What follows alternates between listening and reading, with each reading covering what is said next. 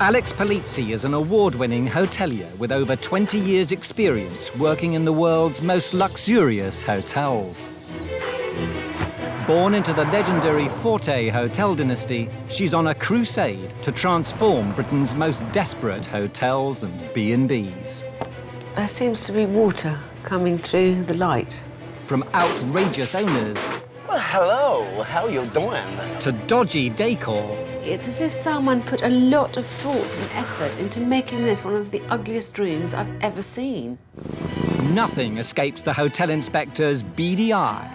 Cleanliness is a basic. What the hell am I supposed to do with this?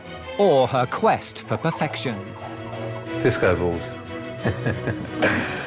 I mean, honestly, darling.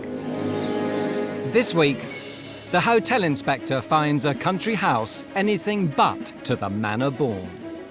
The whole effect completely blows your mind. How could you ever sleep in here? You can't change this place. It's got to stay as it is. Ah! You can't teach old dogs new tricks, and I You think talking about me or you? they are clearly in denial. And I have got to convince them of this, otherwise I'll have failed before I've even really started.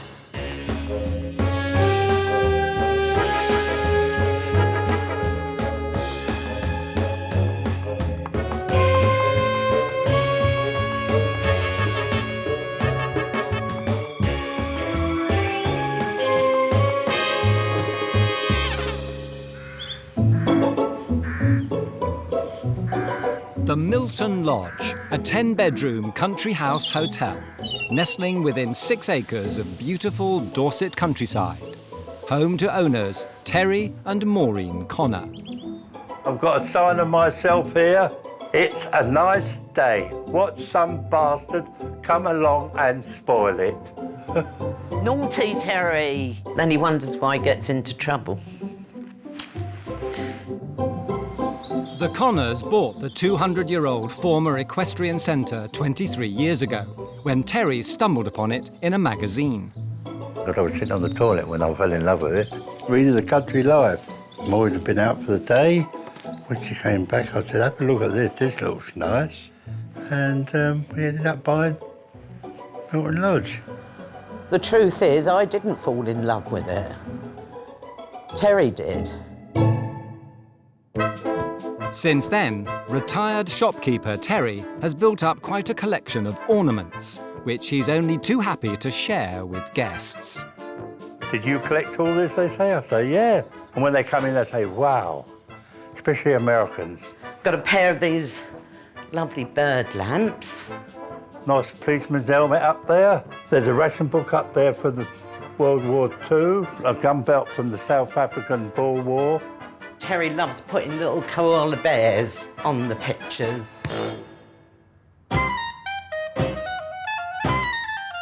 The hotel comes complete with stables, cricket pitch, gardens, outdoor pool and large function room. Where we hold birthday parties, funerals, receptions, birthday parties and funerals. Do like a nice funeral. The only thing is I don't know where I'm going to go when I die. I don't want to be buried under the ground. I really don't want to be burned in case you're not dead. He don't want to be buried and he doesn't want to be cremated, so what the hell do you do with it? I would like a Viking death, you know what I mean? A Viking funeral. No way. Where they used to put you on a boat and set light to it and send you out to sea. Helping them run the hotel is 37-year-old Joe Bird, who's been with the Connors for more than 20 years. Cleaning bathrooms 1 minute and then you're taking bookings the other. It keeps you busy, very busy. Jo is like a daughter, and she's wonderful. She's not a member of staff. No, she isn't. She's part of the family.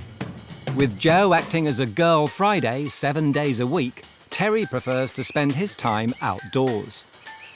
I could spend all day out here if I could, but I can't. Get away from the residents. And the women. Terry and Maureen have seen more than their fair share of good times at the Milton Lodge. But as their energies have waned, so too have their occupancy rates. We used to do a lot of weddings and big parties, which we don't do now, because we're too old. Been there, done it, got the T-shirt. With declining profits and an increasing workload, the couple fear that all good things might come to an end. Sometimes I get frightened when it goes too easy or for too long. As I say, we don't get no wages. Terry's getting on in years and I'm not that much behind him. And how long can you keep going on doing things? The Connors are worried, not just for their business, but for their home and for Joe's future too. What's the future here? I really don't know. Because sometimes you think about it, and another time I think, well, why would think about it? Why worry about it? Worry doesn't do you any good. I don't know what's going to happen to Milton Lodge. I thought one time that my sons may want to run it, but they don't seem to be. They got their own life anyhow. What it will be like, really, will probably be very sad and very heart-wrenching. But it's what the future holds, who knows? Enter the hotel inspector. As Terry and Maureen approach the autumn of their years, can Alex help them put the spring back into the Milton Lodge? What a handsome house. And beautifully kept garden. For once, a good first impression. But that good first impression doesn't last long. I absolutely hate all of this. It has no place in a professional establishment. Is it necessary? No.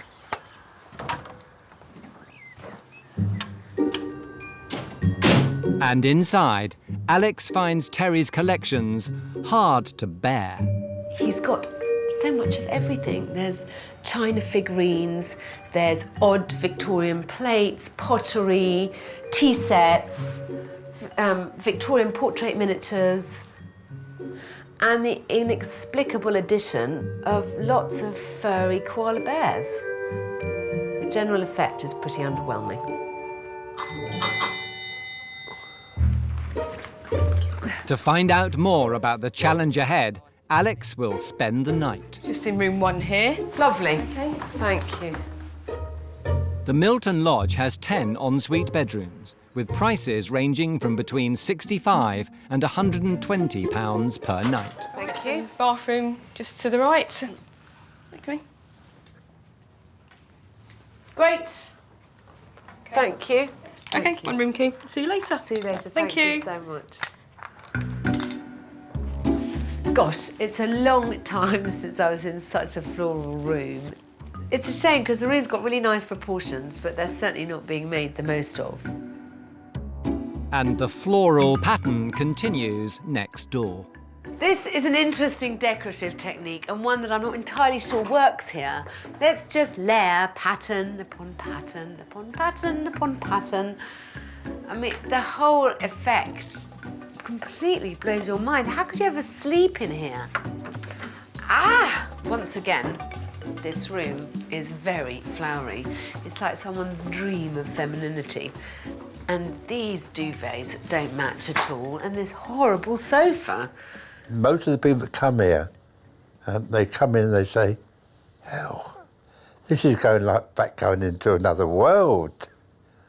And you couldn't change it. You can't change this place. It's got to stay as it is. That is very pink, and it's a kind of pink that you're only going to like if you're a little girl under the age of 4. It obviously doesn't match. Why bother?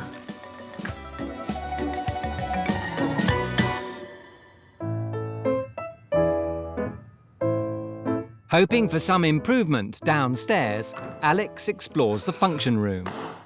This looks like a village hall. There's this collection of very disparate stuff. Just doesn't hang together, and it's a lovely sized room and surely has a million uses. But who's going to use it with it decorated like this? The house explored, Alex decides it's now time to get to know her hosts, Terry and Maureen. 23 years ago, you bought this place, and presumably it wasn't as stuffed full of stuff as it is now. No. So you just go for you like the kind of Victorian look? Edwardian, really. Edwardian, sorry. Oh, no, don't mind. Excuse me for saying it, but you're not exactly in the first flush of youth anymore. Pardon? Is that I'm seeing rude? Terry will be 80 next year. I Yeah. think enough is enough, quite frankly. I'll be Eventually. honest. Well, I'm Terry dead. will What? never want to sell it. Been carried out in a box. All right, fine. Where do you advertise? Where do you market? What do you do? We don't advertise. We don't advertise at all. Don't Just on the believe in it. website, and that is it. So how do people find you? How do they find us? Sometimes people just stumble on us. So what are you prepared to do and what aren't you? Not a lot. Oh, to what be you're quite- prepared to do. There's that saying you can't teach old dogs new tricks. And I think Talk about me or you? you're slightly ungallant, darling. Please. So you present quite a conundrum. We go round in a circle and we come to nothing. Okay. Good. Get on with it. As Alex turns in for the night, the scale of her challenge becomes clear. This whole situation here is really interesting. It's quite unusual. Usually I have people really interested, at least in seeking for help. They're not even sure that they want to be busier. They don't know even what they want of me. They want everything to be exactly the same. They just want a little bit more money out of it, which is quite a challenge. And it's not just the wallpaper that's clashing. People kind of like plain. That's your opinion, though. What Alex thinks is what Alex thinks.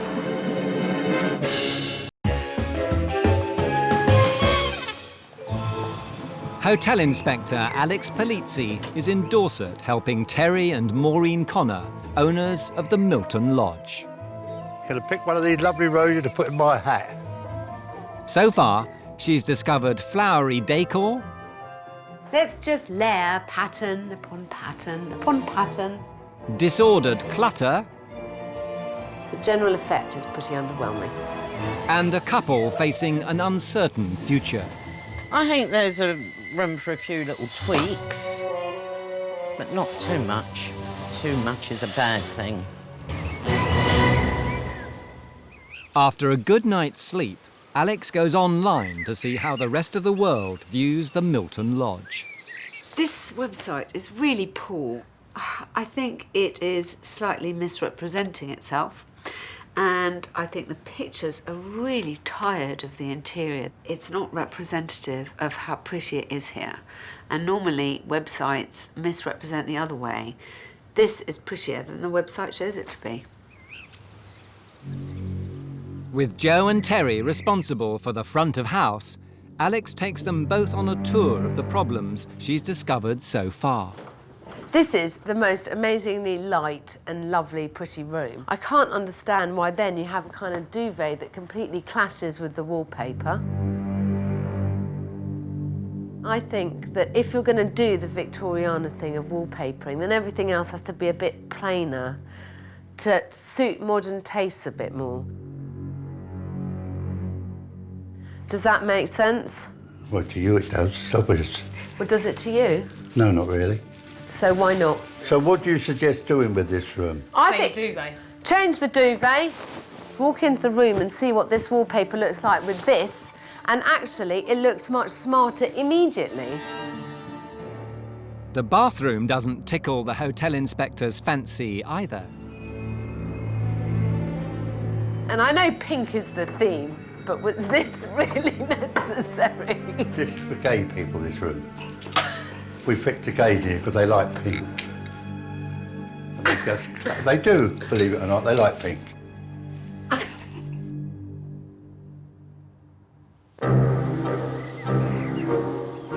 With Terry using any excuse to resist bringing the hotel into the modern world, Alex tries another room and another tack to illustrate her point. People travel with lots of stuff, and every spare inch of surface is covered here with something. There's nowhere to put anything. You know, you've got stuff that I think don't particularly, you know, it's something that's just stuff that's here. And what would they do if they wanted them ornaments? I wouldn't have dried flowers. That's what I knew you wouldn't say that. That was obvious. Because they collect dust. Is this carpet, for example, hiding something nasty underneath? No, have a look. Oh, well, that's already a lot better. All about a taste. But why would you have a rug there, darling? People kind of like plain. Yeah? That's your opinion. That's all I'm trying to say. That's your opinion, though. That is my opinion, but this is a field in which I know quite a lot. Of course we would like to be busier, provided it don't change my style of life. At my age, I like doing just what I want to do. But, you know, she's got her ideas and I've got mine.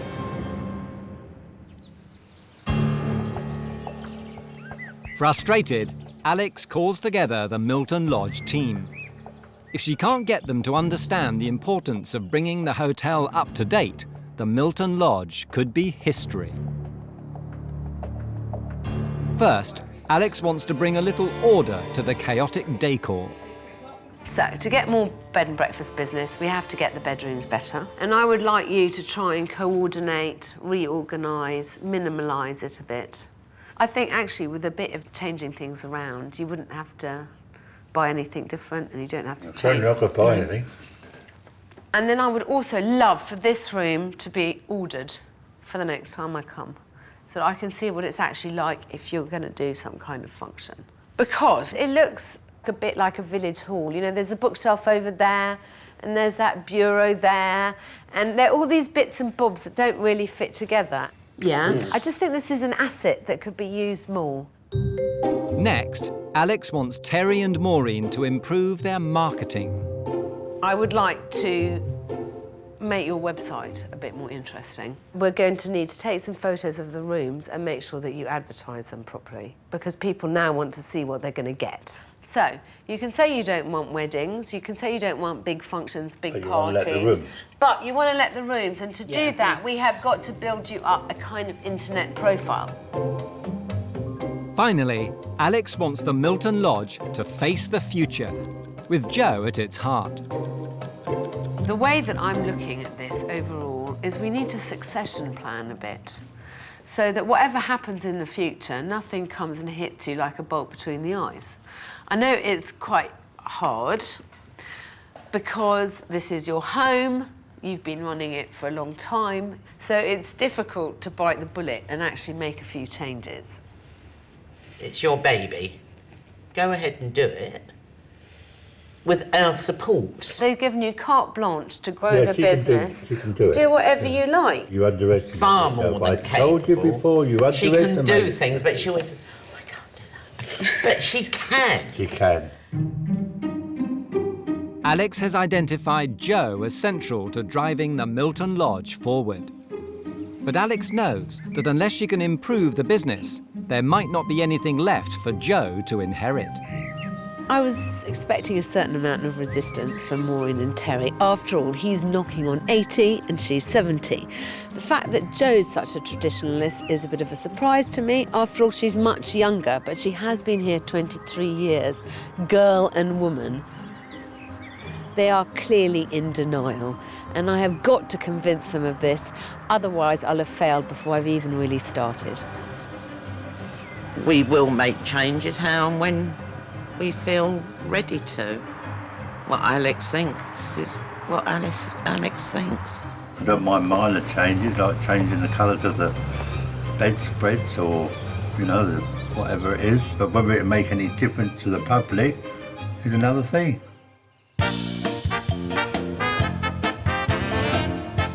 With Alex gone, Joe at least decides it's time for a change, tackling the clutter in the bedrooms. All right, so we've made a couple of changes since Alex is gone. Maureen likes the bedspreads, and they do go with the curtains, so we've left those. And we tried to coordinate the colours. Just like years ago, people used to say, make sure you've got clean underwear on in case you get knocked down. You can be all smart on top and rotten underneath. I'll put something plain over the chairs. I've decluttered a couple of bits here, I know she said she wasn't keen on the dry flowers and said they're dust collectors, but I'm always cleaning, so they don't collect dust, and actually everything is a dust collector, if you think about it. Well, it'll be interesting to see what Alex says. Alex is keen for the Milton Lodge team to plan for the future. If Terry and Maureen want to take a step back, Joe is going to have to step up. And Joe's first idea is to develop the function room. Staying away, really, from doing too big of parties and weddings. So I said, well, then why don't we turn that... Let's try it. Let's turn it into a tea room. Make a nice tea room, actually, this would. Easier than doing parties and functions. We've been down that road before, really. Let's go for a tea room, then.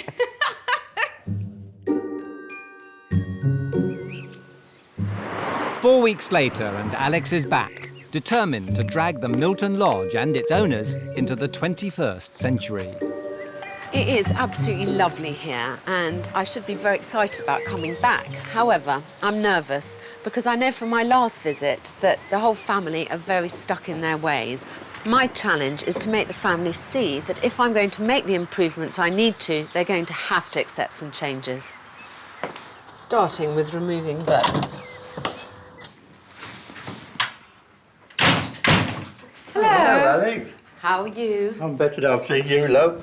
Nice to be here Mwah, again. Yeah, yes. So shall we start our battle? Yeah, go on then. I would like these to be taken down. I'll tell you why. Because I think that you've got a very individual place and you've got some lovely collections which are valuable and nice. And all this is quite gimmicky and doesn't give a particularly good impression of the professionalism of the place inside. Are you happy to take them down? Yeah, I suppose so, just for you. My goodness, I never thought you'd agree. Well, it was something simple, isn't it? Ta-da!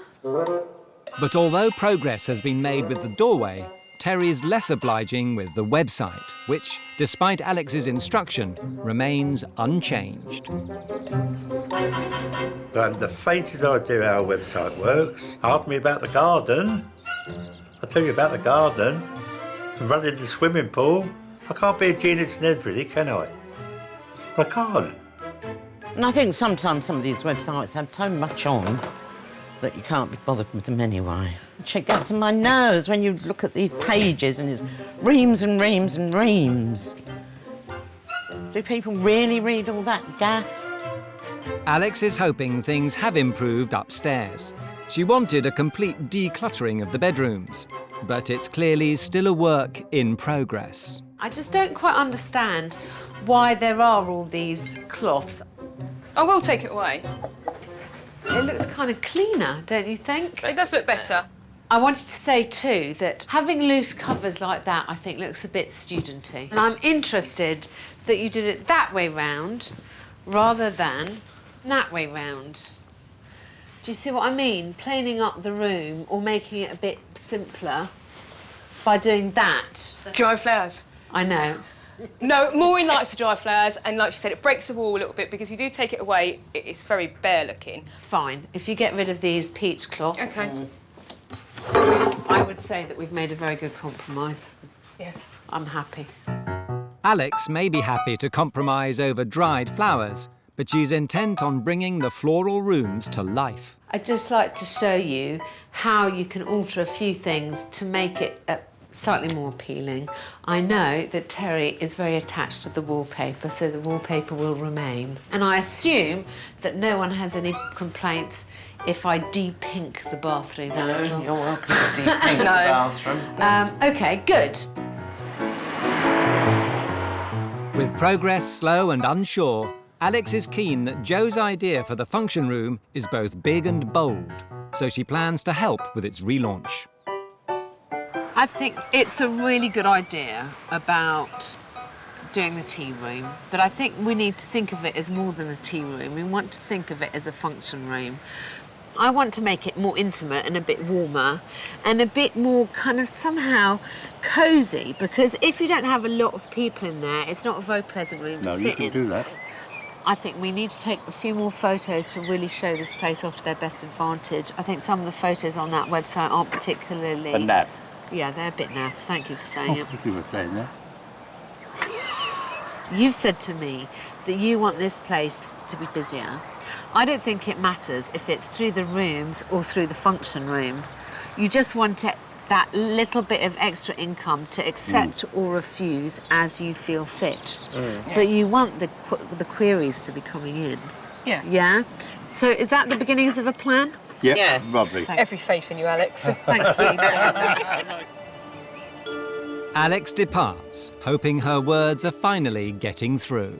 I think today has been really productive. Joe and Maureen seemed really enthusiastic about my ideas for the rooms, and they all seemed very enthused by my ideas for the function room. I honestly think that room could be an enormous addition to their business, and I want them to milk it for all it's worth. But is it a case of 1 step forward, 2 steps back? Alexander asked me to take the pictures off the front doors. I thought, oh, yes, I'll take them off the front door. And we're not going to put them up no more. How? Aren't you? Of course I am. I'll be back tomorrow. Can Alex drag the Milton Lodge, screaming and kicking, into the 21st century? I'm not willing to have the rooms upstairs open to everyone. You don't want people just coming in random and going up to look at rooms. What, after all, did I really expect?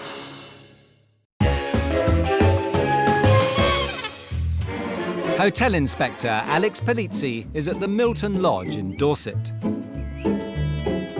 She's trying to stop the sun setting on Terry and Maureen's 10-bedroom country house hotel. But she's fighting with an owner who's resistant to change. Yeah, I like a bit of ducking and diving. Makes the old brain cells start working again, you know.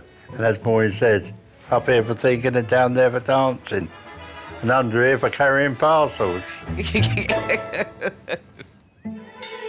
Alex left the Milton Lodge with an action plan to secure the hotel's future, including a revamp of their very basic website. I know that neither Terry or Maureen are computer savvy, nor is Joe, but they have to embrace the fact that the world has moved on. Their website needs to be all singing, all dancing. It has to be their first line of attack. So Joe decides to get snapping, taking photos to make the website more attractive.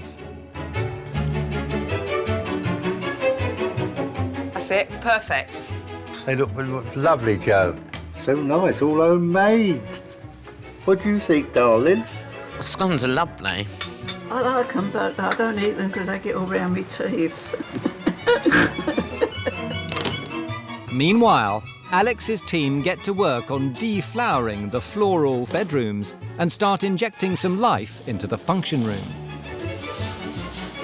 But Terry does at least take time to clear up the pool area. Can't wait to get the pool clean. Right, so I can have a swim at midnight every night, like I do. We'll go in there in the nude. 5 weeks later, Alex is back. She's hoping for some new improvements, but so far, it's the same old story. What, after all, did I really expect? Why is your picture back on the front door? Oh, someone put it back on there, what? They put it back. I told them not to. It was a shallow, shallow victory of mine, wasn't No, well, it? To take get it you off to again. take it down so easily. I can't help it, it's public demand. Well, Public people say, fair where's enough. the photograph? Where are the girls? In here? Come on, let's go. Defeated downstairs, Alex decides it's time to reveal her new-look bedrooms. She wanted to demonstrate how a few simple touches could freshen up the dated decor. In the double room, she's ditched the clutter and busy bed linen, replacing it with a more simple, crisp and refined take, bringing it more in line with what the modern traveller might expect. I've got rid of some of the bits and bobs, so you could sit and use your laptop on there if you wanted to. And I've got rid of that rug. Very nice. I like it. There's certainly no clutter.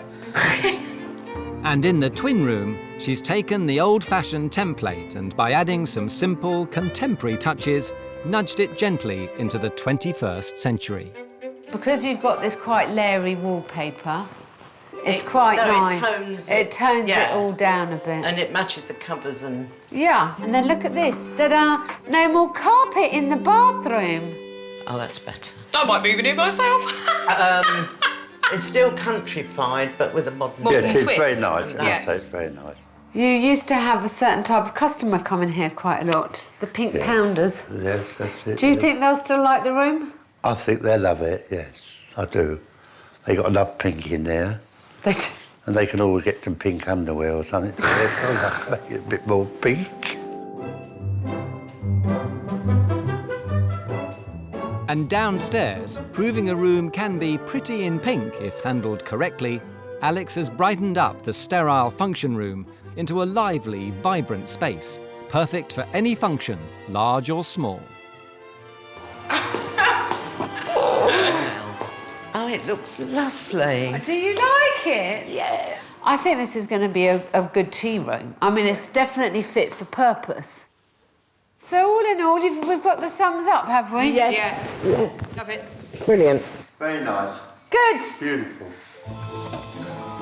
With the function room revamped, Alex wastes little time in preparing to put it through its paces. She's arranged an impromptu party with one of the most demanding of audiences, 22 children from the nearby school. Hello. So cake, sandwiches, crisp, mixed peppers. Right. When Alex first arrived, she identified Joe as central to the future of Milton Lodge. Alex believes Joe has to be more confident, stepping up to help save Terry and Maureen's home. It was Jo who wanted this tea room. This is her baby. She's in charge, and I really want to put her through her paces now and see how she's going to run this thing. But as I haven't given her much time, I suppose I ought to help her a bit. Alex feels that if Joe can deal with a group of hungry children at such short notice, she'll be able to cope with anything the Milton Lodge can throw at her. The entertainer is doing his bit, but can Joe pull a rabbit out of the hat and work her magic with the food? Do you need pepper? Carrot? The Milton Lodge's function room, which once played host to funerals, is now brimming with life, and Joe's relishing the opportunity to shine. There you go. Cinderella. It's gone really well. Really enjoyed it. The Looney Ballooning's been fantastic. The kids have really enjoyed it, and I hope to think that they pass it all on and then come back and do another party. Very happy to see the room being used by children, and yes, it'll be a great success, I think. Bye, girls. As the children depart, it's clear to Alex that Joe has grown into her role. She now wants the new-look Milton Lodge to reach a wider audience. Now that you've launched this, I'd really like you to focus a bit on the pricing and on what you're going to offer. Make sure that it's manageable. Make sure that it's costed out properly, darling, because this is supposed to be a money spinner. I'll cost it out. Will you? Yes, I will. Okay, good. Because I'd like us to do an open day. What I will do is I'll try and make sure that a few people come who may use the bedrooms. But really, I would like Jo to take charge of this, because this is all supposed to empower you. You say to Joe, I can't do that. And she can. She blooming well can. There's no ambivalence at all about how much they support you. Oh, no, I know. Yeah, I know. Well, then, so stop worrying about it. If they say you can do anything, you probably bloody can. Right? Yeah, she can. Right, get going, Joe. Yeah. Alex leaves, knowing the future of the Milton Lodge is resting firmly on Joe's shoulders. Today has been so much better than expected. Finally, a glimmer of gumption from Jo, and it looks like Terry and Maureen are really behind her. I'm just hoping that they can keep it up, and they're not going to slip back into their old comfortable ways before my next visit. But Terry and Maureen still might not have grasped the importance of marketing to new customers. What happened to Paws with Rain? We've got the function room. Yeah, but I'm not willing to have the rooms upstairs open to everyone. Of course, everyone who want to go up and look at the rooms because they're bloody me. nosy. Don't want every Tom, Dick and Harry going through your rooms, do you? Be honest about it. You don't want people just coming in random and going up to look at rooms. Can Jo step up? Alex, you did the sugars, did you? I'm doing the sugars, Yeah, can you go do them then, please? Or will Terry finally snap? I must be bloody mad doing this.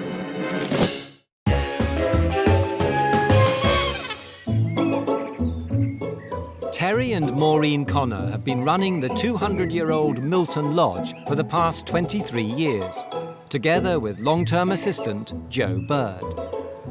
Hotel Inspector Alex Polizzi has been trying to bring the hotel into the modern world, while helping to provide a succession plan so Terry can spend more time in the garden.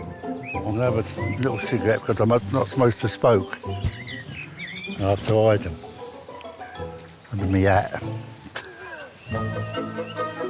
Alex wants Joe, who's been an understudy at the Milton Lodge for more than 20 years, to prove she's now capable of being the boss. You're late. I know, Joe. Sorry about that. I'm in charge today. Come on, let's get this show on the ground. Well, show on the road. Her big test comes today. Alex has asked Joe to organise an open day to relaunch the hotel and function room. So far, she seems to have risen to the challenge. Why is everyone smiling first thing in the morning? You've been taking something, Joe. You're full of spirit this morning. Yeah, well. With more than 200 confirmed guests, the Milton Lodge prepares itself for the onslaught. With food to prepare and a garden to dress, Where's the pole? Joe takes charge. All right, you okay there? Yeah. Fucking hell, look. I must be bloody mad doing this. Oh, dear. With the big event just hours away, Alex is back to see if the Milton Lodge is ready. My last visit to the beautiful Milton Lodge, and last time I was here, I really felt I saw a sea change in the family's attitudes. I'm hoping it wasn't just superficial. I'll feel much more confident if I see that they take advantage of everything that today has to offer. Before the open day begins, Alex wants to check on the progress of Milton Lodge's website. It represents the hotel's only marketing effort, so Alex is keen for it to be as impressive as possible. Very good, darling. A few more photos on there. Yep. So, all in all, it does look much updated, and I think you just got to keep your eye on it, really. Jolly good. With the hotel slowly catching up with the modern world, Alex is keen to see if her future succession plan is running to schedule. So do you think that Joe's a bit more confident now about what she can do? I think Joe's a bit too confident now. Really? Yes, I do. Christ, this morning. Full of herself. Good for her. Good. And have you thought more about, you know, what you do in the future here and what role she's going to play? I will leave it to Joe. Yeah? So my son said and told me this morning. He said, let Joe run it. He says, give it to Joe, let her run it. Does that mean you're going to make a more concrete plan about that? Or Yeah. Yeah? Yeah, Good. definitely.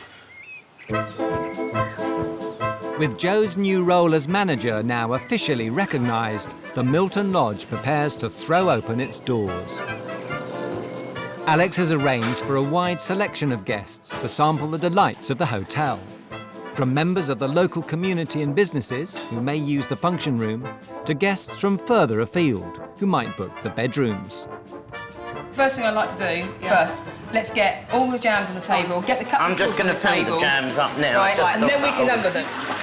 The open day is an opportunity to prove to the outside world that the Milton Lodge is a thriving business. And for Joe, it's a chance to prove to Terry and Maureen that after 23 years in the front line, they can confidently take a back seat. Joe always works very hard, but I think this is something that feels a little bit more independent than she's been before. She'll have Maureen and Terry hovering in the background. But I think if she can show them that she's now more willing to take on responsibility and ultimately that she can stand on her own 2 feet, they'll be thrilled for her. Joe wastes no time getting stuck in, as even the hotel inspector finds to her cost. Alex, you did the sugars, did you? I'm doing the sugars, Yeah, can you go do them then, please? Hi, Maureen, how are you? You come in for a cup of tea? It's very busy. There's croquet on the back lawn, so I've got such a big queue out there that I've asked Alex to go and ask him to go maybe outside and have a look at the croquet. And I must go because I've got 3 little girls I promised a cup of tea to. But as Joe takes care of front of house, Maureen has to deal with a problem behind the scenes. Burnt the scones. Proof. Despite the burnt offerings, the rest of the home cooking is selling like hot cakes. I made the chocolate cake. Enjoy that. My favourite is chocolate. Absolutely delicious. Yes, all homemade. I think it's a very good idea to have something like this around the area. I'm sure it would be very popular. With Joe now in charge, she's allayed Terry and Maureen's fears about strangers in the bedrooms. Sensing a good marketing opportunity, she's only too keen to arrange a tour. Our double rooms are £90 a night. Yep, and our singles are £65 a night. Though Terry's flowery wallpaper is still not to everyone's liking. It's not my taste. But Alex's touches do seem to appeal. It's a nice uncluttered room. I like the decor and it looks very comfortable. My father-in-law's planning a party and is actually looking for somewhere for family to stay, so I think this will be ideal.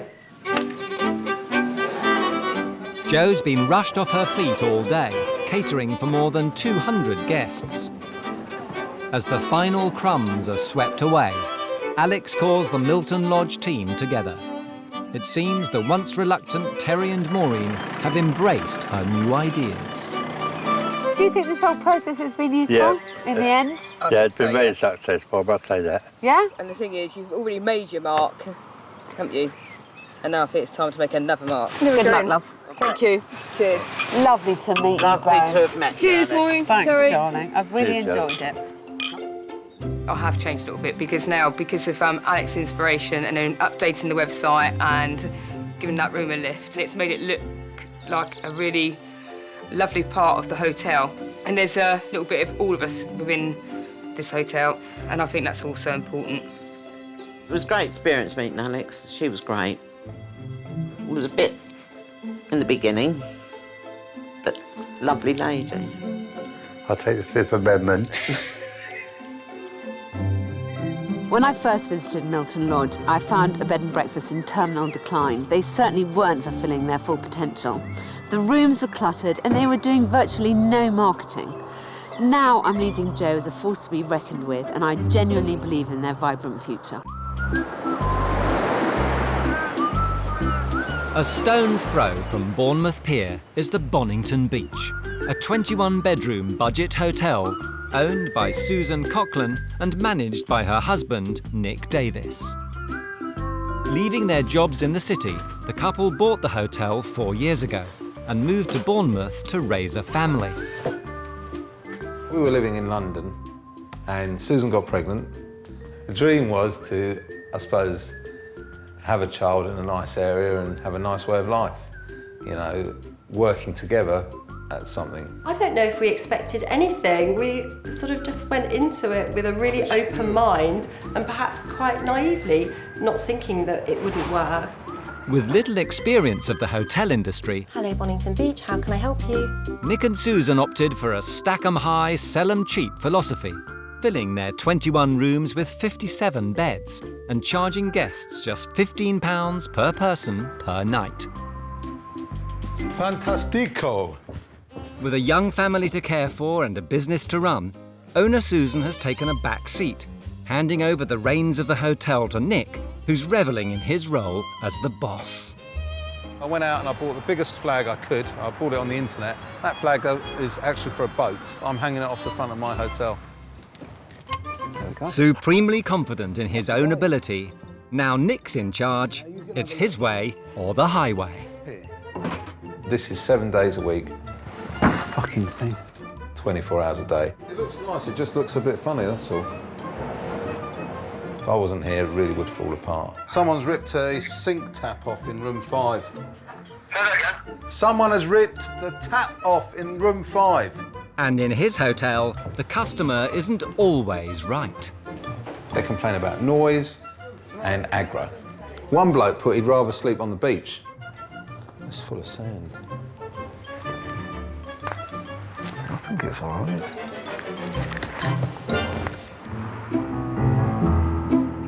Despite Nick's best efforts, the hotel is failing to turn a profit, and the couple owe the bank £600,000.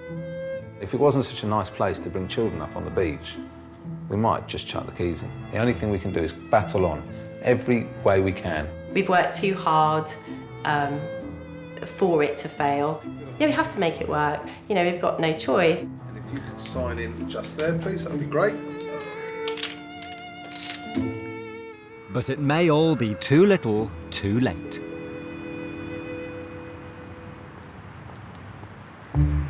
Enter the hotel inspector.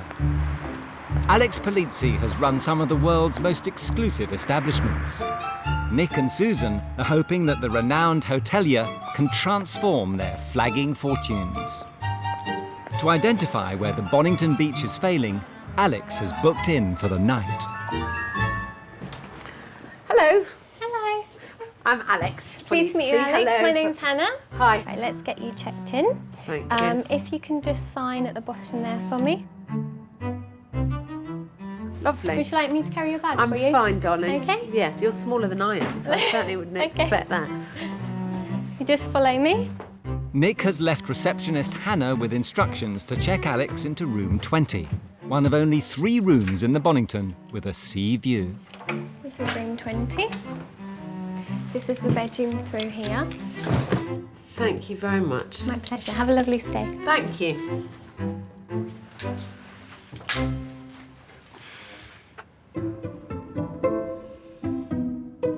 This room is supposed to have a sea view.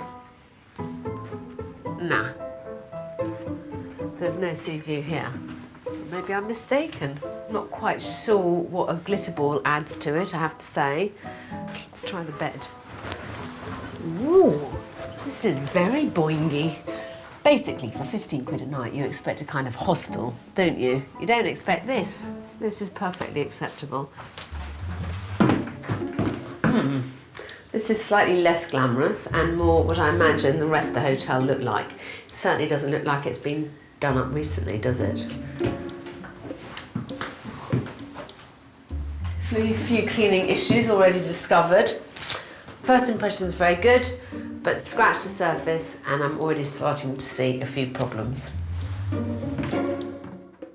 The Bonnington Beach has 21 ensuite rooms, all priced at just £15 per person per night. As well as a complimentary tea tray, each room has a disco ball and an assortment of pillow humbugs.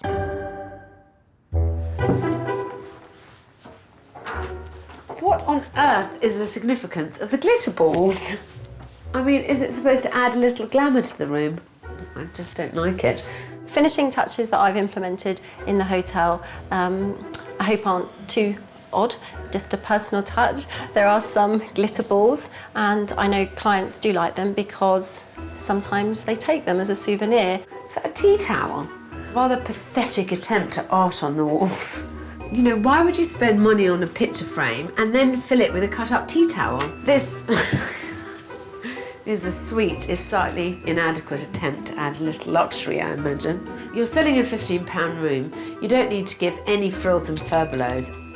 Let them go out and buy their own bloody sweets for 15 quid a night. The sweets were probably my add-on. We used to have biscuits too.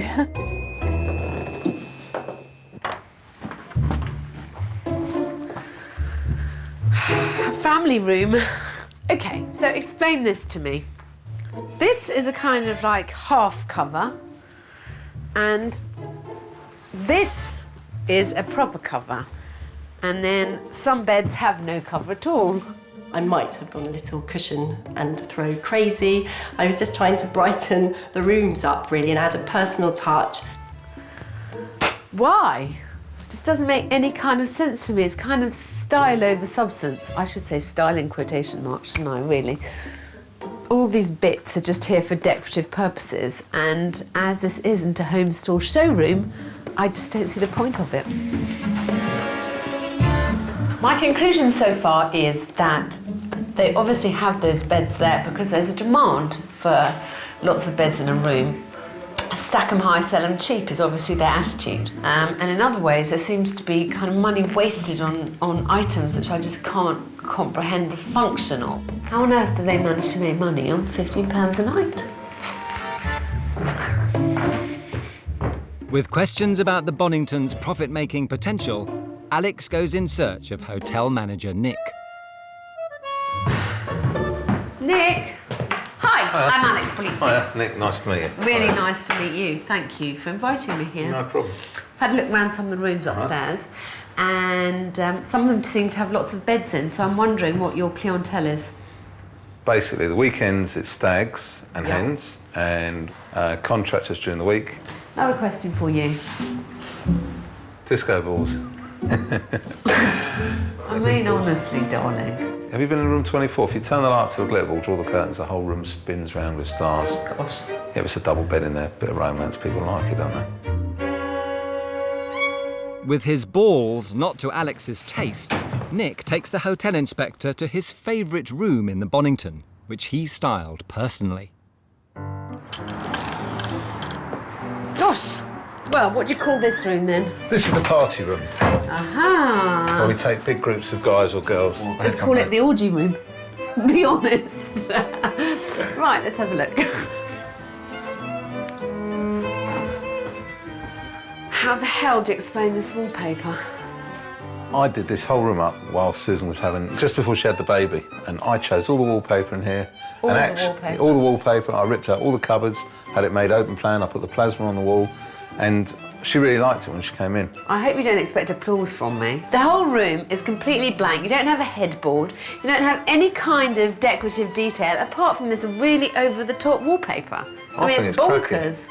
People love this room. As soon as they walk in, they go, wow. Is that because of the wall? Oh, please. It is. They go, wow. We're obviously communicating in different languages to each other. While his party room may be a guest favourite, the underused downstairs lounge is more of a party pooper. Why is it so cold in here? Because we haven't got any heating in here. We've got the plumbing, but we haven't got the radiators. Why? Because I think they're about 1,500 quid each, the radiators. How much did you spend on this floor? About 15 grand. You spend 15 grand on a floor in a hotel that only charges £15 per person per night. Yeah. I'm going to have a tough time with you. Nick and Susan spent £130,000 creating the lounge and breakfast room in their budget hotel, including £15,000 alone on the bespoke flooring.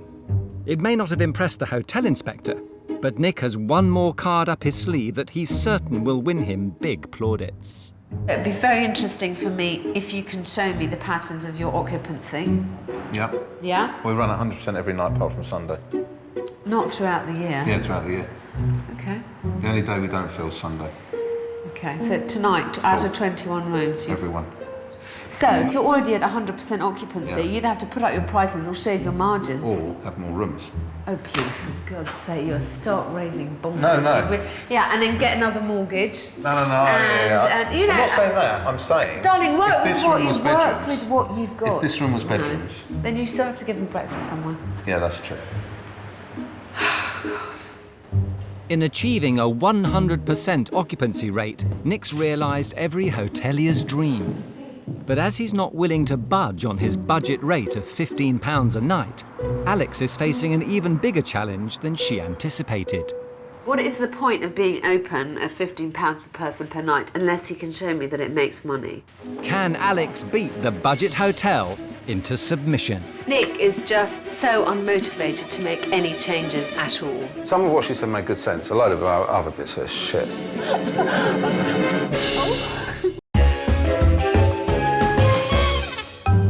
The Bonnington Beach, Bournemouth.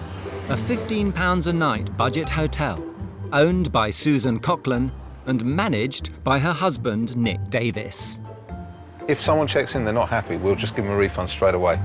That's it, counts the booking, because we just don't want the grief. Low room rates mean the hotel is near full every night, but the couple's stack 'em high, sell 'em cheap policy isn't turning a profit.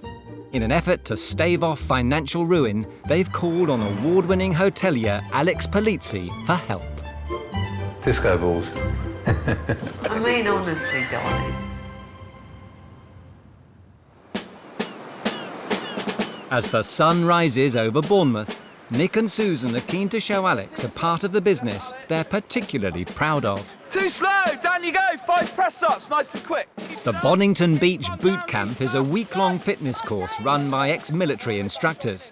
It makes Nick and Susan £50,000 a year, which they're using to help pay off the hotel's debts.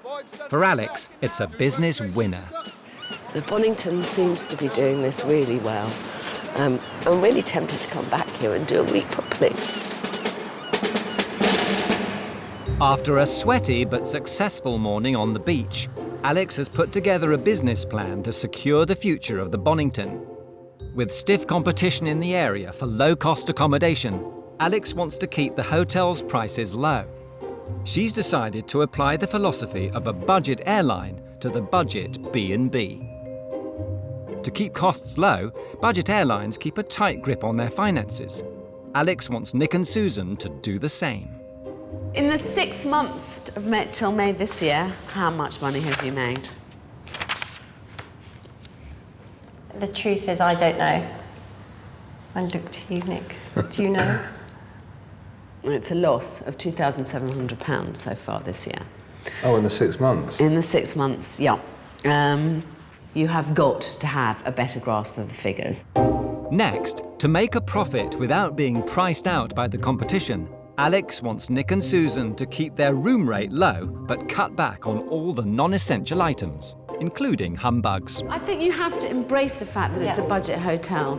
I would say you can strip out virtually any extra that you have. Well, Valentine's is coming up. Yeah, don't. Oh, do you know we put roses on the pillows? She does. And at Easter, everyone gets an egg. And at Easter, she puts And I said! I told you, she puts an egg on everyone's pillow. Darling, I said to Nick... And we have a row about it. She says, I want you to go and buy roses and put a rose on every pillow. Darling, you made so much, so little profit. It wasn't a rose, it was just a chocolate heart. I know, but you made... No, I know, I understand. Gone. I know, and it's gone. They're gone. I don't think you need the decorative details. I think you need the practical stuff. Okay. Yeah?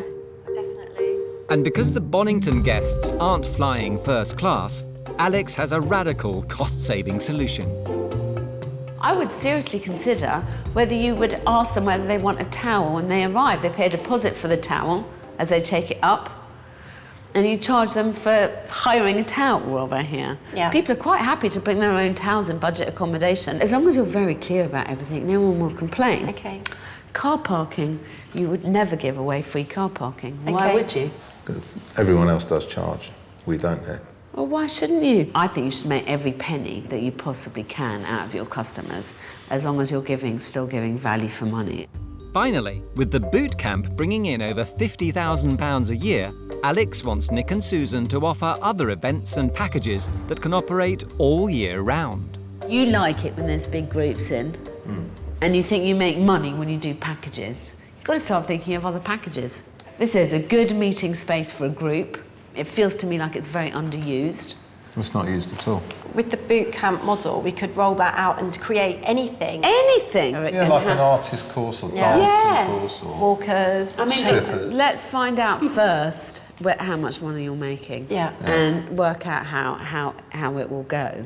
I think you have the bones of a bloody successful business. Now we've got to get to we've got to flesh it out a bit. Yeah. Yeah, sorted. Alex is leaving the Bonnington beach with a clear list of achievable goals. She wants Nick and Susan to get a grip on the hotel finances, strip the rooms of all their unnecessary frills, cut back on linen costs, and consider other events and packages that could run alongside the fitness boot camp. Having had time to digest the plan, Nick is unconvinced it will actually work, but he's on his own. Susan thinks Alex is brilliant, so whatever Alex says, Susan does. Because, she thinks like Alex is like the sage, which I'm sure she is in many things, but Alex doesn't have a budget hotel, we are here. With Alex away, Susan drags a reluctant Nick to help her unify the look of the bedrooms by stripping out all their decorative items. She was saying we have to get rid of the cushions and the sweets and the tea and coffee tray. Yeah. So what do you think? I've asked them to completely streamline the rooms. I thought that there wasn't enough homogeny across the rooms. See, the cushions in this room I like. But Alex was saying we need to embrace our budget hotel status. I think the odds and sods, the so-called decorative touches that have been placed around the hotel are neither here nor there. I think these cushions in this room should stay. and frankly, they don't add anything to the place. Let's take everything out that we discussed and see what the room looks like. I think the problem is here that Nick and Susan really struggle with the idea that they're running a budget hotel. Fling them out the window, Susan. Fling them at you. What about the mirror ball? Oh no, that would have to go. Here, go on then. Get the mirror ball. I'll lift you up. Ready? Oh, you're heavy.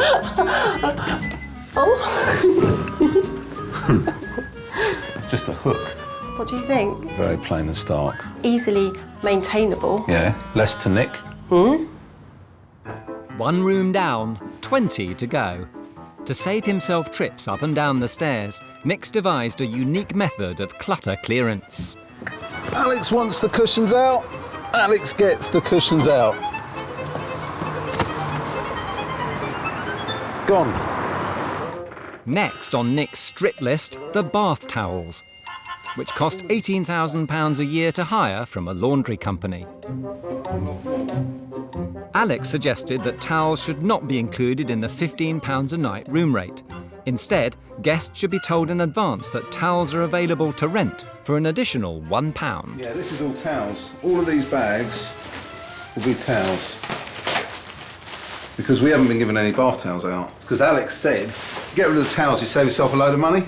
What they needed to do was put a statement on the website and actually at the front desk so that anyone booking through the website or coming to the hotel off the street immediately see the rationale behind removing the towels. I haven't told people there's no towels because I just thought it was a bit cheeky to start asking people to pay £1 or £2 to hire a towel. There's no point hoping that guests are too chicken to complain and just not mentioning it until a guest mentions it first. Of course, no one's been bringing towels with them, so they're either coming down in the morning going, there's no bloody towels, or they're using the bed sheets. There's towels everywhere. There is actually towels everywhere. When Alex comes, I shall give her a towel. And you want to look in this cupboard. Have a look in this cupboard. Seriously, have a look in that cupboard. The whole thing's full of towels. The towel thing don't work, so. And I can't ask people for a towel, £2 to hire a towel. Go and buy their own for £1, so that definitely don't work. I think what he doesn't understand is that you have to try something and give it a little bit of time before giving up on it and moving directly on to the next thing. Some of what she said made good sense. A load of other bits are shit, honestly. I don't care what she says. I'm not doing it. Is the hotel inspector fighting a losing budget battle? You know, I blame Nick and Susan equally because Susan allows this shite to happen. If someone gave you the option, would you like to die peacefully in your bed or would you like to die horribly? Which box would you tick? I have seen a paint pot going in of purple. I'm hoping that nothing is going to be purple.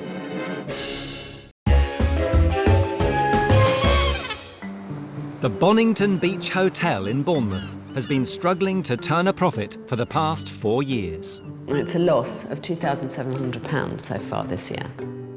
Despite filling their rooms with beds and introducing a hotel boot camp, Nick and Susan owe the bank £600,000 and have called on Alex Polizzi for help. 4 weeks after her last visit, the hotel inspector has returned to Bournemouth. I was pretty astonished at the lack of financial grasp they had on their hotel. Unless they've done the homework that I set last time I was here, I'm not sure how much further we can progress. Alex has applied the budget airline business model to Bournemouth's £15 a night budget hotel. She's asked Nick and Susan to cut back on items in the rooms and save on linen costs by charging guests extra to hire towels. Alex is back at the Bonnington, expecting results. So, when I left, you said you were going to start decluttering the rooms. How has that gone on?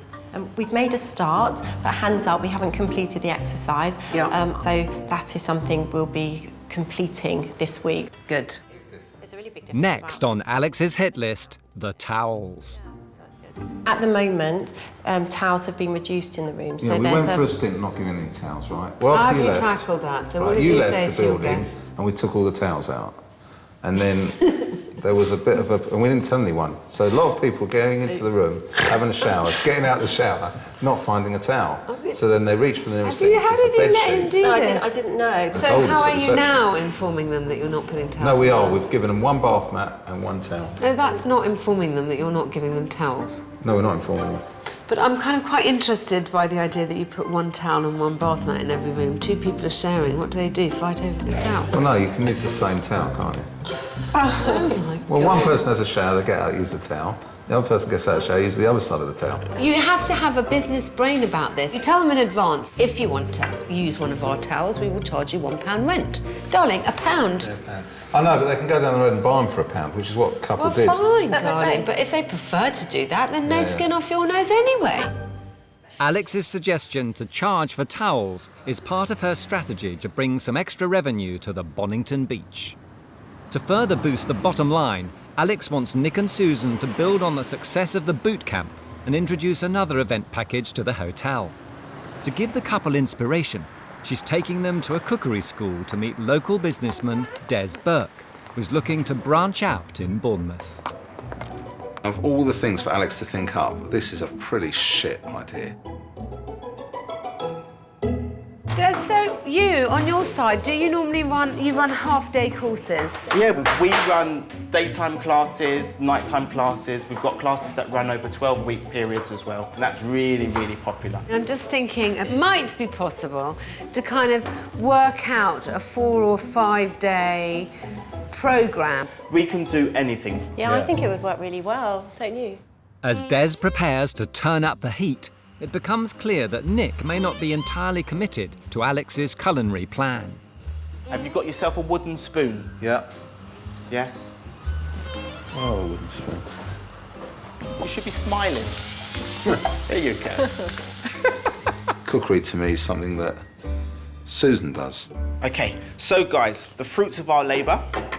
This is where you kind of go, yeah. He's a chef, he's passionate about food and he's passionate about what he does. So for him, it works. I have no interest in showing people how to cook, teaching how to people to eat healthily. The cookery is great if you like cooking. I don't. It seems like there's Nick and Susan got on very well, despite Nick being his usual kind of rather petulant teenage self. Nick may be against the idea of a cookery package, but Alex sees a varied programme of events as the key to a lucrative revenue stream. So to help the Bonnington become more function-ready, Alex has plans to revamp the underused ground floor. The room that I want to concentrate on is here, because I think that this room isn't really used enough. There's not enough furniture in here. I think it's a bit cold. Yeah. It would be nice that instead of people hanging out in the bar, which I think they do because it's not particularly comfortable here, we got them in here. I'm going to put in some new furniture that is very easy to fold up, put away when you've got things like the boot camp. I'm going to inject a bit of colour into the room. All in all, I'm going to make it a bit warmer. Alex is leaving Bournemouth with plans to turn the lounge and breakfast room into a multifunctional space to be used for hotel guests and group bookings. As another day dawns, Susan is keen to press on with Alex's plans to improve the business and takes an underwhelmed Nick to Bournemouth Pier. Alex has asked the couple to put together a mission statement that will give customers confidence in their commitment to low-cost accommodation. Let's sort of think about words around the word budget. Okay. So, what about value? Yeah, value. People Cheap. want good value. No, I don't like cheap. Affordability. Is that a good word to use? No. Oh, what would you use? Cheap. The mission statement is important to Nick. It just focuses our mind on what our offering is. Slightly quirky. No. Mission statements, I'm not really into all that. I just like, there's the room, it's clean, happy days. Sleep better, knowing that our low pricing policy is kind to your pocket. I think that's rubbish. I'm come home, I'm tired, I want to watch the telly. I don't want to hear about mission statements. She's sat up writing pages and pages of mission statements. Every £1 saved is a £1 earned, which means you pocket the difference. Better for them, but worse for us. It's not fun for everyone. If the sea air does not knock you out, our low prices will. That was quite good. Do you like that? Yep. While Susan tackles the mission impossible, Alex's team are hard at work redesigning the underused lounge and breakfast room. Alex's people are here doing the makeover at the moment, so it's quite exciting. There's quite a lot of changes going on. Some stuff I think we like and some stuff I'm pretty sure we hate. I have seen a paint pot going in of purple. I'm hoping that nothing is going to be purple. The worst case scenario for us in the lounge would be a feminine colour that would look like a little girl's bedroom with chintzy little curtains and blinds. So hopefully that won't be happening. 3.5 weeks after her last visit, Alex returns to Bournemouth, ready to see the changes at the Bonnington beach. Hello. Hi, Nice to Alex. see you. How are you? Really well, thank you. Welcome. I haven't seen the finished product in the other room. Should we go and have a look? Yeah, Good. Nick and Susan spent £130,000 installing the lounge, but it was bland, sterile and underused. Good. Well, I match, which is always a good start. By opting for a bold choice of colour, Alex has given the room some much-needed personality. Are you happy? Yeah, we're really delighted. pleased, Thank you. I thought you might worry a bit about the colour scheme. It did look like a little girl's bedroom before the furniture was in here. But they all It's your said, favourite don't worry, colour? it'll come together. favourite It has. colour. It has come I together. know, darling, I modelled it on the shirt that he was wearing that time that I was coming in. I was like, one to please Nick. Nick obviously loves his colour. To make the room more suitable for a variety of functions, Alex's team have installed radiators throughout. You know, this winter it was pretty much unusable, Oh, it was freezing. wasn't it? Unless you were a boot camper and heated. Still cold then. Yeah. As well as new radiators, new roller blinds can be used for private functions, while easy stacking furniture can quickly turn the room from a relaxing lounge into a large event space. So I've done my bit. Have you guys done your bits? For example, the decluttering of the rooms? Yeah, Yes. we have, yeah. We're all ready for you. Are you sure? 100%. You're ready for me to go and check? Yep. Yes. Help us All out. right, okay, thank you. From the outset, Alex's game plan has been to take inspiration from budget airlines by giving guests the basics for £15 a night and charging them for any extras. With the hotel's future on the line, Alex is hoping Nick and Susan have understood the importance of her advice. Gosh, well this is better. No little cushions, no funny bedspread, no glitter ball. However, I did notice downstairs there was a big sign by the reception desk with a list of charges and no mention of towels. I cannot do the towel thing. It's not me. I'm not doing it. It's too much grief.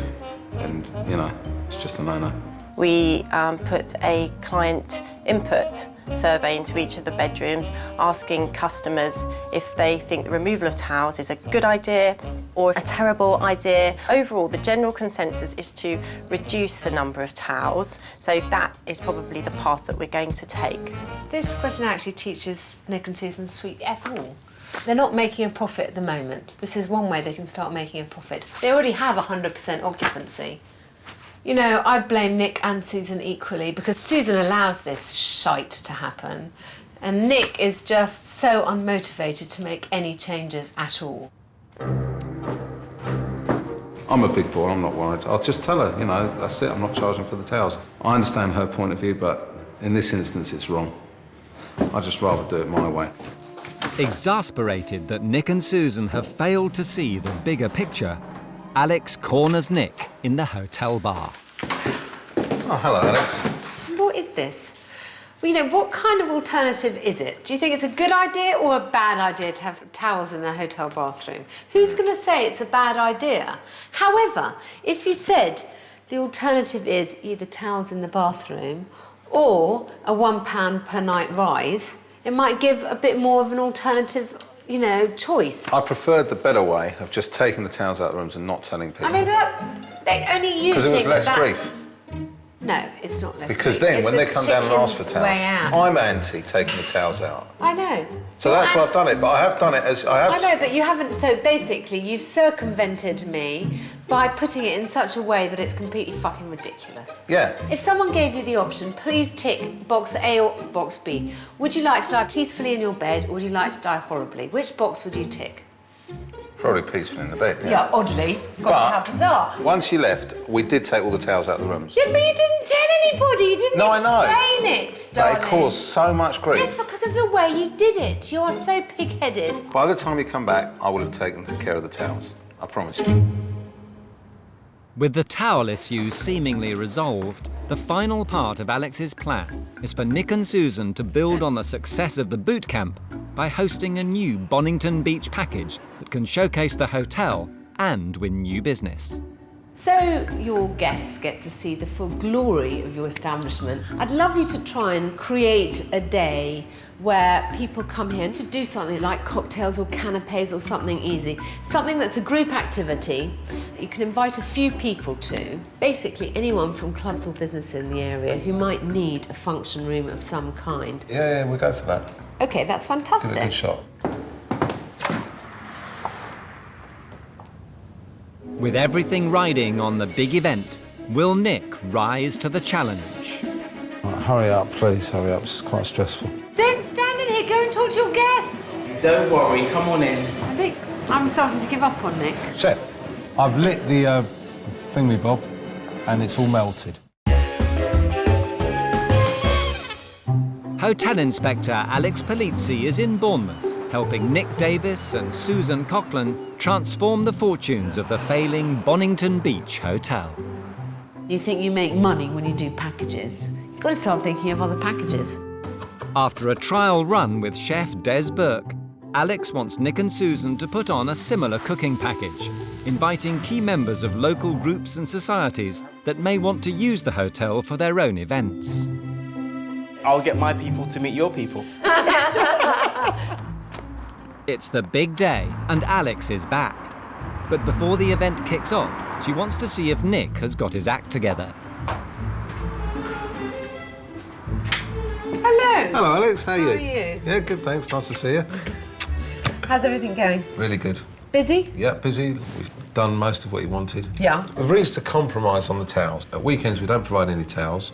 We phoned up all the groups at weekends, and we've informed them that there are no towels and they have to bring their own, or alternatively, they can hire ours. Fantastic. And I do like this. Yeah, we've got our... Bonnington Beach, striving to be Bournemouth's best budget accommodation, endeavouring to maintain low prices whilst retaining quality, friendliness and individuality. This is it. Gosh, how, you know, what a charming tagline. And for today, how are plans going? Plans are going good. I think we've got about 12 people for the day event and hopefully between 30 and 50 for the evening event. You sound very excited about it, Nick, are you? I'm excited. I'm excited. You've got Des coming, Yep. I believe, in a minute to set up. Do you want to show me how you're going to do the room? What the setup is? Can I help you with something? Alex, I've got no idea how we're going to do the room. I was hoping Des was going to come, but tell us how we're going to do the room. Come on, let's go then. With Nick anything but prepared, Alex is forced to take matters into her own hands. Hi, how are you? Very good, thank you very much. Very good. Nice to see you. Nice to see you. Mwah. Marvellous. Hello, sir. You well? Yeah, good, thanks. Do you think it's sensible to have keep this room as it is and maybe move? I could clear all those tables there. That sounds good. Is that all right yeah? with you? Perfect. Do you have a big tray we can put stuff on? Oh, you're just going to... Yeah, I've got trays. Nick, where do the cups and saucers go? Leading members of the business community have been invited to take part in the cookery course. They'll make canapes in the new multifunctional room before the food is served in the evening, when 40 of Bournemouth's movers and shakers descend on the Bonnington. Right, hurry up, please, hurry up. It's quite stressful. I'm quite stressed because Alex will start shouting that this isn't her hotel and that really we should be here, and she's quite right. At the moment, I'm sat in the back of the kitchen. Well, the blinds help, didn't they? Block the They sun do out. help. They're all at higgledy-piggledy angles, which is brilliant. With the event only moments away, Alex wants to remind the couple what's at stake. And this is a chance for you to introduce yourself, to chat to people who do stuff in the area and who may use your hotel. So you, for better or worse, are the face of the hotel. And I want you to be wreathed in smiles and chatting as if your life depended on it, with only positive things coming out of your mouth. Okay. Okay? All right. Good. Let's go.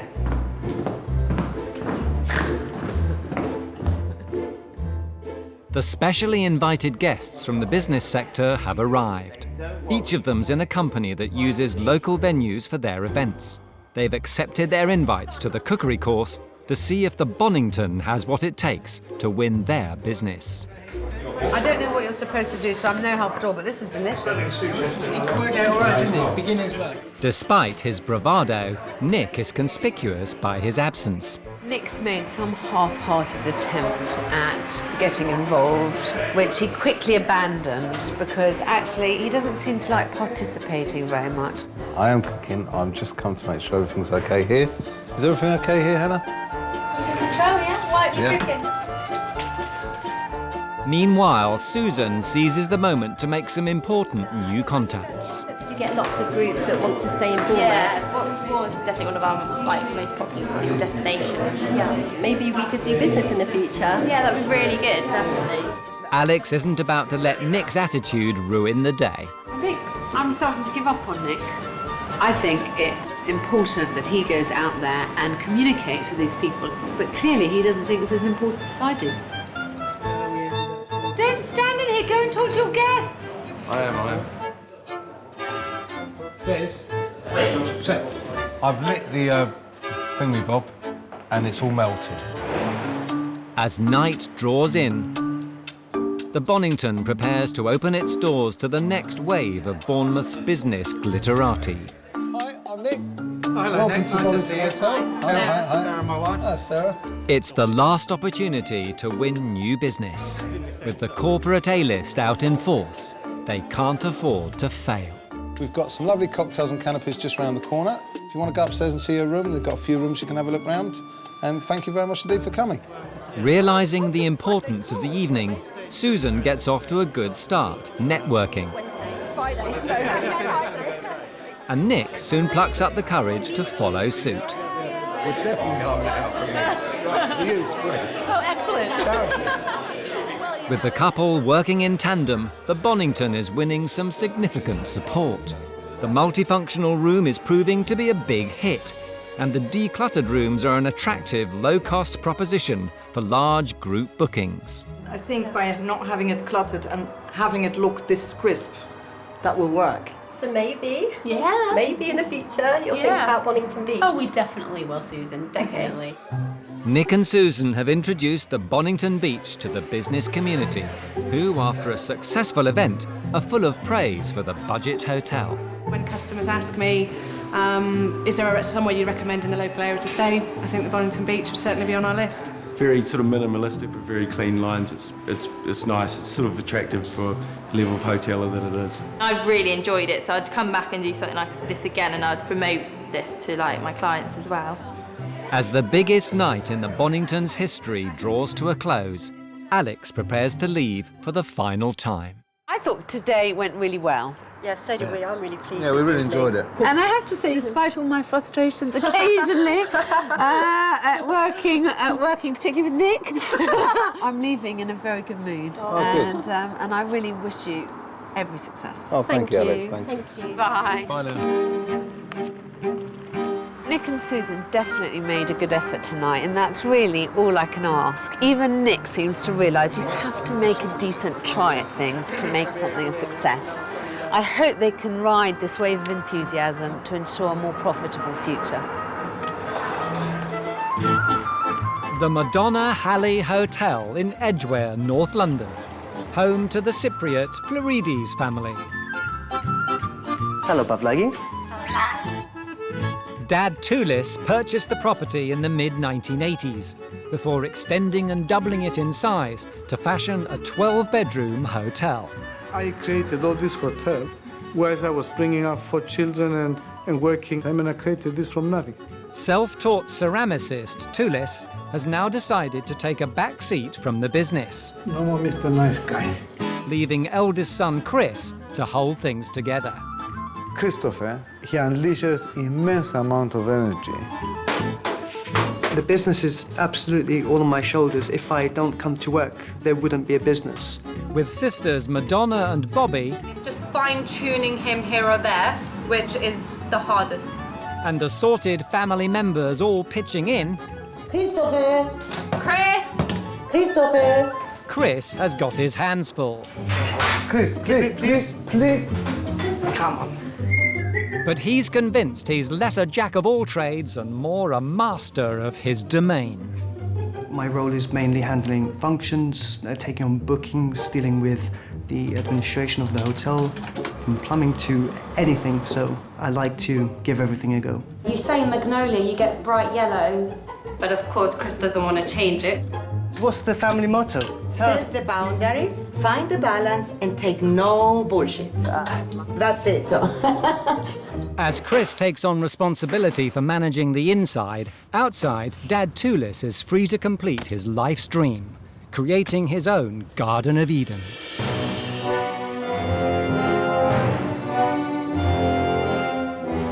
The courtyard is a system of Gothic vaults. It was all inspired and created by me. It is quite original. And the unique architecture continues inside. This depicts Greek mythology, story of Odyssey's journey, starting from Troy, going back to Ithaca. Although the hotel decor may be the stuff of legend, its idiosyncratic style hasn't been to everyone's taste. I have had some bad reviews, but that was when we were oversubscribed, basically. And we had to let rooms out because we had to let them out. With a large bar, conservatory, restaurant and elaborate garden space, the hotel was designed to cash in on the lucrative function market. The restaurant as a restaurant isn't actually functioning at all. But with just one function a month, the hotel has never made a profit. Things aren't looking great at the moment. And now, with spiralling debts and disagreements, the family's legacy is in danger of total collapse. It's like having your last chance and you'll go for it, and if you blow it, then it would be a disaster. It has to work this time. It's now or never, basically.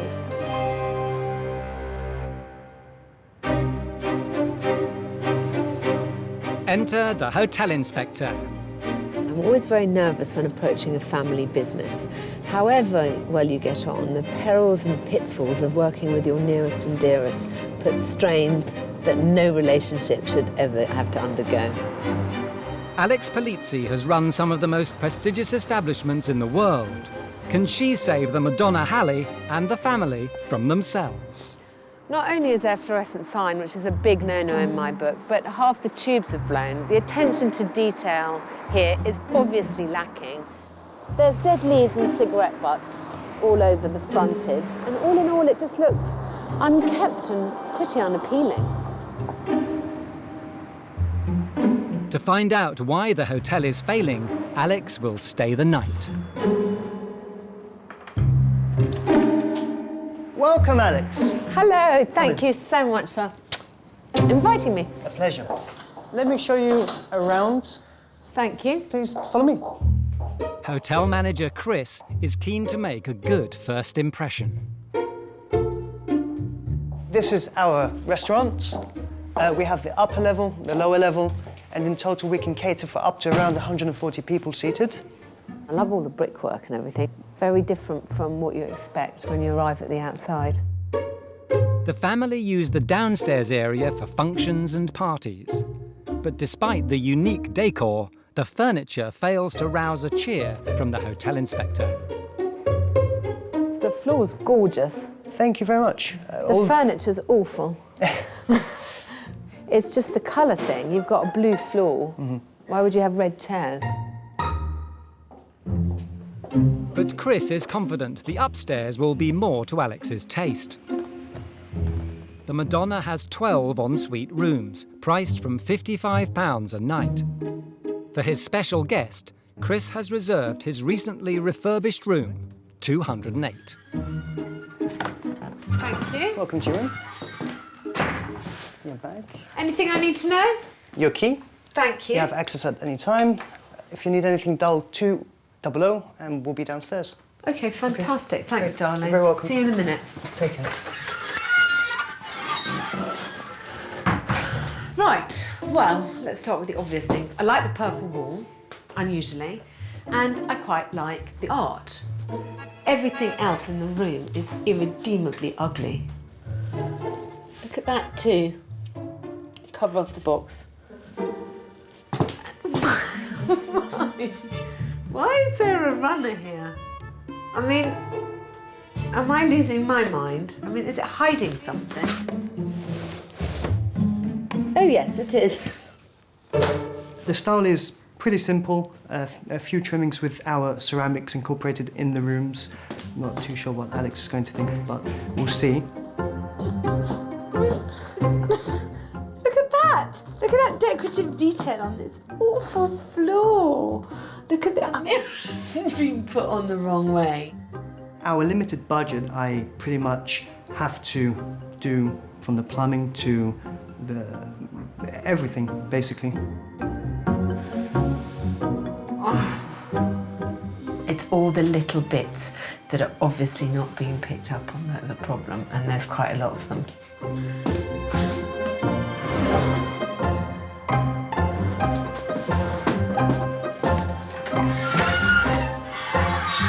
That's going to drive me completely mad.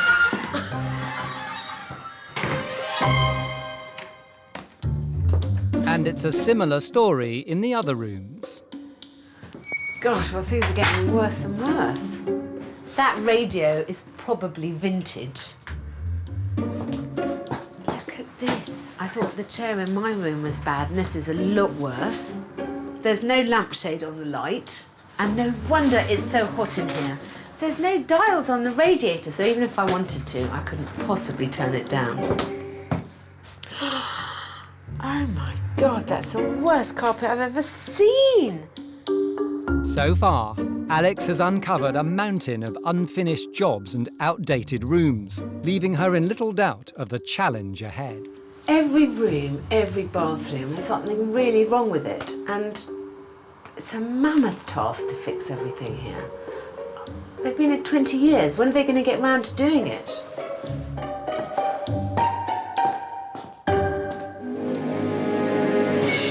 Can Alex work miracles with the Madonna? 10 weeks ago, I told you about this. You're not able just to take it to that level that we need it to be taken to. With respect to that, I'm in charge. It's just madness.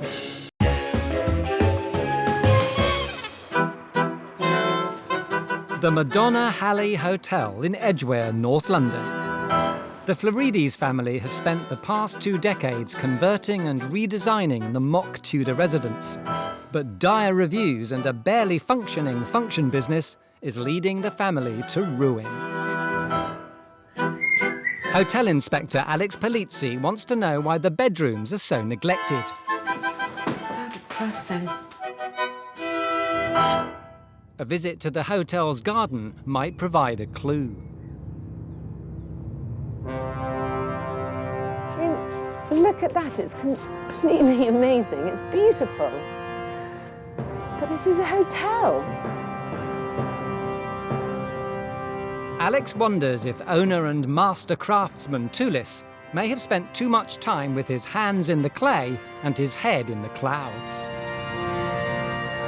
It's just someone has had a load of ideas and never finished one of them, it seems to me. So now there's obviously excavating over there and stuff's happening over here, and this has never really been finished. I mean, it's just madness.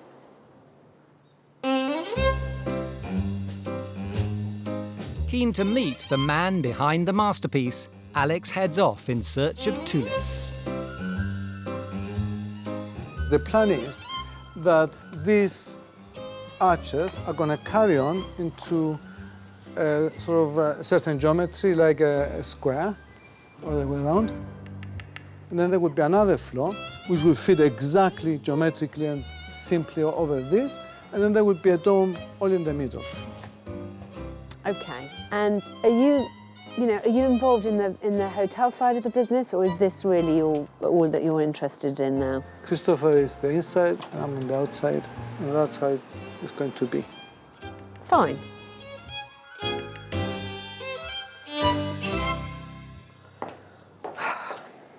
Well, I haven't been here very long and I already know what the biggest problem is going to be. Both Chris and Tullis are obsessed with the bigger picture. Impressed as I am by this wonderful folly, by their desire to leave such a legacy, ultimately, I'm only interested in their hotel business. And I think they need a lot of bucking up in that regard.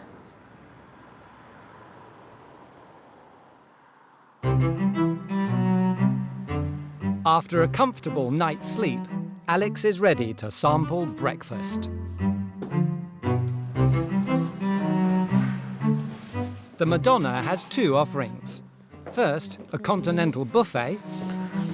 It's nice to see some fresh fruit. These are delicious. Cereal's nicely labelled. I mean, it's fine. Breakfast is really fine. And second, Chris's very own cooked breakfast, charged at an additional £5 per person. Thank you. Lovely. Thank you.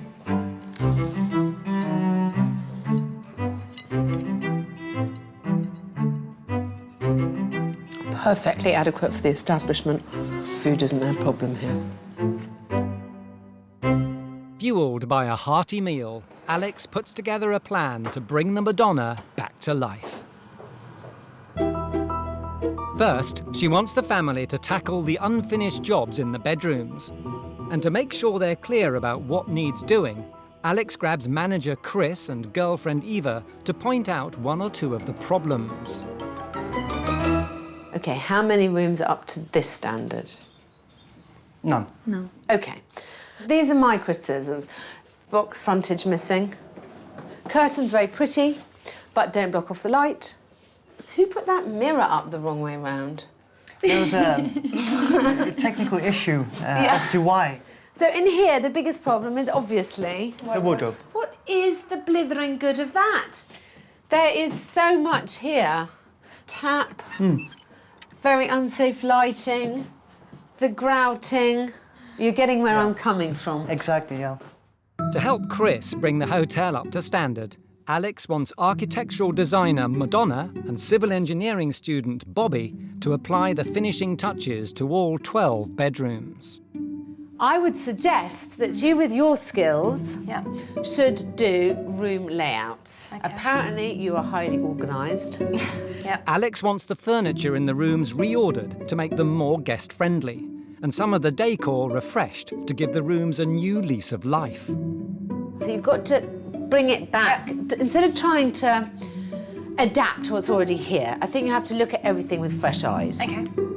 Next, with a large function space but precious few functions, Alex wants the family to encourage more groups and events to use the hotel. I think the furniture is ugly, if you'll excuse me being rude to you. But I also think that you're not somehow selling this space well enough. I would like to ensure that we make this as glamorous and as usable a space as possible. And that is going to be something that hopefully I'll be able to help you with. I'd like us to work out how to market this so that every single week you have something happening in here that makes you money. And finally, management. After witnessing Chris's solo efforts, Alex thinks the family must start singing from the same hymn sheet. Let's think about this in business terms rather than as a family. If everyone has a job to do and tries very hard to understand that they're the primary leader in their one job, then we might move forward faster. Yes, with respect to that, I'm in charge. Yeah, but you do what we tell you. Yes, No, but darling, not quite. darling, I've seen evidence of my own eyes is that you're not able just to take it to that level that we need it to be taken to on your own. This is not a criticism, it is merely an observation. So you're good at doing the work, but you're not good at critically judging whether you're achieving what you need to. Alex checks out, leaving Chris confident he can deliver harmony to the Madonna. I have no doubt that we can achieve very close to perfection in the time parameters that we have.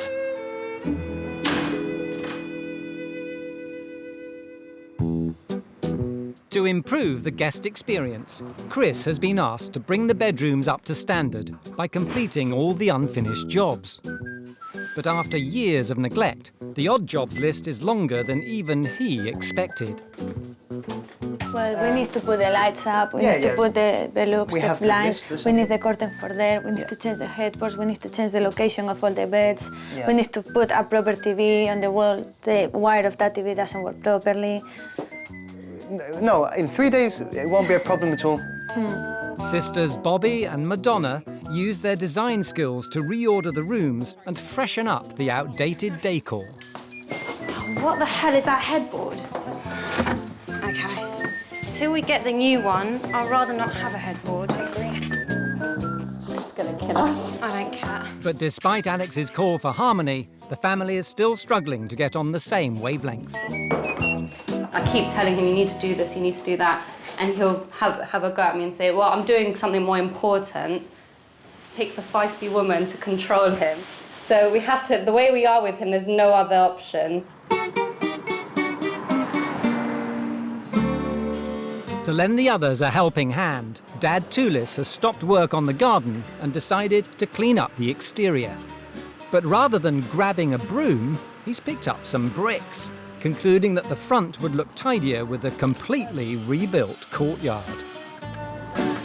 That's it, it's all happening. It's going to be a very swift exercise, this wall. The faster you build them, the better they look. 10 weeks after her last visit, and Alex is back. Keen to see if the Florides family have followed her advice. But it's not long before she hits a brick wall. Hello up there. Hi. How are you getting on? I'm fine. I'm rushing to finish this wall. Seeing a potential disaster unfolding as yet another project threatens to engulf the hotel, Alex puts the brakes on the build. I think you've got a lot of projects going on. So we just want us to remember that our main goal is to make sure that this gets done and the rooms get done before my allotted time is passed. So I think anything further, maybe one step too far, darling.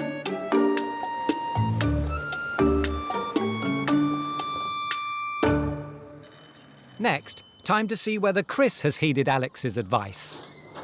Alex! Hello, how are you? I'm good, thank you. How are you? Good. How's everything going? We're working quite well, and it's looking good. Snagging list on the room. Should we look at that first? Endless snagging, yes. Let's go, I'll follow you. OK, follow me. He's confident his work will be up to the hotel inspector's standards. That's definitely gone. OK, let's have a look. Right, well, we've got to go in here because it was a horrible room before. OK, that's it. Well, this is a lot better. Let's see. That's a really nice colour on that back wall. I think it's Potter's grey, I'm not too sure. So also appropriate. Indeed. New mirror. Thank God you changed the chair.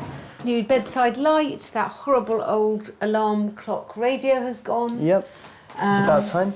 Obviously, the big difference. Wow!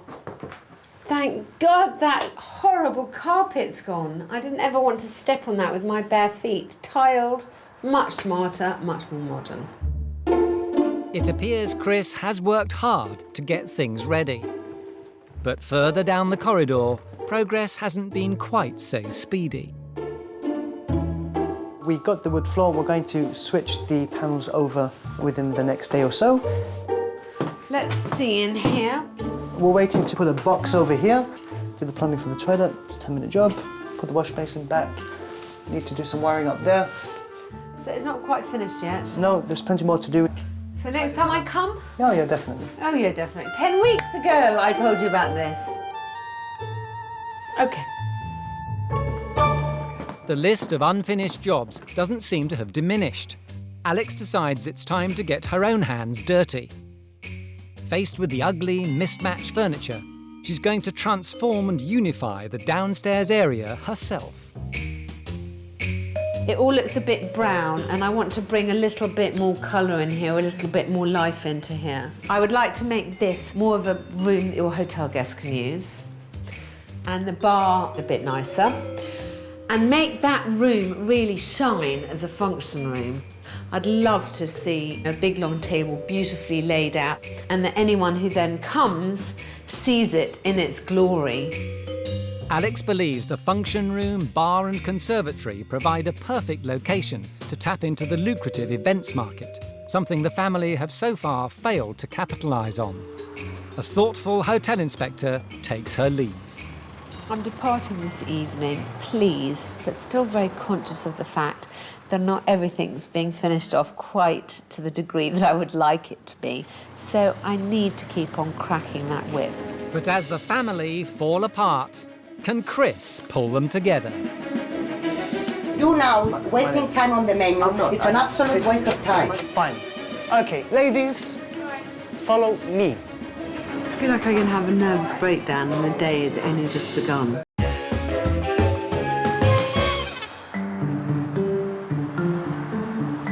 The family-owned Madonna Halley Hotel has been failing to turn a profit for the past 22 years.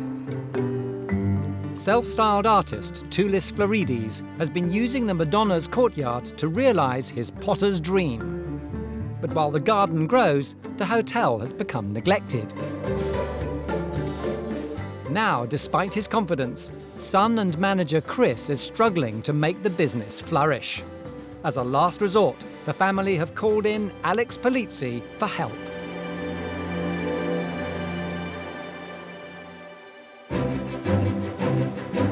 Alex wants the family to cash in on the lucrative events market.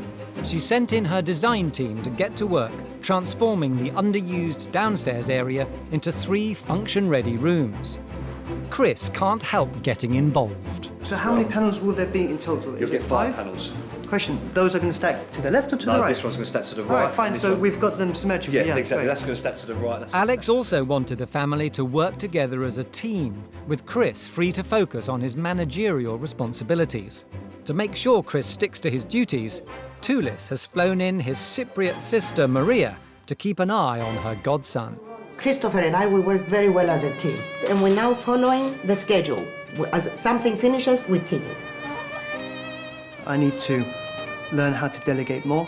I need to get other people to do things that not only I can do.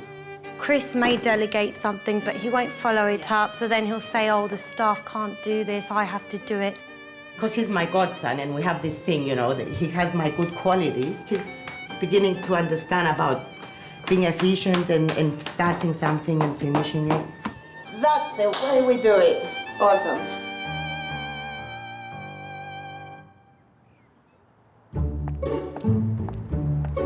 Alex is back, and to her surprise, there's evidence that Godmother Maria has been waving her magic wand.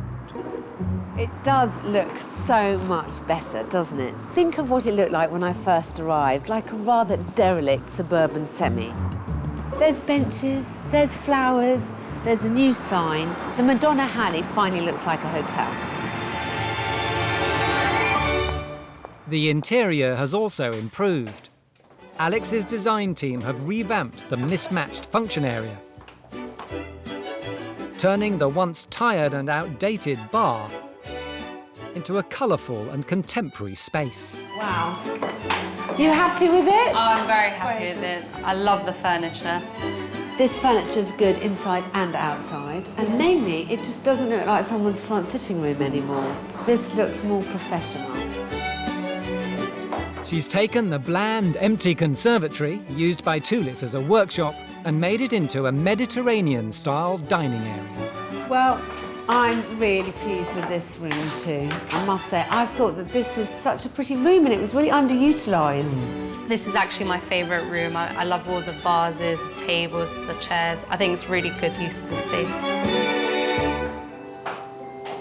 Finally, to tempt more group bookings to the hotel, Alex's team have dressed the former restaurant to give the family a template for large functions. Looking good, it really is, I must say. And you really see the art on the walls, which with those red chairs, you didn't. It actually looks pretty good. It shows off what we can do for around the 20-person mark. So it works. Recently, the Madonna has been attracting just one event a month. Alex wants to demonstrate that with their new facilities, the hotel could be doing much more. Now I want them to put on an event, show me that they've been listening and that they can all pull together when they need to. She wants them to put on 2 functions, both on the same day.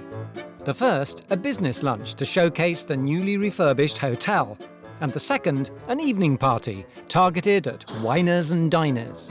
By letting our local businesses know that we're here, the word will spread that we exist and we do things pretty well, and we'll get a nice reputation. I would like them to invite local business owners who may actually use the hotel, from anything from business meetings to putting clients in the bedrooms, and show them round, try to drum up some business. Keen to rise to the task and prove he can lead from the front, Chris prepares to hit the streets to spread the word about the business lunch. Oh, we need to get these pizzas going if we're going to get them out for samples, but time is of the essence. But his pizza-based marketing plan's in danger of falling flat. Billy, how long with the oven? Well, the oven is not hot enough yet. Okay, that means that I don't take any pizza with me. Fine. Okay, ladies, follow me. Undeterred, Chris heads into town. Guys, the best way for us to cross is going that way, to be honest. No, it's not, because you've got to cross. How are you going to cross over there? First on Chris's hit list, an organic skincare laboratory. Come and be our guest. You're our VIP, and we'll look after you. See you tomorrow. Bye. See you tomorrow. Bye. Next to receive an invite, the neighbourhood beauticians. And we're actually holding a sort of mini function tomorrow to invite new people to come. Hopefully you can make it. And a party planner is offered a slice of the action. We just want people to familiarise themselves with our venue, and hopefully, if you like what you see, you can recommend us and we can go from there. Okay. With all the invites delivered, Chris turns his focus to the bedrooms, finally bringing them up to standard just in time to show off to the community at the business lunch. Don't believe I put this 90 degrees the wrong way last time. Embarrassingly enough, Alex noticed, but now it's the right way round. With the odd jobs finished and Chris confident his pizza lunch is ready, the family turned their attention to the second evening event. They've secured a 50-seat birthday party celebration for their newly refurbished function areas. But with so much to organise, it's not long before the families start butting heads. Going, because listen to what I'm saying. I am doing. Christopher, look at me. Tell me. Listen to what I'm saying. We need a separate piece of paper. How can we be looking at the menu this way and turning it over in that? Because, Maria, I know every in and out to this menu, inside down, upside down, left to right, right to left. Ade. You know the menu. He knows everything, my godson. If I wasn't here, they wouldn't even think to do menus to give to the guests. And now he says he knows the menu inside out, 10 right and left and center. Ah, Maria. You see, we're both Capricorns, and sometimes our horns get tangled up with each other. I'm used to dealing with very difficult people sometimes, and sometimes you need to sit back, listen, and talk as little as possible. Chris, I thought you said 10 seconds. I have never seen a family walk backwards and forwards and talk around something so much and achieve so bloody little. Now, the phone is ringing. Is someone at reception? Kyrie. It's amazing. They have to check with each other. They're always talking about things that they don't need to tell each other. It's somehow very unbusinesslike. I think I'll go and see where he is, because that's the only way I'm going to get him back. With no finalised menu, table decorations or function plan, Maria, a former international finance director, attempts to lend a hand. Responsibility. I need to get the shopping done for the new dish that we haven't decided to put down. Are you listening to what I'm saying? Yeah. For a change, will you please listen to your godmother? Talk. You now wasting time on the menu. It's an absolute waste of time. I'm being underestimated here, Maria. I can handle this party you're not underestimated. with one hand tied behind my back with these. Okay? I really can. I'll see it's you. nothing that I haven't done a million times. To be told that it's done how it shouldn't isn't on. But I'm getting on with it. This is printing now.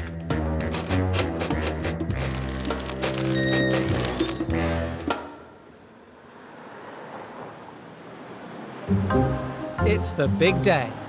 With 2 functions to cater for, Alex returns to the Madonna to see if the Florides family will sink or swim. Everything's under control, things are on schedule. It'd be good if I had an extra couple of brothers, but I do enough for 3 anyway, so. But despite Chris's confidence, Alex feels the family may already be drowning. This is my last visit to the Madonna, and I haven't even got through that front door. Already, I'm hacked off. Look at this. All this mismatched furniture after all the effort I've made. This is not the first impression I want guests to receive. Madonna, what are those tables doing out there? Oh my God. This is what happens when people change the plan and do things without saying anything. Sorry. Inside, Alex finds preparations just as chaotic, as Toulis decides it's time for some last-minute decoration. It's like welcome back to the loony asylum, I mean, honestly.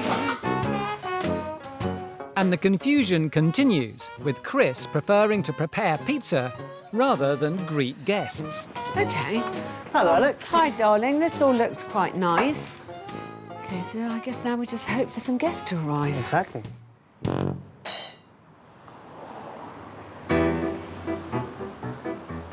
It's the start of the lunchtime event, and the invited business guests are nowhere to be seen.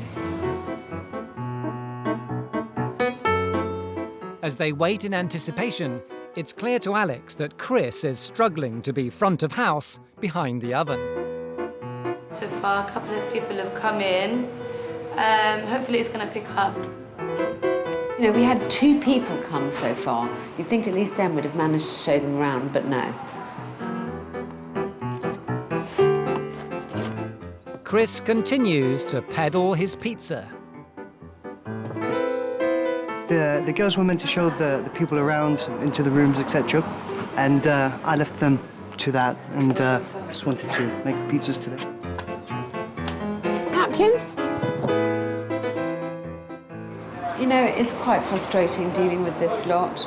It's like herding kittens. You know, you just think you've got one in one corner and off they dash. While some guests enjoy a tour of the bedrooms, So this is one of our triple rooms. This sleeps 3 adults, or children as well. others aren't quite so lucky. Evie, darling, these gentlemen are going to go because Okay. no one's had a chance and no one showed them the rooms. So I'm really sorry that I didn't get a chance to show you. But we showed you around here. Yeah. Didn't we? So Take care. Bye. Thank you. Bye. I feel like I'm going to have a nervous breakdown and the day has only just begun. Chris thinks because he can do 100 press-ups in a minute, and because he is faster than a speeding bullet, and because etc, etc, etc. He always thinks he can do everything standing on his head, and every evidence I've seen so far does not back that up. They've let the chance of impressing the local business community slip through their fingers. And with the evening party event just a few hours away, Alex fears the worst. I hope this evening is a lot better organised. We're going to have 50 people tonight. We had a handful this afternoon, and still at a certain point it seemed too many to manage as well as it should have been. Can Alex bring order before the Madonna empire falls? What is going on? Why have I got 2 table ones? Actually, you're the manager. It depends on you. Thank you. Guys, listen. There has to be one person counting them out. This is ridiculous.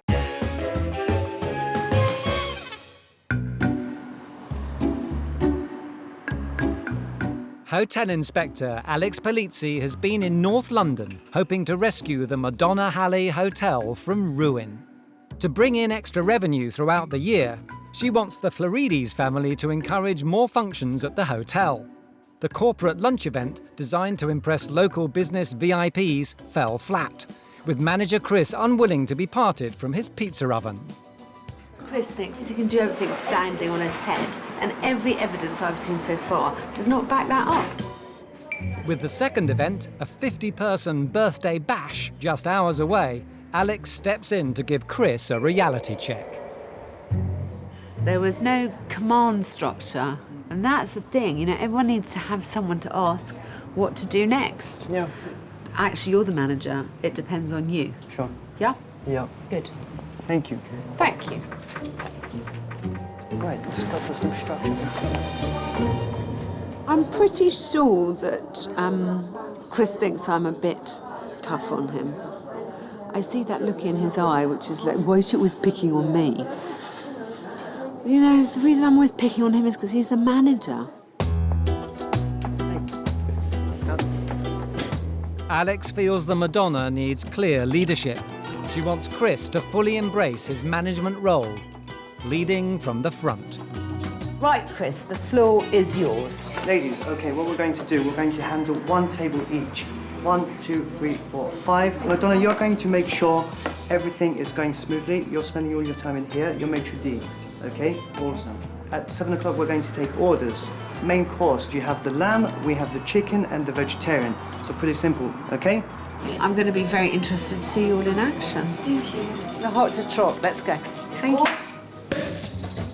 With a renewed sense of purpose and a clear division of roles and responsibilities, the Florides family is set to work. Is everyone okay for drinks? Did anyone like I haven't started this one yet. Even Tulis is ready to lend a hand. Come on, you're meant to be out there and be a guest. But it soon transpires that Chris's call to arms has been lost in translation as they struggle to accommodate their 50 guests. Sorry, can we work you to these tables first? Yeah. Sorry, I didn't see you coming in. Come through, just sit anywhere. What is going on? Why have I got 2 table ones? You've done your table. Look, sort it out. You sort it out. Sort it out. Sort it out. 2 pate. Guys, I want 1, 2, 3. Where's table 4? Guys, I want all the menus, all the orders back here now, please, right now. I would find it incredibly tiring to work like this. Despite a quite good briefing, everyone's doing exactly what the fuck they like. It's left to Alex to bring order to the Florides family chaos. Just plate up 1 table at a time. You said it was only 3, Sam. Yeah, who's putting... That's what I'm saying. There has to be a system, Chris. Don't mess it up. What goes there, it means it's 1 table at a time. Guys, listen, too much talking. 1 person says a table is complete, go. There has to be 1 person counting them out. This is ridiculous. Christopher, we need to be coordinated, yes, Christopher. Exactly.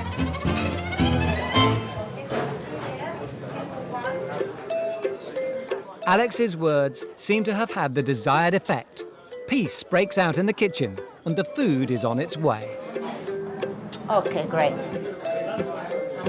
That's 1 too many. It's only 4 halloumi salads. Okay, cool. Okay, darling? All right, so that's done.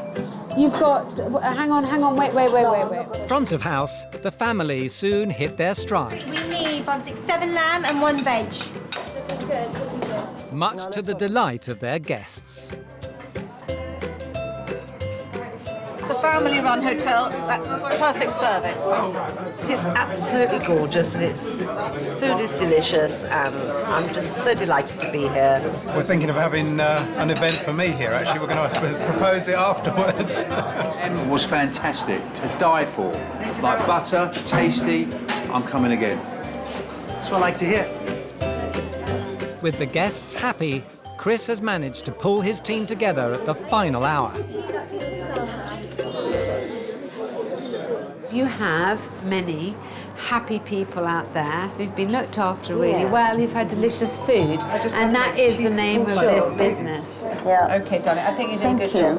Okay. Yeah, thank you. You too. Thank you. Having proved they've got what it takes to make a success of the business, Alex leaves the Madonna Halley with high hopes for the future. I think the way that the Florides family go about anything is slightly inimical to me. It's certainly unique. But there has been a real transformation in this hotel, and it's a real pleasure to me to see the family working so well together. Now that she's leaving, it's not like we're going to stop doing what we're doing. We'll have a function a week and work as a closely knit team. We're not going to hold back. We're really going for it. The Derbyshire Peak District, home to rolling hills, stunning views, and the Crown Inn. Good afternoon, the Crown at Higham. Owned by 57-year-old Rita Williams, the 10-bedroom, 15th century building is a true labour of love. There's always a leak or something breaks and it's just never ending. At the 2-star Crown, Rita employs 15 members of staff, made up of assorted friends and family.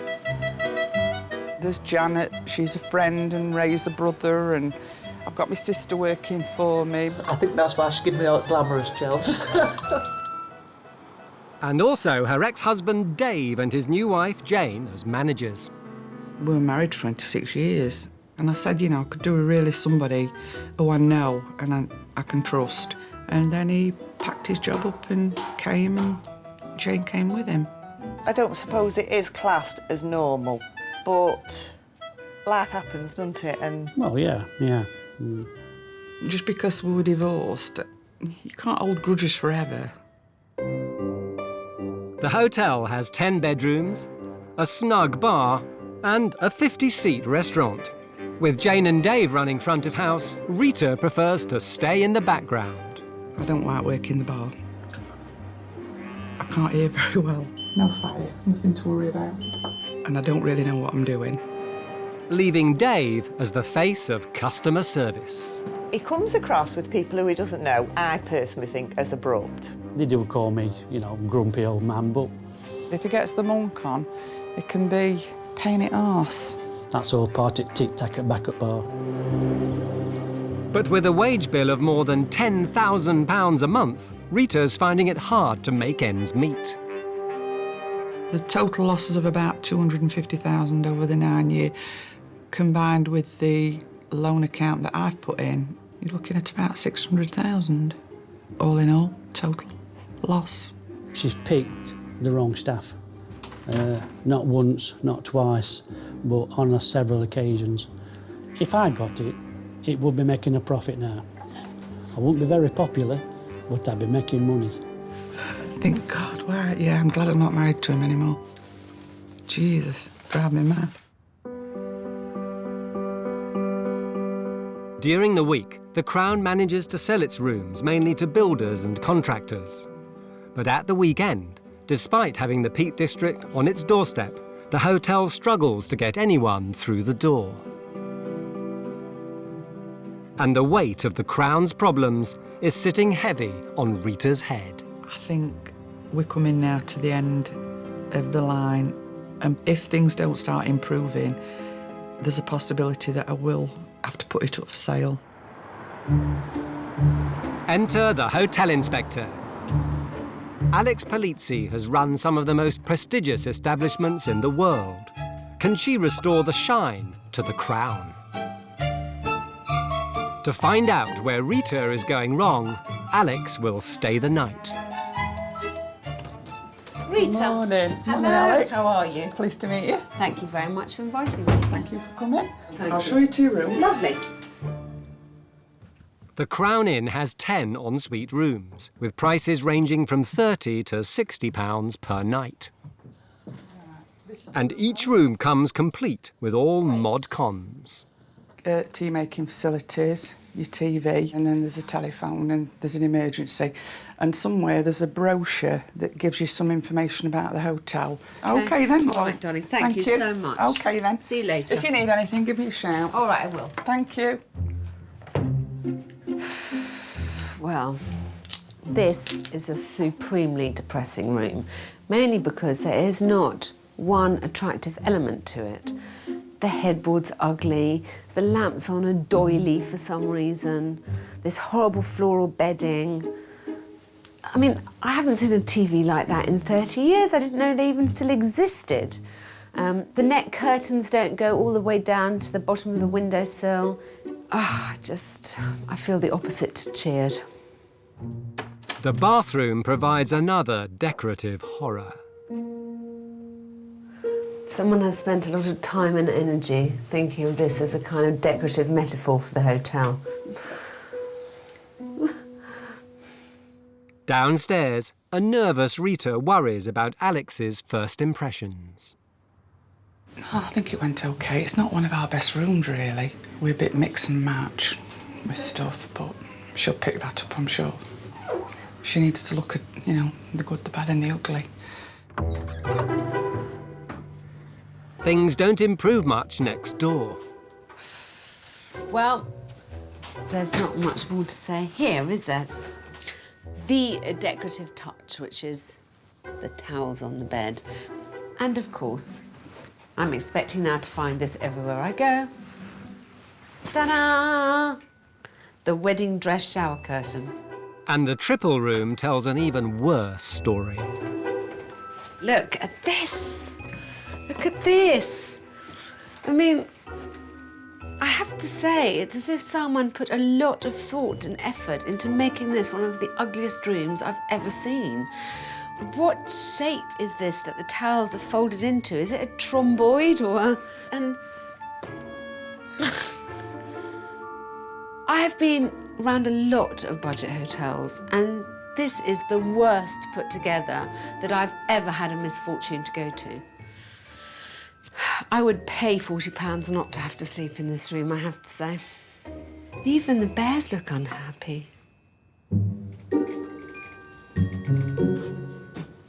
Alex makes her way downstairs to meet managers Dave and Jane to see if they know why things have gone so wrong. Does Rita confide in you about her worries for the place? Every week. So always saying, couldn't afford to pay wages this week. Obviously, you know, we worry about our jobs as well as the jobs of the staff and everybody else, and also for Rita. I give him my advice, but she don't take much notice. Well, it must be quite hard to take notice from an ex-husband, I must say. It's bad enough taking notice of a husband, for God's sake, let alone one that you've managed to get rid of. Next, Alex sits down to enjoy a traditional Derbyshire dinner. Delicious. And it's a huge portion. And wonders if the Crown is missing out on a way to stem its unpalatable losses. What are they charging me for this? £6.50. This place should be heaving. So far, the Crown has left Rita with a £600,000 loss. Alex wants to find out where all the money's gone. I've actually done you some figures. Oh, great, I've done darling. a SWOT analysis. Yeah. There's just go on. one thing that does look really bad. We thought we'd made 6,000 loss up to last And October. you made 36. Poor you, I'm so sorry. As Alex turns in, Rita's left facing another sleepless night. Worst nightmare was if she said, well, you better shut up shop and call in the receivers. You can't just carry on. If that is the worst case scenario, then that's what I shall do. I shan't mess around. Will Alex find educating Rita too much to bear? There will be some unpalatable truths. You know, that's the name of this game. You have 30 seconds to convince them that this is a nice place to stay in. It's last chance saloon, really. Hotel Inspector Alex Polizzi is in Derbyshire, helping Rita Williams claw back some of the £600,000 in losses she's amassed since taking over the two-star Crown Inn. I think people just see me as the purse strings. After a night wrestling with the hotel's finances, Alex is clear that although the bar and restaurant are holding their own, it's the bedrooms that are pulling the Crown under. The first thing I have to do with Rita is kind of open her eyes to how her guests see her establishment. I think she's so removed from the whole guest experience. There's lots of different ways of tackling this problem, but she has to look at them, you know, because actually the figures here really do tell a very important story. Alex feels Rita's been hiding from the Crown's problems too long. If she wants to start making money, she's going to have to make the hotel more attractive to guests, starting with the underwhelming welcome. There is nothing pretty about this entrance. Right. Do you know what I mean? Yeah. It somehow makes your heart sink a little bit. You're like, oh gosh, well here I am, you know. Next, the reception. Right, well, the first thing I'd like to point out is this area is not immaculately clean. I mean, there's a great big cobweb up there that's clearly been there a little while. It doesn't feel very professional. You have 30 seconds to convince them that this is a nice place to stay, and believe you me, this area isn't doing it. Even when the guests get past the untidy reception, the experience doesn't improve in the bar and snug area. The very first thing, darling, is it's so dark. This, I think, should be the heart of the whole place, and it isn't. It feels like a little cave in here. I'd also like to point out to you, look, darling, you've got bare light bulbs over there with 2 non-matching light bulbs. So you've got little lampshades on these, bare light bulbs over there. That's just unnecessary. You want the winds of change to blow through here, darling. Finally, the bedrooms. So, Rita, what do you think of this room? I'm starting to get the gist now of this. Net curtains. Yeah. 80s headboard. Ooh, well spotted. That was high on my list. Right. Yeah. The bed linen. The only decorative thing in the whole room, really, is the shower curtain. Do you like those? No. Oh. Because no, I did buy those. I will take the blame for that. And they cost me £50 each.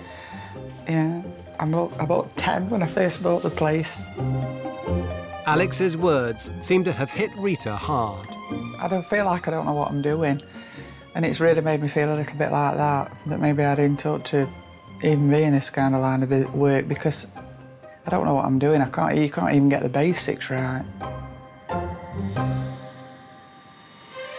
Alex decides it's time to call Rita, Jane and Dave together to deliver a plan to save the Crown Inn. There will be some unpalatable truths. You know, that's the name of this game. But God knows they need them because, you know, Rita does not have endless pockets. Well, I'm going to start with a question. Do you think that this place is well run, well managed?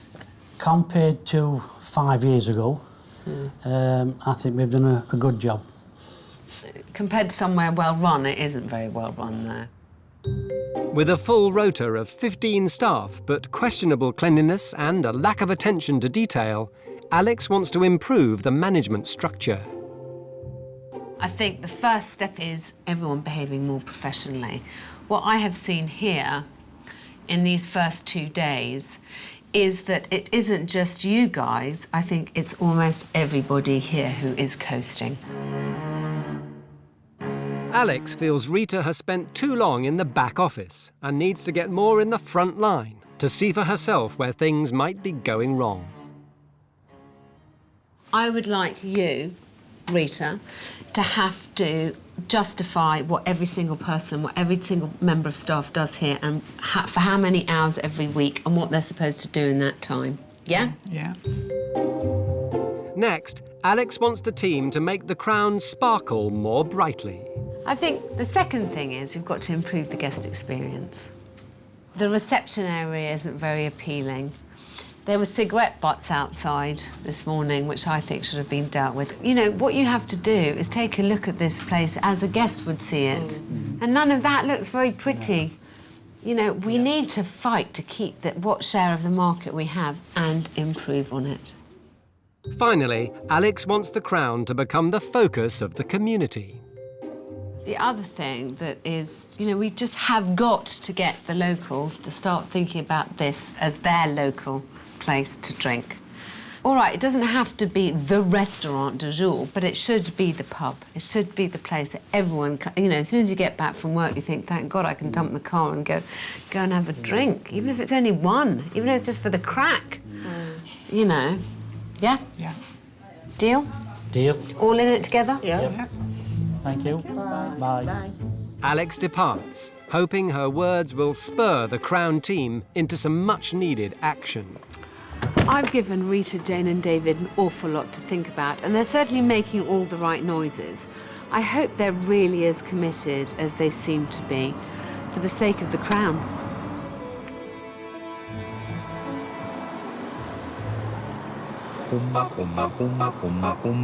Alex's words seem to have had the desired effect on Rita.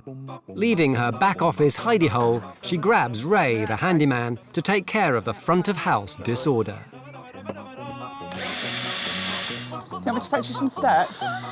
It's obviously important that the back door of the hotel is really tidied up. Cigarette butts, trailing wires, lights that don't work, dodgy signage, it all looked a mess. And frankly, it's just not going to cut it.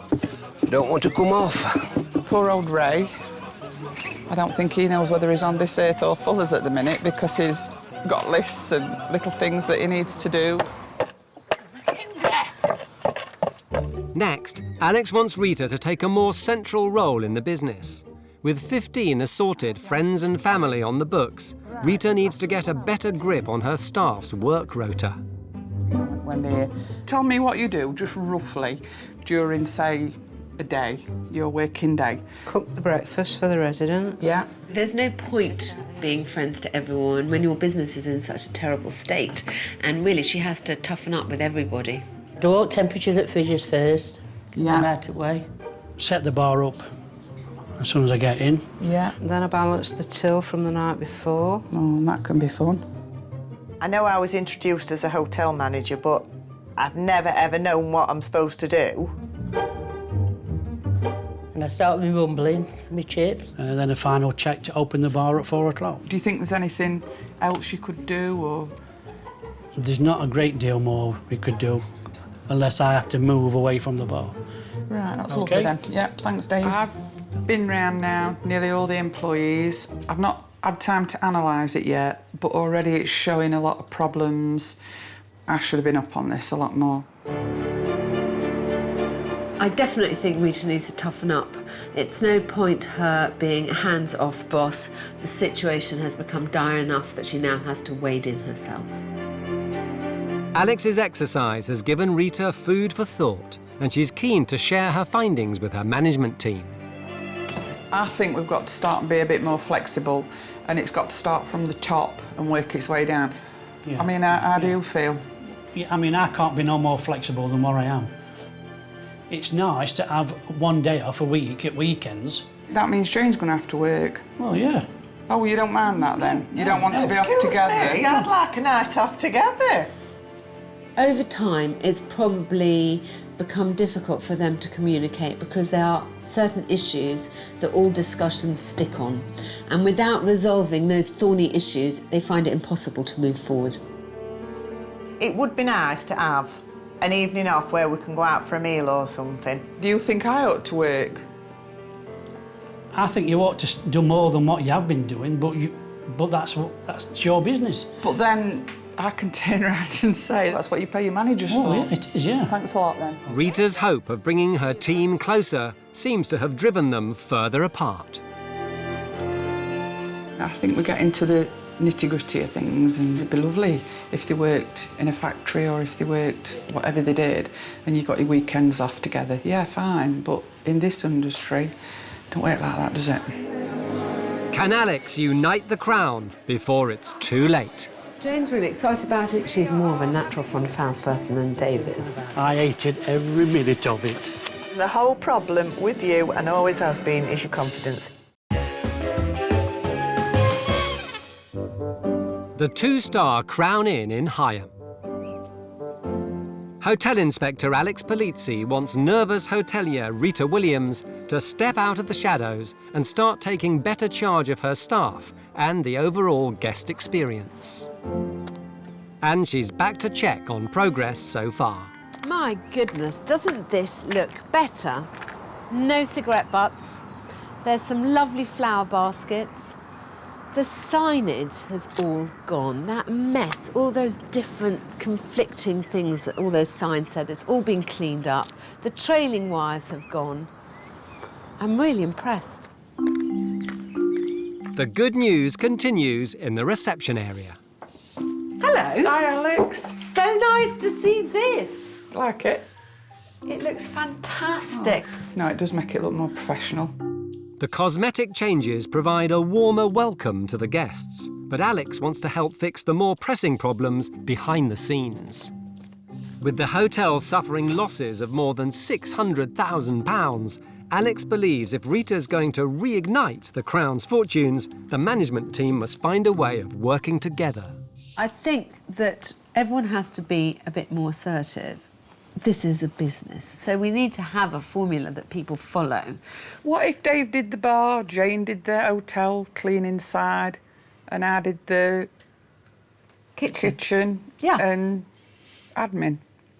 That sounds like a very sensible division of labour, and then you're all responsible for something. And also for how that people achieve their work, and the work being done on time and being done competently, and also, let's face it, not overlapping to irritate each other too much. You know, don't tread on each other's toes. Yep. Yes, Dave? Yep, no problem. Good. Will you be happy with that? I think so, yes. Yeah. With a new work schedule agreed, Alex wants the team to prove they can work together. She believes the Crown's empty restaurant and snug area should be a focal point for the local community. So she wants the team to remind the locals what they're missing by treating them to one of the Crown's homemade specialties, if she can raise Rita's self-confidence. I want you to make some pies, and I want us to stop people and make them taste your pies. What? Just stop people? Yes. I've not even bought my cookery book in. You don't need it. You do them week in and week out.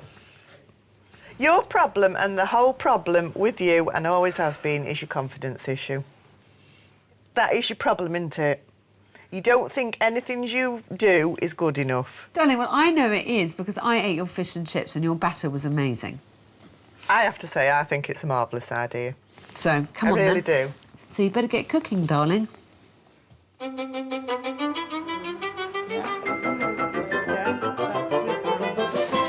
Faced with the challenge of re-engaging the locals, a clearly nervous Rita hits the kitchen. While Jane and Dave get to work on the marketing. What do you think? 3 homemade pies. Testing today. No, I don't think we need testing. Jane's really excited about it. She's a natural front of house person. I mean, I think she's more of a natural front of house person than Dave is, frankly. Taking charge in the kitchen, Rita sets about making the perfect meat and potato pie. Another 5 minutes, they'll be done. While Jane drums up some local support. Thank you. You can knock on some house doors as well, if you like, on the way down. I think people do need to know, you know, what the food's like here, and then hopefully they'll come back and back again. With the pies ready, Alex is keen for the community to get a slice of the action. Can I take the first Yeah, of course you pies can. out? Is this them? Yeah. Hello. Pies for you. Thank you. It's not long before the locals tuck in. Pastries. Gorgeous pastry. Better than my wife's. I'll deal with you later. Although Rita still can't face being front of house, the pies are going down like hot cakes. It's pretty good. Thank you. Only pretty good. Very good. Sorry. Thank you. Very, very good. Very good. Really good. Very nice pastry. With the pies proving the locals have an appetite for the Crown, Alex has a plan to entice them in further. In a month's time, I would like you to have a lunch for locals. And I want to see this place full, and locals understanding that this is somewhere that they should frequent. And to help, Alex has a design plan to make the Crown more inviting. I am going to look after this bit of the downstairs. OK. Make it really nice, really comfortable. And I'm also going to take in hand a bedroom. Yeah. And show you what you can do in a small room on a budget. Right. OK? OK. All right then, darling. OK then. Alex leaves, hoping the Crown is now a team effort. I hope on my return I see a few more locals trying this place out, because you know what? The Crown Inn deserves to be given a go. They are really doing their best.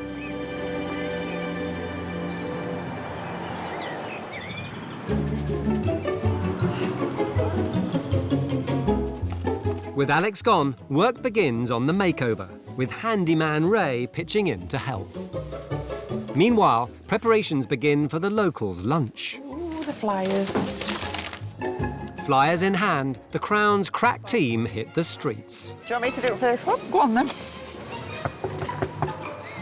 We are having a special lunch. Right, over the road. I think we ought to go back and have a drink. Okay then. But Dave's finding it hard to raise a smile. I hated every minute of it, and I won't be doing no more.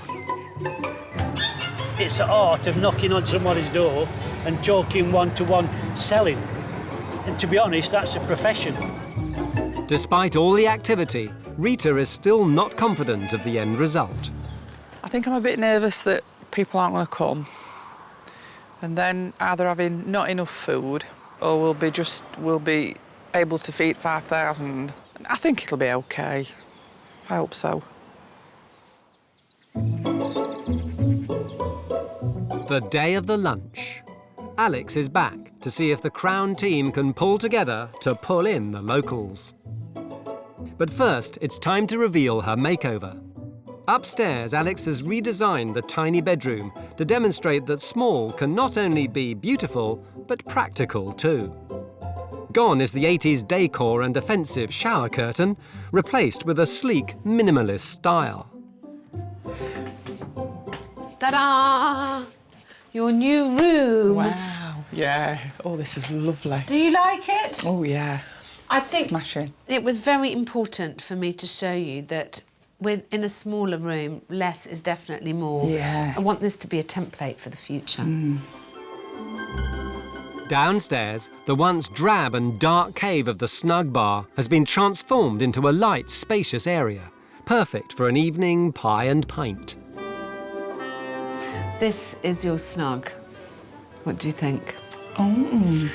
I've used Derby plates, I've used Derbyshire prints. I like the prints, they look nice. It's more what you would expect from an old country. Yeah, I like the books. Yeah, it looks nice. I'm trying to make it look a bit cosier. Yeah.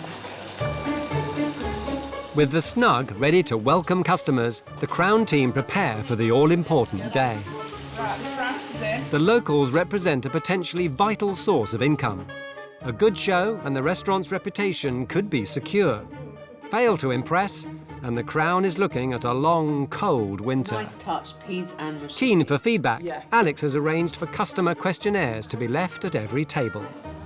But just moments before the locals arrive, Rita is faced with a major problem. Got a problem with gravy. You say Bloody it don't hell. taste right. No, no way without that. No. With work to save the gravy going on behind the scenes, the tables begin to fill up. Right, sweetie pie, it is 12:05. Can we start getting some people in? Some orders. Yeah, sorted. Okay, yes. Yeah. Yes? Do come with me. No, it's fine. Have you sorted gravy now? The gravy is back on track. Now the team take to their new roles. Yes, yes. There you go, love. Thank you. Pleasure. And they seem to be working well together. 4 fish and chips, too mushy, too gone. We're going to want some more chips, Paula. Janet, we ask her where rice is. Enjoying it, I love it when it's busy. Even Dave's cracked a smile. Yeah, the money's coming in, yeah. It's very busy. And the locals are lapping up both the food I've got to say, the taste is fantastic. Never eaten here before, but we will again. plus the new downstairs decor. It's really worked, what they've done to it. It's gone up market more than it was, definitely. But despite the good turnout, Alex believes Rita's lack of visibility is causing a problem.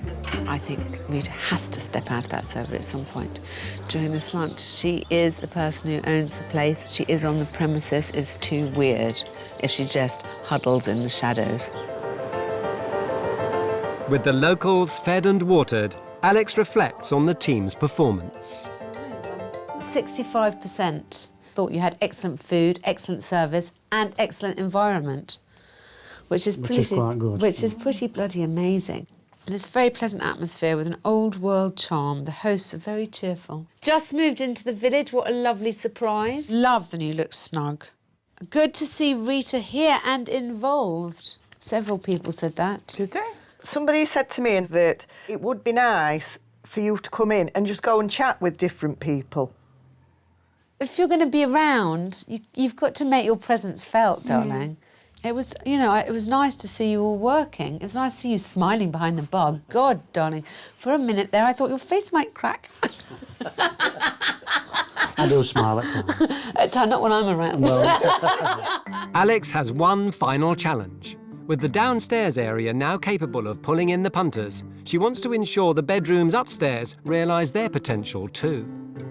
I'm going to challenge you to go out and about in the area and find every outdoor pursuit place that you can possibly think of. All these people will be recommending accommodation to the people who book with them. You put together a dinner, bed and breakfast package for weekenders. I would like us to make a real effort to try and get some of these people who are not naturally coming to you to come and give you a go. Will the Crown be a royal family or a busted flush? Done up. This is our chance to make a big splash for the Crown. It is, yeah. And we don't want to fuck it up. It's got to work, otherwise it'll be up for sale.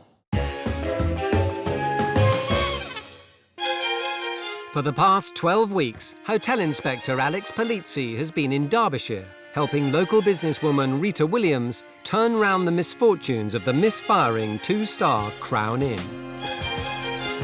It's last chance saloon, really, because I can't keep funding this place.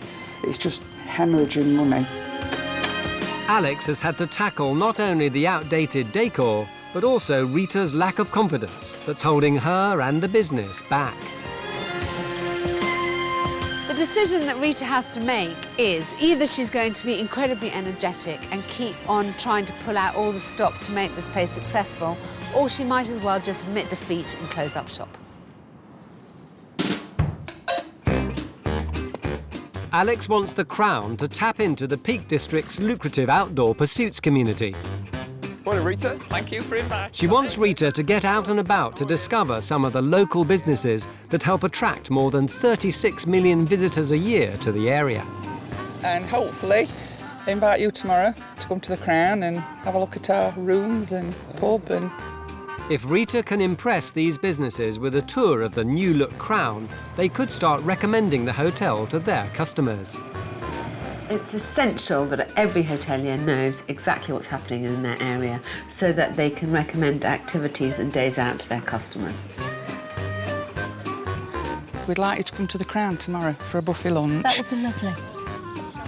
It makes you wonder whether I've been walking around with my eyes pasted on because there's so much to do and so much to see. I think the Crown will be a place that they can recommend. When they come tomorrow and we showed them round, had a chat to them, swapped information, I think, yeah, will be networking lovely. It's the day of the big lunch. Make or break for the Crown Inn. And Rita's feeling the pressure. I feel like a chewed up piece of string. I do. I've not slept. Alex is back. Not only does she want to see how the Crown copes with the business lunch, she's also keen to boost Rita's long-term lack of confidence. She's invited 3 journalists to the Crown. Their job is to promote the Peak District, and they're keen to see if Rita and the Crown are worth a recommendation. Darling, I've arranged for the journalist to interview you. We need good copy. This is going to be the beginning, the basis for the rebirth of the Crown. We need them to write nice stuff so that tourists come here. Yeah. So that you fill your rooms on weekends. There is a point to all this. I am worried about how Rita's going to come across to the journalist. She's very warm. She's adorable, actually, but she is quite self-deprecating. I really need her to oversell this place. A positive review from a positive Rita could put the Crown back on the map. A negative one, and it's back to square one. I just want to get in and get it over with and hopefully do a good job. Because a lot riding on it, really. I'll do my best. Can't do any more. As Alex takes her place to listen in, a nervous Rita prepares to face the music. The Crown's always been lacking in publicity. Advertising, we've never done anything at all. So anything that's positive, we need to do. As the journalists reach thousands of readers between them, it's vital Rita sells herself and the Crown Inn. I just wondered if you could talk me through what progress you think you've made in the last 10 years, and perhaps, and then explain the plan for the next, say, 5. Yeah. Well, if I'm still here. No. It is, I mean, I've 9 years, 10 years, I think that long enough now to have been practising, trying, losing money, and this next 10 years now we've really got to make a push, move it forward, and it's about time that we did. Thank you, Rita. Goodbye. Yeah. Bye. Thank you. It's not quite the all-out sales pitch Alex was hoping for. Well, do try and be a bit more positive. I am. I thought I was really positive. No, you weren't. Why? You should be punchy. I mean, he knows now that you've lost a lot of money. And then if you're still here in 10 years... Oh, yeah, well, that was a joke. Has Rita got what it takes to portray the Crown Inn in a positive way? What made you think that you could run a hotel? Because it is a small community, I really wanted to be part of it and keep it alive, keep it going, because I do really think it's important. On your food, is it local produce? Is it homemade? Yeah, we do. We use a local butcher. We've got a local supplier who brings the veg in. Everybody now wants to see the Crown succeed. We've got the locals coming in. I really should be proud. I'm proud, and I ought to be proud, because it is a lovely place. That's it. You're brilliant. That was brilliant. Really? Yes. You've done half the job. Yeah. You've got to impress all these tourism providers. Yeah. You've got to ensure that the journalists see how you host a party. Yeah, OK. You know, this is our chance to make a big splash for the Crown. Well, it is, yeah. And we don't want to fuck it up. OK? Your word, not mine. With the interviews over, the local outdoor pursuits companies arrive for a taste of what the Crown has to offer. Rita's home-cooked cuisine is already going down a storm. Food's very nice, to a good standard, yes. The food was excellent and the atmosphere is very good, and we had a very warm welcome from the staff. Food's great, really good meal we've had, so I'll definitely be back. Keen that the bedrooms also deliver, Jane gives a guided tour. This is one of the rooms that we've done up. That's nice. It's clean, it's friendly. The bedrooms are nice. Thank you. Definitely recommend Oh, thank you. the establishment. Very much. That's what we're hoping for. Thank you. It seems the outdoor pursuits companies are impressed. But has Rita done enough to win over the journalists? In our interview, you mentioned that you needed more money. I think that, you know, from my standpoint, is a bit negative, but that's one to keep within your own self. Yeah. Any words of encouragement, darling? Absolutely, absolutely. The customer service and the people and Jane and Dave are just a treasure. The atmosphere within the pub is fantastic. It really is. A real credit to you. And we'll certainly be recommending you without a shadow of a doubt. You get good hearty meals, good home-cooked meals, using local produce, and they're delicious. And I don't think anybody could ask for more than that. I think you have to be commended for, and your staff, for how well you treat people. I think that, to me, is a big issue. If someone gives me a warm welcome, I'm overwhelmed. Fantastic. Yeah, well great done, stuff. Rita. Yeah. Yay. The day's been a huge success. Rita, once shy and unmotivated, has stepped up and reinvigorated her team, leaving the Crown and the future looking a lot brighter. We've come a long way. It was a bit of a dump.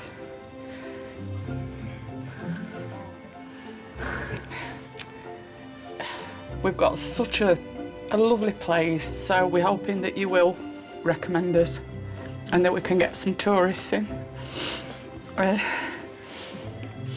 Again, thank you for coming.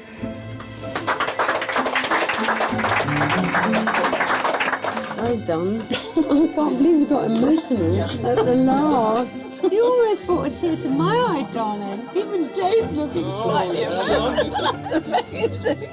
It's a relief. Alex departs, confident she's leaving the crown in safe hands. I'm very happy to be leaving here with the relationship between the three main protagonists so improved, and all of them so enthusiastic and so hopeful about the future of the crown. The Who'd Have Thought It? An 8-bedroom, 4-star guest house located in the Kent village of Grafty Green. Run by 45-year-old Joe Mallet, a man with a taste for the finer things in life. It would be an incredibly sad life if there was no champagne. Joe has been popping corks in the family-owned business for the past 23 years, taking charge after being dragged home from the bright city lights by his mum. He was up in London doing all the casinos, croupiering and everything, and I just worried about him, really. Joe decided to bring some of the London glamour home, turning his parents' traditional pub into a champagne and oyster bar. I'd been brought up in the pub game from a very early age, so I thought I knew everything about it, but really when I came to run it, I really knew very little. But 23 years later down the line, I think I know most things. Oh, it's incredibly well balanced. Yeah, I think that's a winner. But Joe's life in the fast lane often puts him on a collision course with mum and owner Joan, who's taken a back seat in the business. When Joey is good, he's very, very good. And when Joey's bad, he's horrid. Joan the Moan. She's still here. She's my mother, and I suppose, you know, they just do like to nag, and that's what they do best. If he wasn't my son, he wouldn't be the manager here. But I just notice things all the time that are going wrong. And when you say anything, he says, don't interfere. Keen for the rooms to reflect his own personality, Joe has set about creating Grafty Green's answer to the Playboy Mansion. Some of them are very sexy, yeah. This is my latest creation, so to speak. This is the Veuve Clicquot Champagne and Shoes room. I just love shoes. I love buying shoes, and I love buying women's shoes as well. I probably would be quite a wealthy man had I not spent it all on women's shoes. Not for myself, obviously. You know, we've had trouble with the roof, so we do need a little bit of support in the middle of the ceiling, just because it has been falling down a few times. No, really, it is a dance pole. Sorry, that's my cheeky little number that I put in there. Lots of erotic art, as you can see. Cost us £5 just for that table. I thought that's just a must for this room. Just think it sets it off lovely. Oh, yeah, there is a mirror on the ceiling, actually, a bit of a 70s throwback.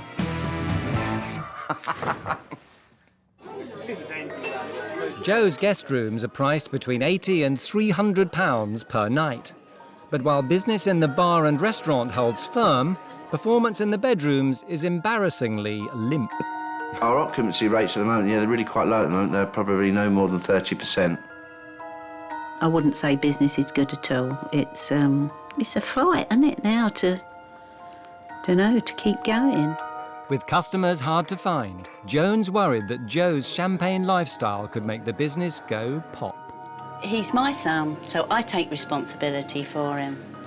And I've just let him get away with being a playboy for too long, really.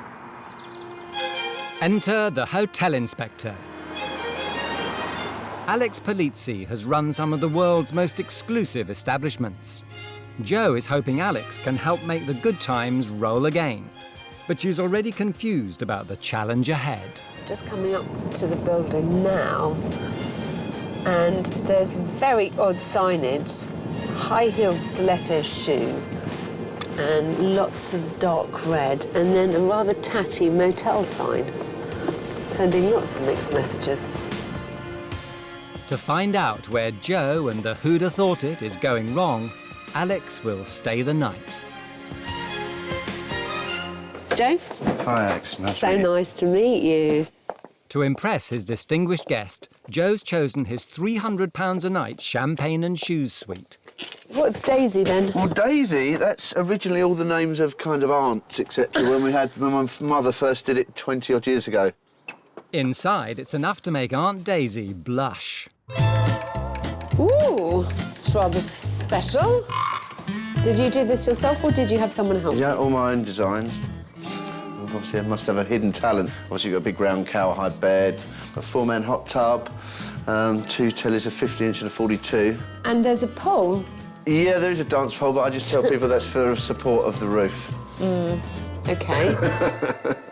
Breakfast in the morning? We don't really do a cooked breakfast. So where is it? Is it served somewhere or? It's in the room and it's refrigerated in your room for you. OK. OK, enjoy All right, it. Thank thanks, you. darling.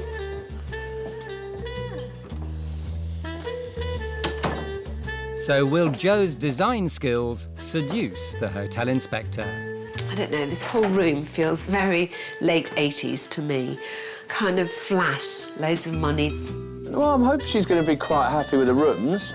You know, she might want to decorate some of her hotel rooms like it, I'm sure. I don't want her to plagiarise my ideas.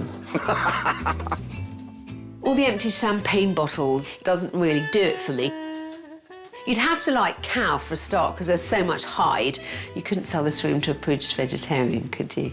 Feels a little bit tacky, seedy. It's quite a unique place. Yeah, a little bit of everything, really, we do. Well, she could say anything, couldn't she? But I'm quite looking forward to a bit of input. I've got broad shoulders. Why on earth is there a mirror on this door?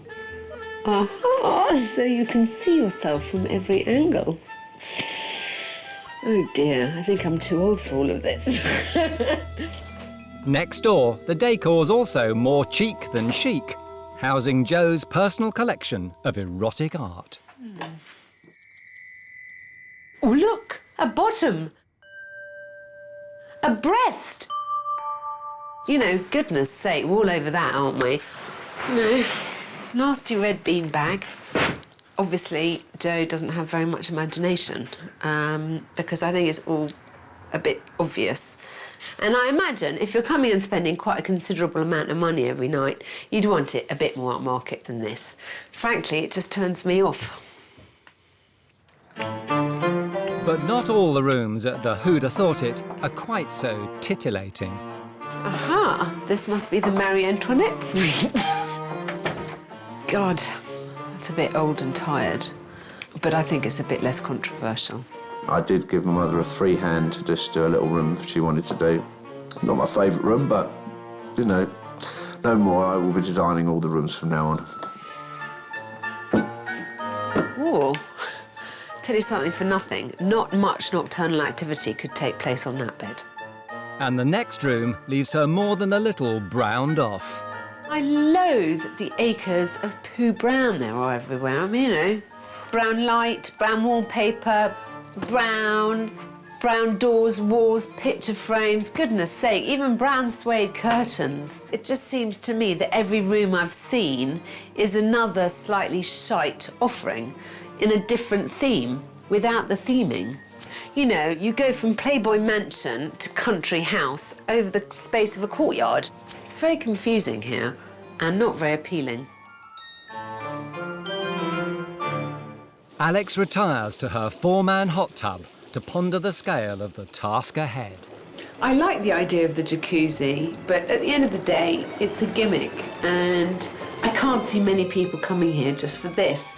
The market for this kind of extravagance anyway is shrinking. What people want is really good service, really good food, and value for money. Joe seems like a typical 80s good time boy to me. And I'd like to know really what his commitment to the business is, what his work ethic is, you know, what he's prepared to do to keep this place going. Faced with his shrinking market, will Joe rise to Alex's challenge? I hate going to a hotel where all the rooms are exactly the same. This is really taking the piss. Well, hello. How you doing? Flamboyant 45-year-old Joe Mallet manages the uniquely themed 8-bedroom Hude Thought It in Kent on behalf of his mother, Joan. God, it's never been so clean. But after 23 years in charge, occupancy rates have drooped, leaving the family jewel in danger of losing its shine. It's a family heritage, really, so it's, you know, it is the Mallets, this place. You know, to actually give up and sell it, you feel like you're giving in. They've called on Hotel Inspector Alex Polizzi for help. After a comfortable night's sleep in Joe's £300 per night champagne and shoes suite, Alex breaks out breakfast. Breakfast sandwiches. Unusual. Trusty cornflakes and some chocolate. Look at that. Smoked salmon with little slithers of cucumber. All this luxury for a £300 room. As a guest, I just feel like this is really taking the piss. Unimpressed by her breakfast sandwich, Alex grabs front-of-house manager Laura for a behind-the-scenes chat. Laura, you've been here how long? About 9 months. Do you like it here? What do you think's going wrong? I do like it here. I love the customers. And I love Joey. When he's good, he's brilliant. Yeah. And you can't fault him. Yeah. And I love it, and it gets everyone on such a high. But I think what's going wrong is Joey not being a boss when he should be a boss. In what sense? Organisation. We sort of just take it every day as it comes, if that makes sense. Yeah. Alex has heard enough. With the hotel's profits in the red, urgent action is required. She sits Joe down to present her plans. First, the confusing messages found at every corner. From the moment that you drive in, before you enter, there's an old gallows with a horrible old motel sign that is still hanging up there. Right. Yeah? Yeah, that's from the heyday, from past years. Next Yeah. to your champagne and oysters, very glitzy things. Yeah? In the rooms, you've got your very smart new room panels, plus a room number, plus the old dog-headed room names. The confusion continues inside.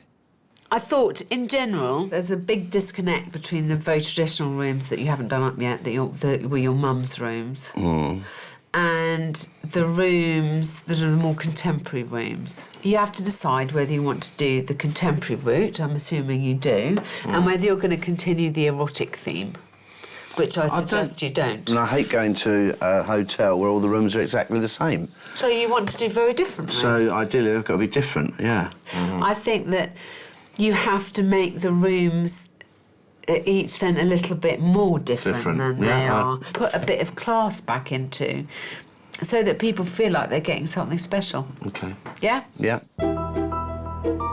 Next, Alex wants Joe to realise the party's over and he can no longer rely on guests splashing their cash. Everyone is searching for deals and offers, and so you should have offers in place for every single period of the year. Alex wants Joe to do more to attract the busy midweek corporate market, but not before he's sorted out that meagre breakfast. To my horror, this morning I opened the fridge to find an egg sandwich and a smoked salmon sandwich. Okay. You know. You don't like egg or smoked salmon, then? Well, darling, you have to have more than cornflakes, for God's sake. Yeah, no, you're right. And actually, corporate do not like to have breakfast in their rooms either. They like that whole thing. You get up, you shower, you get waited on, you get in your car and you bugger off. I mean, all these little added extras people really care about now. Okay. And finally, Alex is worried that as a manager, Joe has lost his fizz. I wonder if you've slightly lost your motivation.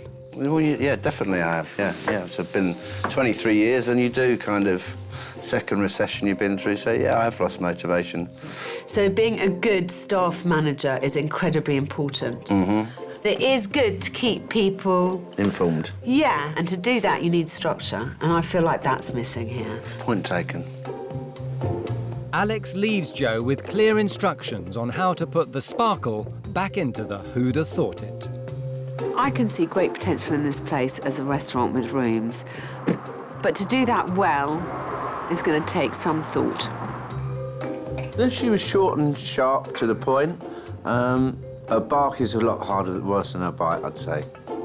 At the moment, I think the most important thing is that it goes back to the real core service values.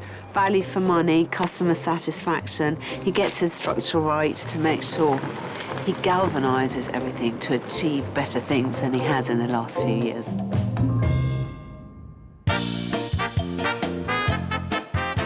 Alex has asked Joe to tackle the hotel's identity crisis, a task he grabs with both hands.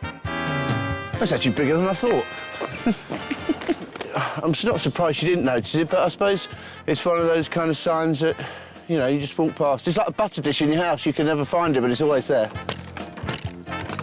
And what he lacks in subtlety, he makes up for in speed. I think I've destroyed the rest of the sign, but we've got it off. Next in line, the old-fashioned room names that contradict the contemporary interior.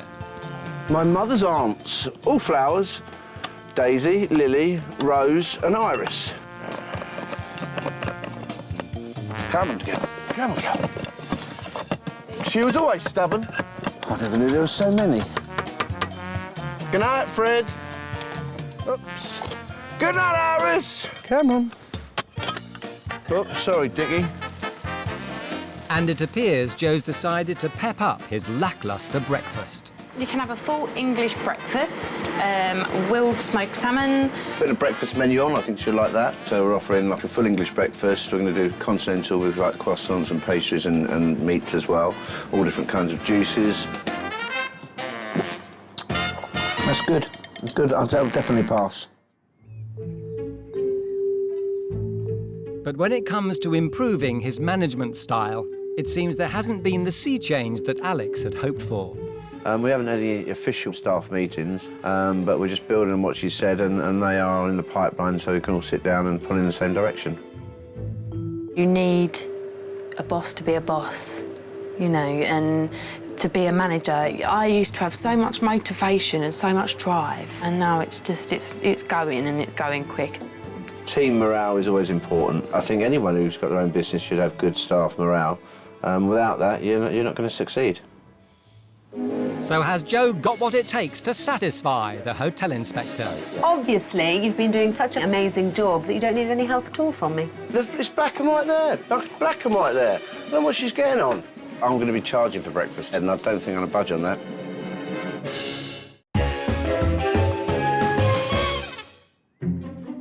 The Who'd Have Thought It in Kent, a struggling family business run by 45-year-old Joe Mallet, a man whose glass of champers is always half full. I drink it when I'm happy, and I drink it when I'm sad. I drink it when I'm not hungry, and I drink it when I'm having a meal. Other than that, I don't drink it at all. Having uncovered low staff morale, Hotel Inspector Alex Polizzi wants Joe to stand tall and start leading from the front. To help boost his feeble midweek trade, she wants him to target business travellers. With room prices as high as £300 per night, she also wants Joe to include a cooked breakfast as standard. Joe's prices in this climate are completely unrealistic. The fact that he still isn't doing corporate packages, all that suggests to me that Joe is living in a bygone era. This is not the era of champagne anymore, believe me. Alex is back. Impressed with Joe's work on tidying up the exterior, she wants to continue the clean-up inside the rooms. She hopes to build on the hotel's unique style, but to appeal to business clientele, she's planning something a little less in your face. Gosh. OK, so looking at this room, I mean, reassuring as I'm sure you find it to have your personal collection on the walls, I don't think that everyone will feel the same about these representations of womanhood. I did think twice when I first put them in, but... Yeah, then you got used to the idea. Yeah, so I put them up and that was it, done. Job done, really. I don't think that most people find this necessarily acceptable in a hotel room. And as we're trying to just make sure that you're busier during the week, I want to broaden the appeal. OK. I've come up with the idea of a kind of gentleman's club decorated room. And then the other idea is a kind of geisha theme, Japanese theme, so that it's a bit more glamorous, a bit more luxurious, a bit richer, sumptuous. All those are words that people like. OK. What do you think about that? Let's go with it, because I think that could be a good idea. With a plan for a more tasteful bedroom design in motion, Alex is keen to learn more about Joe's new breakfast menu. I really do think that we need to up the value for money side of things here. OK. And I think breakfast is really important here, especially when you're selling a room for something like 300 quid a night. OK. Yes? Yes and no. What's the no? Because I know the yes. The add-ons that I'm going to be charging for breakfast.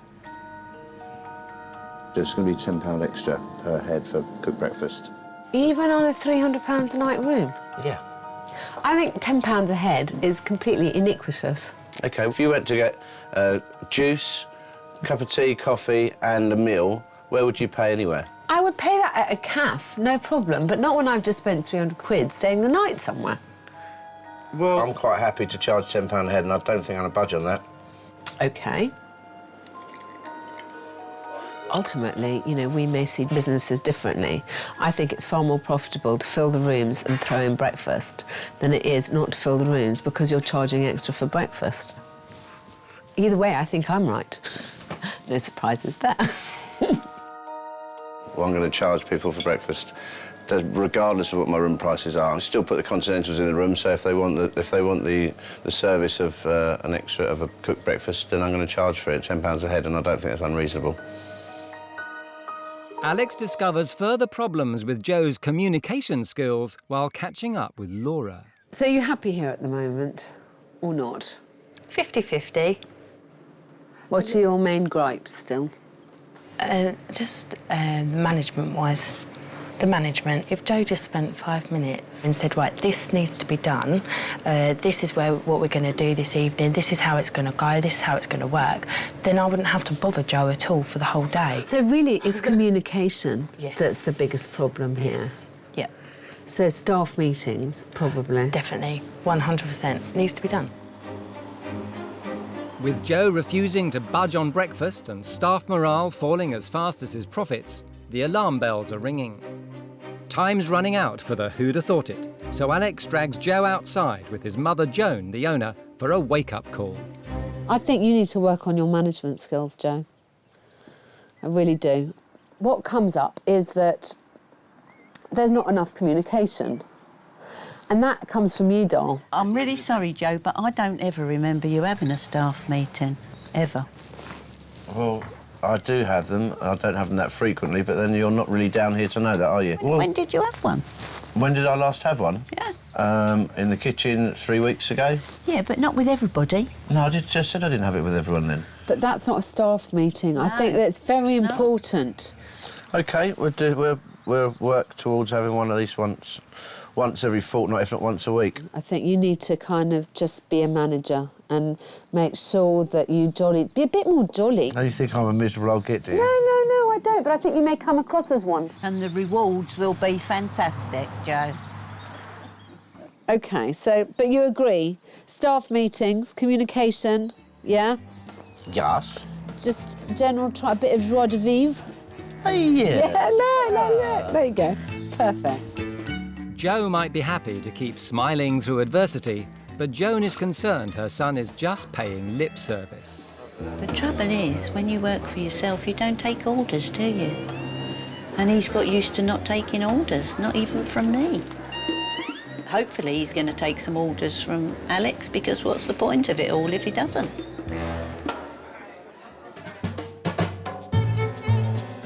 With a plan to attract more midweek customers, Alex's design team get busy transforming 2 of Joe's rooms into uniquely themed but more business-friendly environments. Meanwhile, the once jaded Joe has discovered some newfound enthusiasm. He set up a stand at a local shopping centre where he's marketing the Who'da Thought It in his own inimitable style. So when we're just chatting to people about the deals, if you can just ask them what their favourite deal, what they think the best value for money is. Following Alex's advice, he's come up with 3 attractive deals, all of which include breakfast. I'm anticipating, a lot of interest, and I've got the best girls to sell the best products.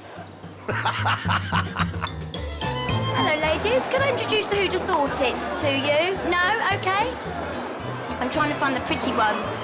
So basically, for £100, you get a one-night stay in a luxury jacuzzi room. Half a bottle of champagne and a full English breakfast is down to £100. My girls, they're fantastic. Yeah, they're just doing a great job. I mean, just look at them. Selling to the heart's content. Is it your anniversary? Perfect for your anniversary. With Alex's words ringing in his ears, Joe's as bubbly as his champagne. Spring's in the air, isn't it? I've got a spring in my step, you know, got my mojo back. When are you thinking of? I'm getting married 27th of August. Of August. That's my brother's birthday. If you give us a call, surely we might be able to do you a deal. With bookings coming in thick and fast, it seems Alex was right. People are thirsty for deals and value for money. I would go for the £150 deal because it sounds like the most value for money. It seems good value for money, doesn't it? Yeah. What I'm going to take away from this is more of that, is get yourself out there and promote yourself. You know, regardless of what deals you do put on, if you're putting on something and putting yourself out and about, people will kind of be reminded where you are, and it's a fantastic marketing tool. Do you see the pole?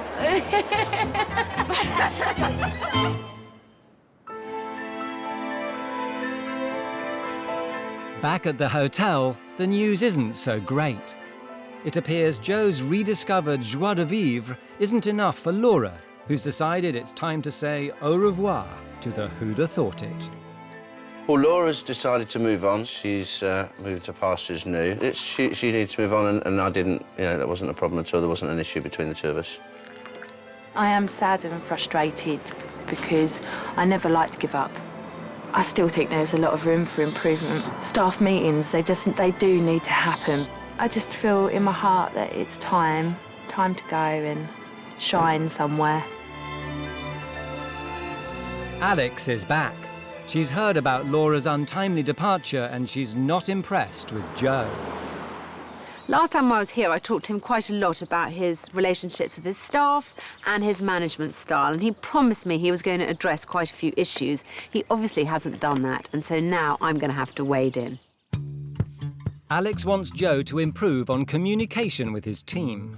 Currently, staff get information from a reception diary, but Alex wants to introduce a new chart-based system to keep each department up to date. I always start off my week when I'm running a hotel with looking ahead at the diary and doing a little When do you finish your week? Well, I do a check every day. 7-day-a-week business, isn't it? Absolutely. I do usually a little chart, which I then update every day as to covers that I have booked, lunch and dinner every day, and rooms that I have out. So why don't we do that together? OK, if you'd like to do that, yeah. Well, how do you start your week? What do you do? Well, obviously, we refer to the diary, see what bookings we've got in and how many rooms there are. It's the thing of the flow of information, darling, that everyone knows exactly which areas of the hotel are busy, which areas aren't. Well, obviously, it's black and white. The chefs come and check the diary to see what they have to do for that week and for that day, and the same with the maids. Frustratingly for Alex, her words don't seem to be getting through. OK, well, I just think I'm just going to let you do it exactly as you've been doing it until now, because obviously you've been doing such a fucking amazing job that you don't need any help at all from me. You know, why don't you just give it... Well, what are you trying to say, darling? Because I'm just saying... answering what you're saying. No, I am saying that it is helpful to have on a chart for a week and some idea of when you're busy, when you're not. Of course, they can come and check the diary 6 times a day. I suggest that it's quite useful for people to know in advance how busy they're going to be and when they're going to be busy. It is just quite standard. Of course they know that, because they have the diary, so they refer to.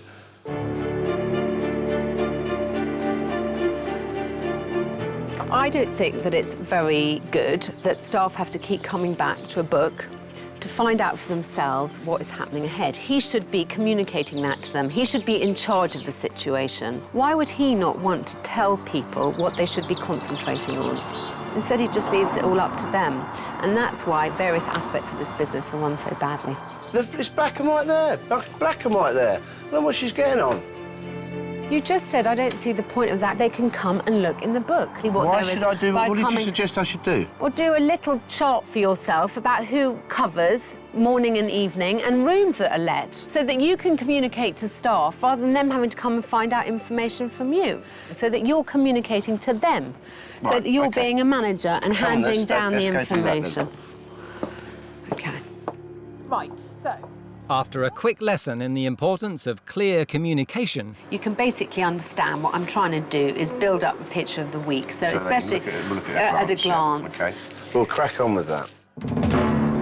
Alex calls the staff together to demonstrate the benefits of regular meetings. Welcome to what I hope will be the first of many staff meetings that Joe's going to hold. I think it's very important that there's a flow of communication. This is a small business, and the more information you have, the better you are at going out and selling the place for Joe. Correct? Correct. Is there anything that you would like to have in staff meetings? No, just all sitting around a table, I think, is getting the ball rolling in the right direction. So I think that in itself is all we need, really. Sometimes if there's a couple of you on, sometimes it can be a bit wishy-washy and no one's quite sure what they're meant to be doing. So for someone to say, that's what you should be doing, to just get on with it, you know, I think that would help. So, Joe, I'm going to hold you to this. You've got a few weeks until my next visit, and I expect a staff meeting every week, darling, please. Yeah? Yep. Thank you very much. It appears Joe may be growing into his role as manager. Of course it's important, because everything starts from the top down.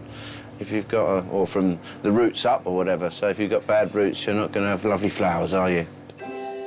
With Joe seeming more on side, it's time for Alex to reveal her makeover to mother and son. This is the traditional gentleman's club room. To attract the midweek corporate market, Alex has taken one of the empty staff rooms and given it a classy gentleman's club theme. Still unique, but more in keeping with what business customers might expect.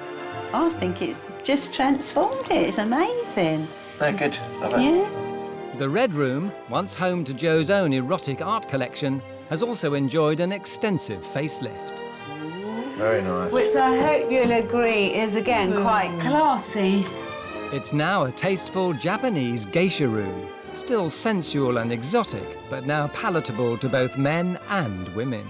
The idea is that, again, it just shows you that when you do a theme, you have to really try and do it as nicely as you possibly can. A bit more feminine, but still, yeah, good. Nice clean lines, I like it. Love it to bits. Thank you, darling. With his new, more corporate-friendly rooms, there's one final challenge for Joe.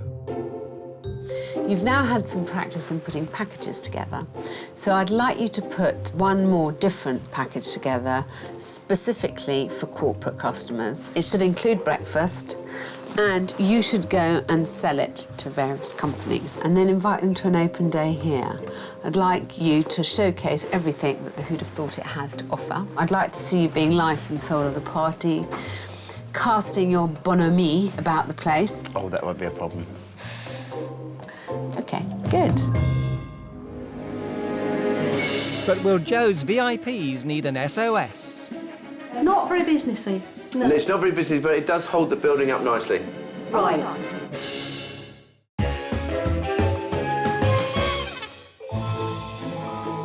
For the past 3 months, Hotel Inspector Alex Polizzi has been helping Joe Mallet turn around the Who'd Have Thought It in Kent. When she first arrived, Alex discovered a hotel with a unique style. But the erotic theme has been failing to arouse much interest from guests. Alex has asked Joe to organise an open day to show off his new business-friendly hotel. So he heads into town to work his charm on Kent's business VIPs. And the idea is to show you what we do at the Who'd Have Thought It. All the rooms are different, they're all themed. And that's from £149. That's a whole day of the corporate stuff. OK, thank you very much. And what I'd like to do is see you tomorrow at 11:30 for a little surprise at Port Manor Church. Don't worry, we're not getting married. Joe can't resist organising a typical Who'd Have Thought It surprise. I'm after a little favour again. What better than my top mate Scotty to lend us some real naughty car?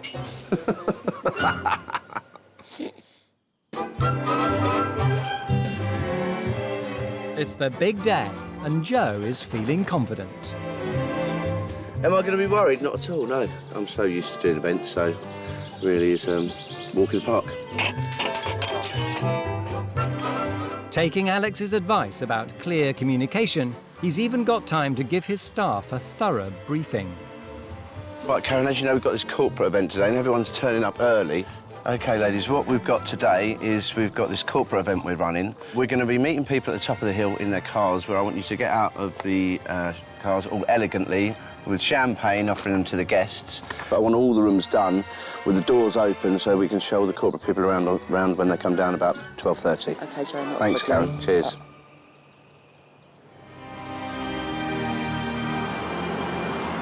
Alex has returned to see if Joe's ready for the challenge. This is a really big day for the Who'd Have Thought It. I hope Joe realises that and he has everything ready.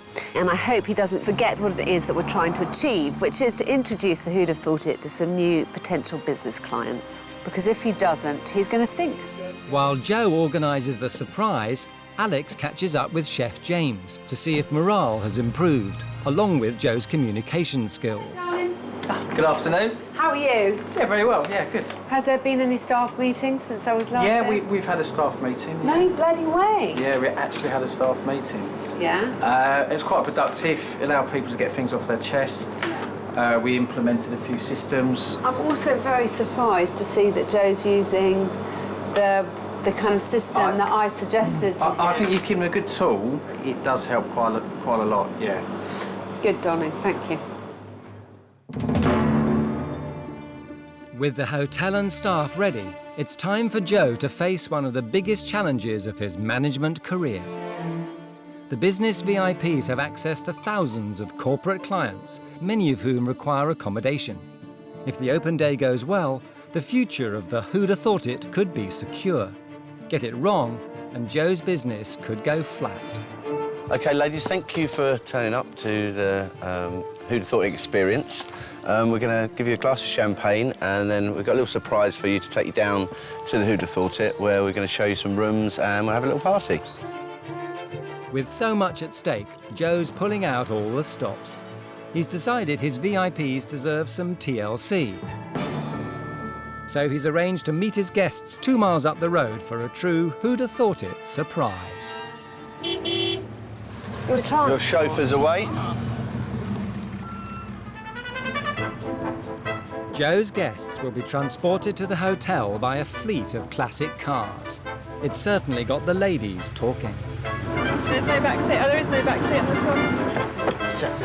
That's fine, thank you. With his guests safely delivered to the hotel, Alex is keen to remind Joe of the importance of his role. Now, Joe, remember, these are your guests, so you can be the life and soul now. Absolutely. Well, she has to complain about everything, doesn't she? But there's not really. I don't think there's anything she can really complain about. But she does like a moan, doesn't she? Let's be fair. I mean, you wouldn't want to live with her, would you? But Joe may have taken Alex's advice too literally as he puts his heart and soul into showing off his pride and joy. All right, ladies, this is our top suite. This is the champagne and shoes room. I see why. I'm not so keen on that. No, I know. Not a lot of people are. Maybe it's kind of... It's not very businessy. No. It's not very busy, but it does hold the building up nicely. Right. Yeah. Joe's breakfast arrangements also raise eyebrows. You mentioned that with the rooms that breakfast wasn't included? No, breakfast isn't included. It's £10 extra for the normal stay here. Is it negotiable? Well, I think for the corporate rate, it is included. That's it. No, corporate rate definitely included. For the normal stay, it's £10 extra, but for the corporate deal, definitely, yes, that's all included. I think most places do these days, so it's quite unusual for it not to be included. Shall we? Fortunately, Alex's newly designed business-friendly rooms ride to the rescue. Yeah, the attention to detail. I mean, I love the little teapot with the cups and the little... You can kneel down like they do in Japan. Very nice indeed. Good, good, good. After a faltering start, Joe's charm seems to be finally shining through. He's following Alex's advice, offering deals and impressing his guests. Do you ever do an inclusive package? If they wanted 2-course meal included, we can, not a problem to do that, to have a dinner, bed, breakfast package for them. It's not a problem at all. But has Joe impressed the corporate clients enough to breathe new life into the Who'da Thought It? For our business, we would be looking to put international distributors up in accommodation, and I think this accommodation is different, and therefore it is something that may well appeal to them. I could easily see us booking in some rooms for people who've got further to travel and, you know, don't want to stay in a standard hotel. I absolutely love all the different styles of rooms. My particular favourite is the shoes and champagne room. That's really a bit naughty but very nice. It looks as though Joe has pulled it off. The business guests are clearly impressed. Now, I'm sure you want to tell me how ecstatically happy you are that I came here to help you Alex, so much. I'm ecstatically happy you came. Liar. No, it's no. That's true. That's true. It got me out of the doldrums. It got me at it. Got me back to myself. Well, I'm really enthusiastic, and I think that's the most important thing. If I'm enthusiastic, everyone else is going to be enthusiastic. Yeah, of course they are, Joe. You're even making me smile as you say that. Look. Yeah. And isn't he lovely when he's lovely?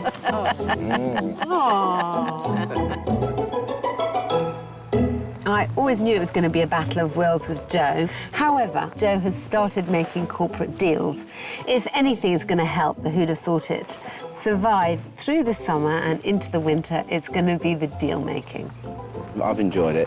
It's given me the buzz again for the place, and that's the most important thing. Alex is going to leave here knowing she's going to come back, because this is a bit of her, and she knows it. The Bodkin House, near Badminton, Gloucestershire. 11 years ago, 68-year-old advertising exec Don Falconer and his wife Eileen bought the 17th century coaching inn, dreaming of a more relaxed life in the country. Wouldn't it be nice to have the restful life of serving people bed and breakfast? But with business proving tough, Don and Eileen have had to get far more hands-on than they ever expected. So the Bodkin isn't always a haven of peace and tranquility. This is still too cold. I haven't done that one yet. That was rubbish. We've always had a very volatile relationship. That's fine. It's fine. Control freak. She thinks I'm a pushy bastard. Move those chairs and then grab the end. She thinks I'm a control freak. That one. She thinks I think no one else can do anything as well as I can. Yes, quite. Oh, well done. By the way, Eileen, when you have a moment, could you phone Lucy? No, you've got to say with... Well, I have answered the question. You haven't. I was a pain in the arse when I worked for a living, and I'm a pain in the arse occasionally now. Not occasionally.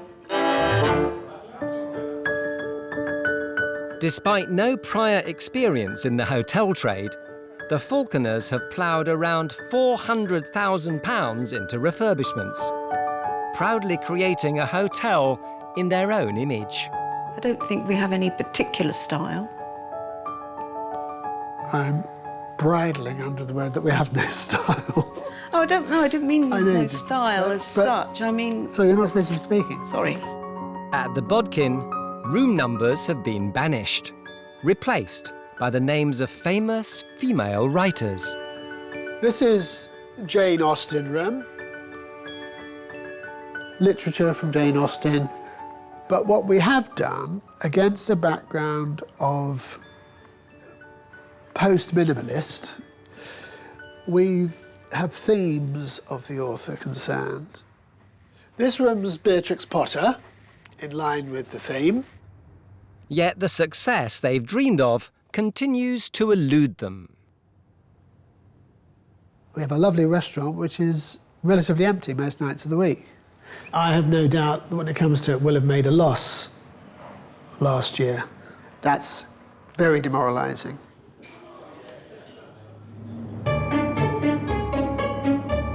Enter the hotel inspector. Don and Eileen are hoping renowned hotelier Alex Polizzi can help revitalise their flagging fortunes. Well, it could do with a bit of a sweep, and the plants need some attention, but look at these lovely grounds. Overall, the effect is really charming. To get to the bottom of the Bodkin's problems, Alex will stay the night. Hello. You must be Don. I am. Very Hello, nice Good to to meet you, indeed. This is my wife, Eileen. Nice to meet you. Very nice to meet you. Thank you very much for inviting me here. Bodkin House has 11 ensuite rooms, priced from £70 per night, all with a literary theme. Alex has been allocated the one named after the author of Little Women. Louisa May Alcott. I mean, there is not even an attempt. There's not even a book in here by her.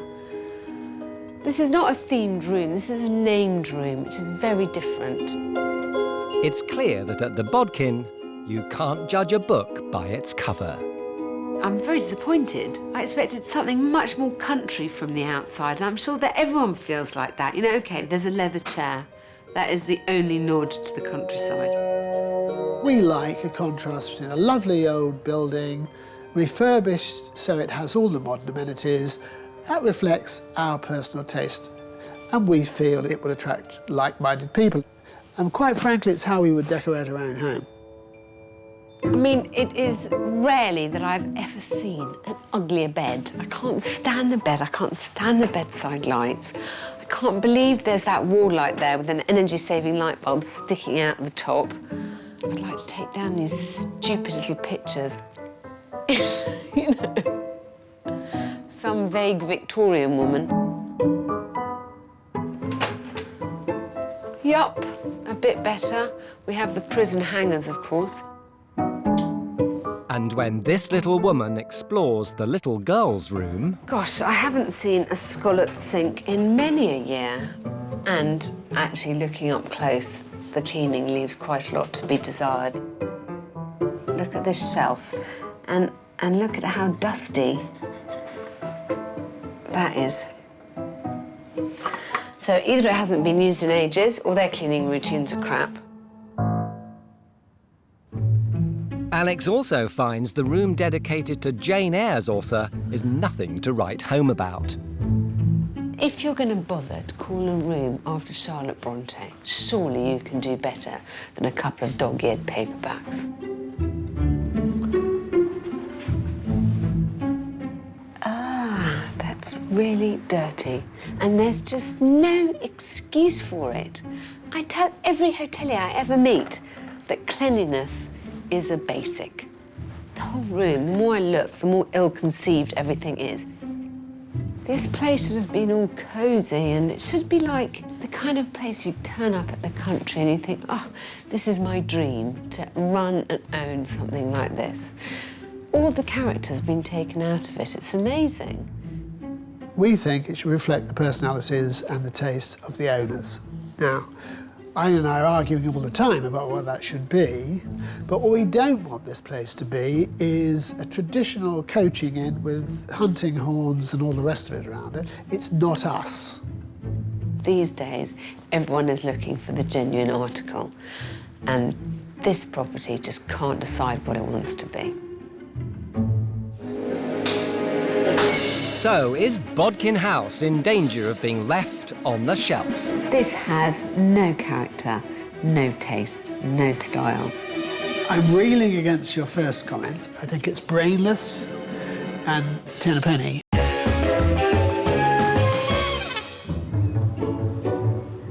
Former advertising exec Don Falconer and his wife Eileen bought the Bodkin House near Badminton, dreaming of an easier life. But after 11 years in charge, the reality is anything but. I've mentioned it to Mike, he probably doesn't know what I'm talking about. OK, we're knackered. So they've called on award-winning hotelier Alex Polizzi for help. So far, she's discovered a limp literary theme If you're going to bother to call a room after Charlotte Bronte, surely you can do better than a couple of dog-eared paperbacks. And housekeeping that's more dirty book than Booker Prize. Ah.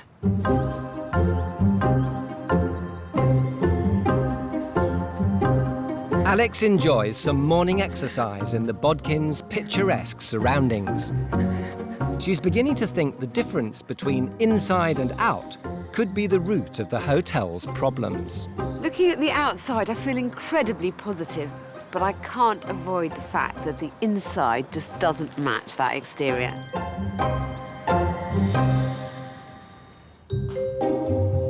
The identity crisis may be one reason the restaurant is currently far from a bestseller. This has no character, no taste, no style. It's a pretty miserable place to hang out. I don't know what this room is trying to be, and I'm an expert. Imagine how their customers feel. People walk in and say, no, we'll sit in the bar. So we just want to know why. I absolutely hate sitting there, having brought your harp to the party and no one's asked you to play. In other words, you're empty. Do you really want to sit here pre-dinner? No, of course you don't. It's a similar story in the 17th century coaching inn's function room cum breakfast area. Ugh.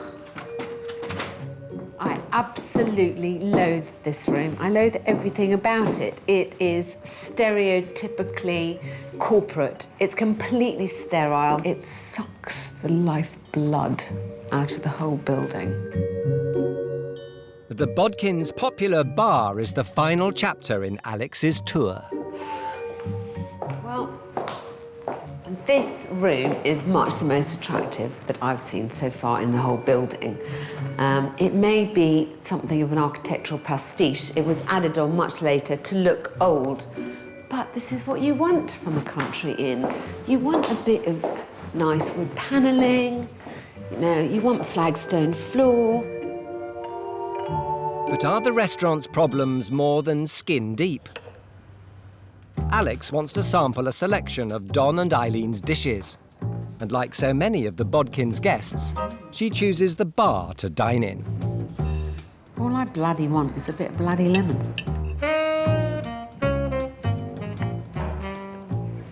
We can always criticise the food anywhere.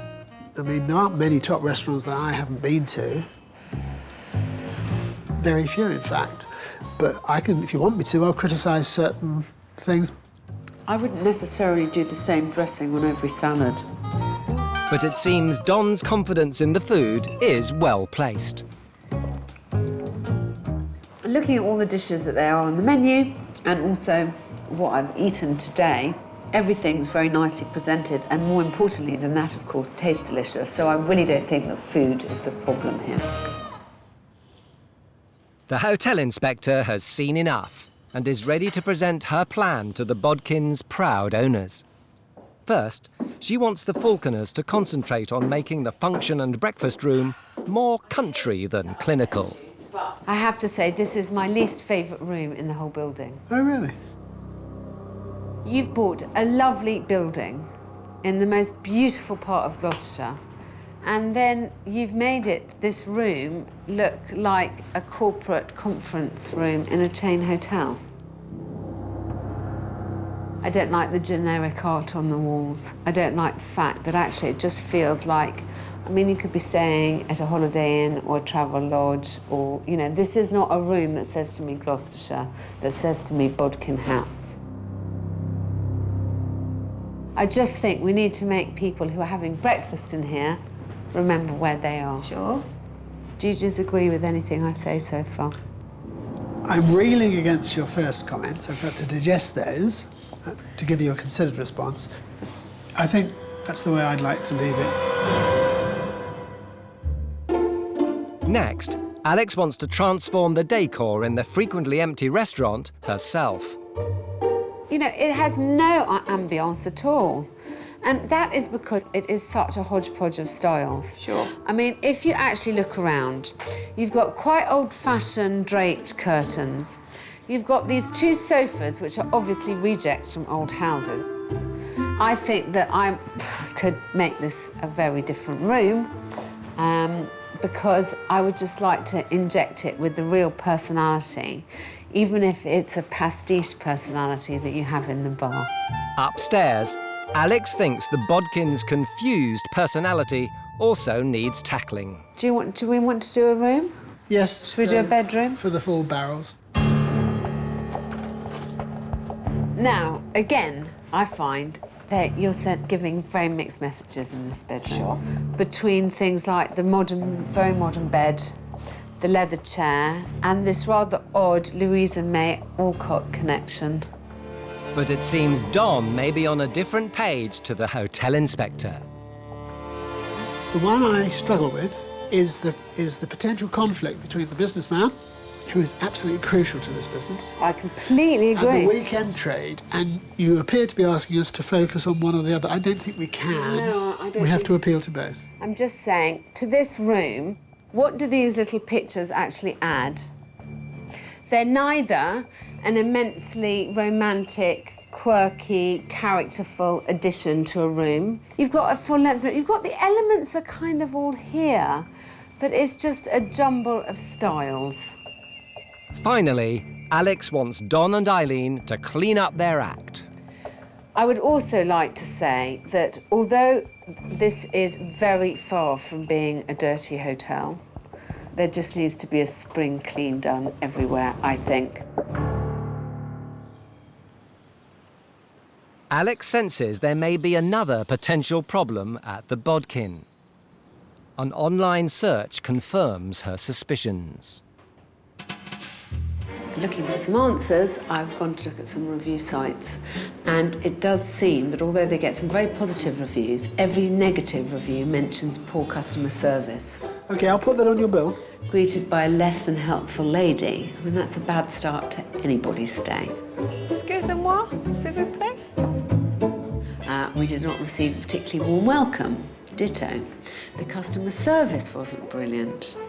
Excuse me? Would anyone like sugar? The host was very rude. And the most damning one of all, I think, amateurs doing a professional's job. It's a struggle, you know, from 7 o'clock in the morning till 10 o'clock at night to be happy, smiley all the time. It seems the pressure can leave the couple feeling more faulty than forte. Sometimes I'm amazed that Basil kept his cool.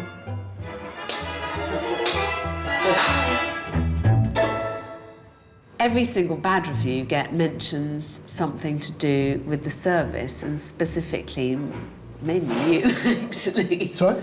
I think it's a bit unfair to take 2 cases of Don against 20 that have said he's perfect. You don't have to defend him to me. All I'm trying to do is change the fact that I don't have to look very far to see that there isn't... You don't have a roaring trade at the moment. How are you going to make me more user-friendly, then? Darling, I think I just have to bring out your warm and fluffy side. I'm sure that that will partly be achieved by just making this place busier and more successful, and you therefore being able to relax a bit as to in which direction the business is going. Alex leaves the Bodkin with her blueprint for change. But it seems Don may not be easily convinced by the hotel inspector's call for a return to a more traditional style at the 17th century inn. One of my pet hates is when you go into any place and it's called, you know, hunting or us. And everywhere you look, there are pictures of hounds, horses, and hunting horns. And I don't want that. I think it's brainless and 10 a penny.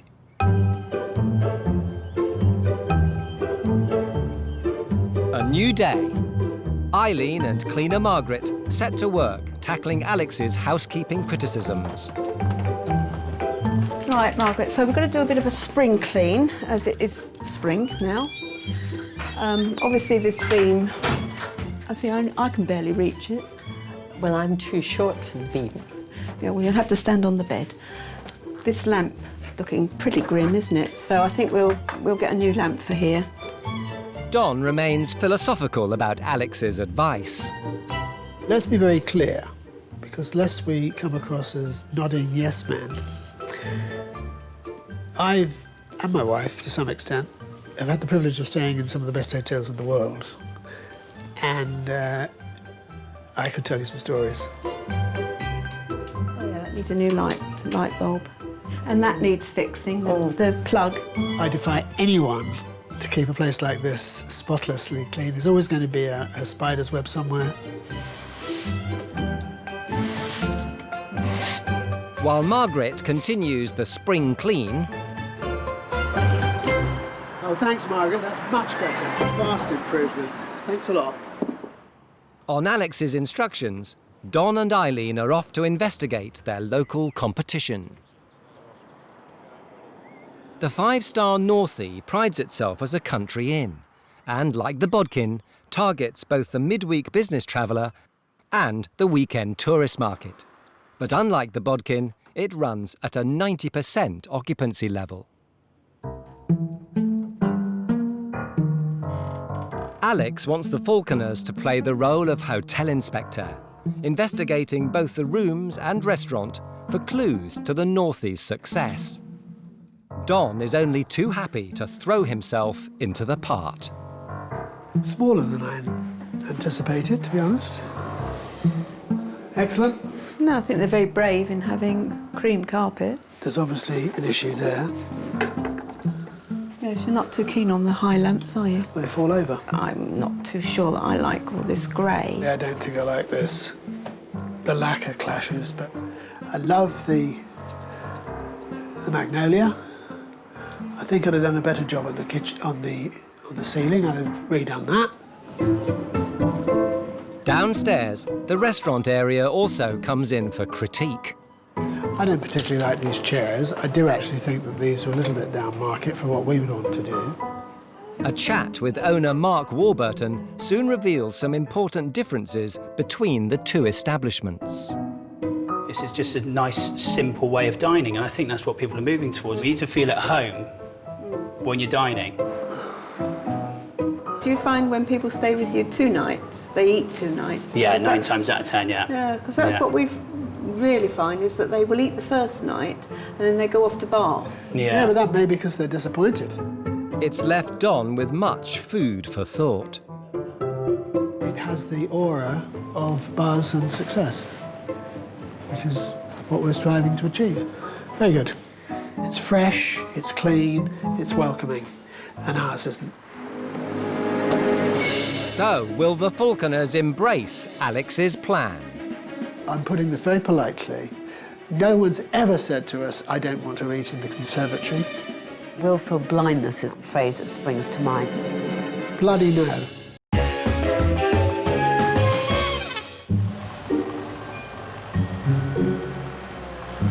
Don and Eileen Falconer are the proud owners of former 17th century coaching inn Bodkin House near Badminton. After spending around £400,000 renovating and redecorating to their own personal tastes... It's your baby. And quite frankly, it's how we would decorate our own home. They're now fighting falling profits, an empty restaurant and an overwhelming workload.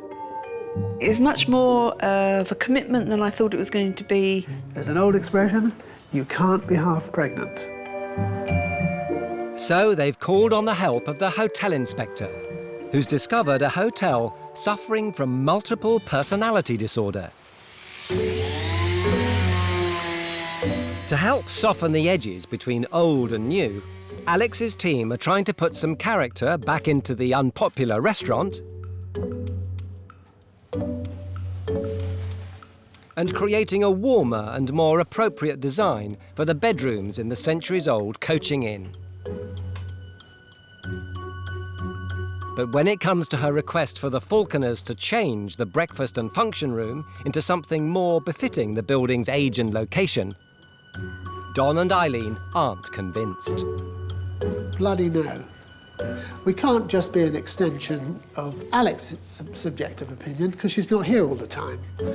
We have to use our own judgment. Well, we want to just check, I think, whether these elements are correct. It works very well for conferences. They don't want lots of fussy pictures, do they?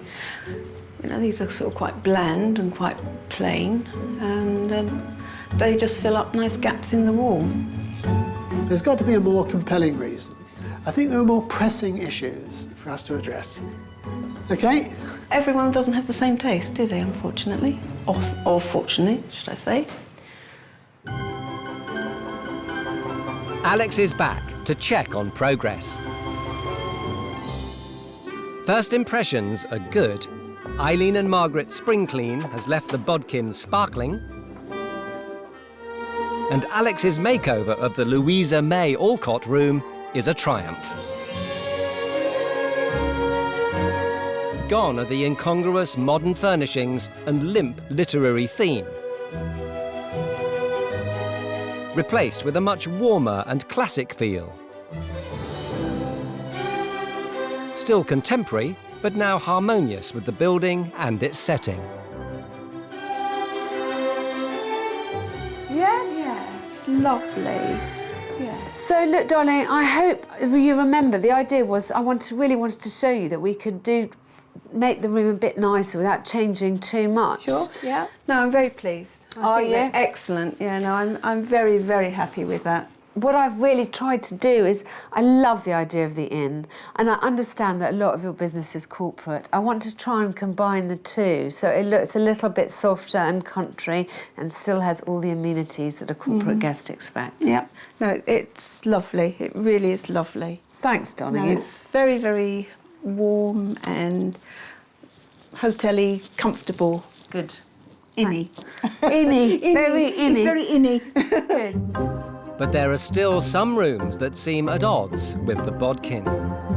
So, back to the conservatory. It's a traditional country inn, and I think this could be a really nice, valuable addition, but somehow you've got to tie it into the feeling of it being part of the inn, rather than being a separate entity entirely. I'm putting this very politely. It was something we designed. We added to it with good architects and so on and so forth. No one's ever said to us, I don't want to eat in the conservatory. The reverse is the case. However, Alex's transformation of the underused restaurant is complete. The disjointed and oddly modern room seemed out of step with the more popular, traditional-looking bar. Now, the addition of wood panelling, stylish, timeless furniture, and a less formal dining setup has created a room far more in keeping with a historic country inn. But will it score top marks with the Falconers? Your new dining room lounge. I hope you like it. Yes. What do you think? You know, we've got a warm to it. It's not so sure about the chairs. That's lovely. Oh, good. I love everything there. This I'm not quite so sure about because it's different. The thinking behind it was I wanted to make it seem as country as possible, so that's why the panelling went up. Sure, that's lovely. And then you said to me that everyone likes sitting in the bar, and I think that people like sitting in the bar because it's very informal.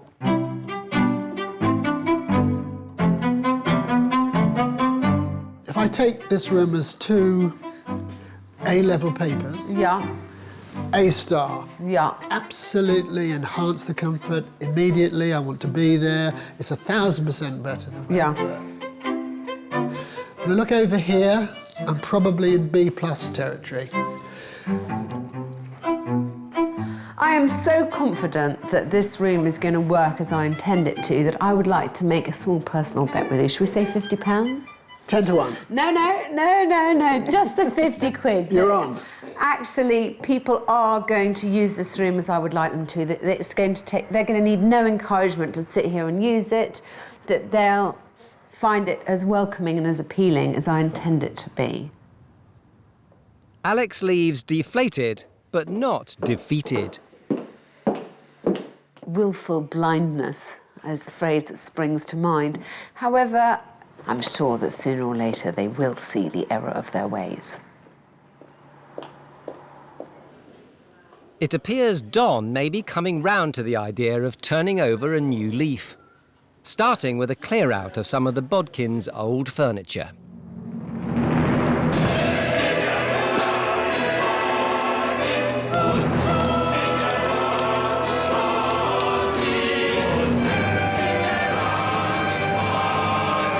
I think it's out with the old and on with the new.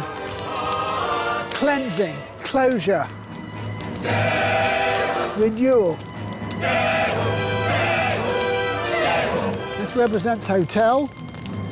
Tomorrow's sunshine represents country inn. As we approach the new era.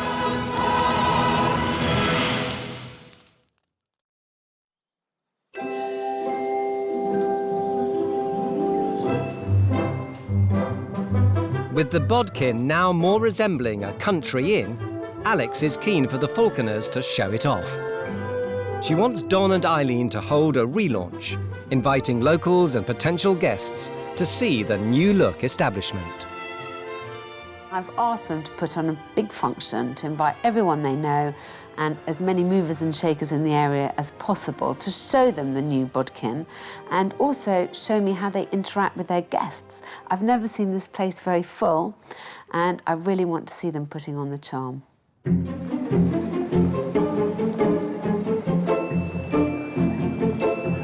Hello. So, with flyers in hand, Don and Eileen hit the streets of nearby Bath to drum up business. We're promoting our hotel and restaurant. We've just had a makeover done on it. I've asked Don and Eileen to get out and about and start engaging with people, telling them about the Bodkin, telling them what they're doing there. If you take one of those, you get free PIMS. It isn't their natural environment. They do seem very trapped within the walls of the Bodkin. Excuse me, do you live in the area at all? No. How far away? Perth, West Australia. Nice to see you. Are they being charming? Are they showing themselves and their establishment off to the best advantage? Don seems determined to prove that he's much more warm and welcoming than the hotel inspector has given him credit for. He's not going to give that woman a leaflet, is he? You never know, you might have time. No. Okay. How embarrassing. From 5 p.m. to 9 p.m. If you can't make it, perhaps you'd like to give it to a friend? Didn't like it. It's been great fun, and so long as you're polite and respect their space and privacy, people are very welcoming and interested. So I've enjoyed it, and I think it's been good for me as well. Well done. I think we've called it a day now. We'll have a cup of tea. Yeah. But if Don and Eileen's marketing pays off, will they be ready for the consequences? Hello. It's the wrong place. No, I'm sure you haven't come to the wrong place. It's chaos, I think. We need to know what we're doing. Has anyone ever organised anything before?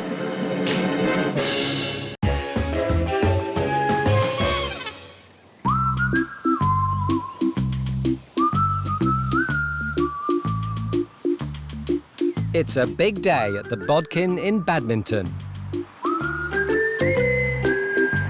Hotel Inspector Alex Polizzi wants owners Don and Eileen Falconer to banish their hotel's identity crisis by relaunching it as a warm and welcoming country inn. But so far, the signs aren't good. We've got a big event here today and we are supposed to be showing the Bodkin off to its best advantage to some new customers and movers and shakers in the area. I do not think that this gives a very good impression. The less than perfect first impressions continue at the Bodkin's front door. Right, Don, well, I think we've got to tidy this area up, just give it a good sweep, because we've got a lot of people coming today and we want to give a good first impression. Absolutely. In fact, we've got a crack team of cleaners waiting for it to clear up, and they'll be here and you won't recognise it. It's all hands on deck to get the Bodkin shipshape and ready for an expected VIP guest list.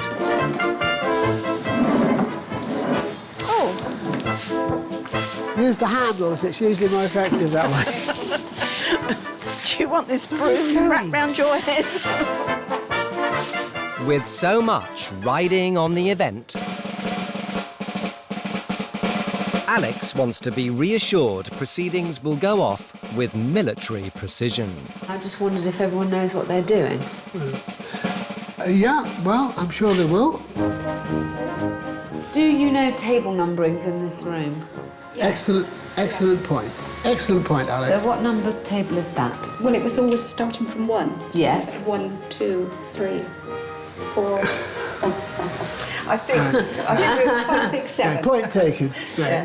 What we'll do is we'll follow our usual rules, which is go into the room, start on the left, clockwise.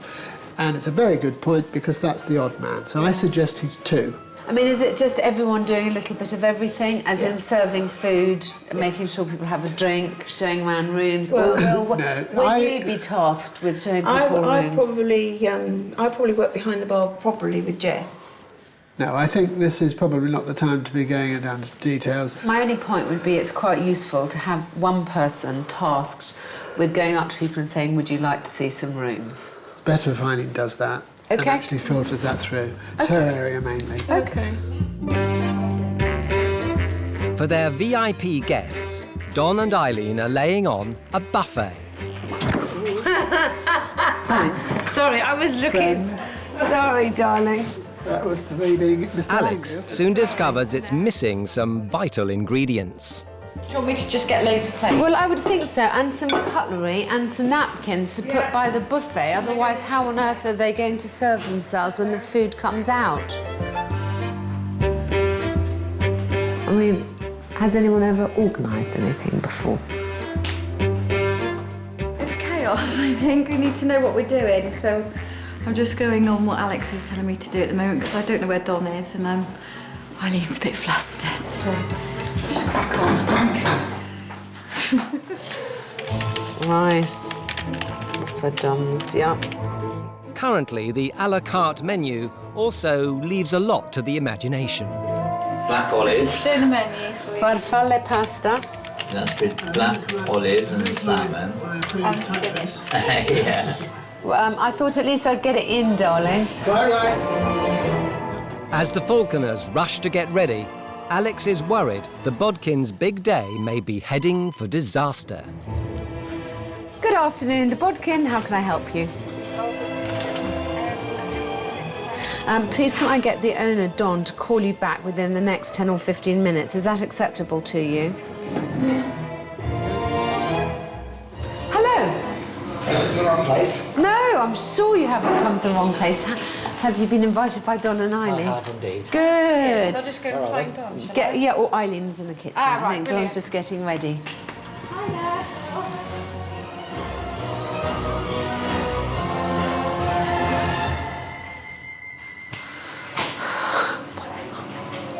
Right, we've had a confirmation.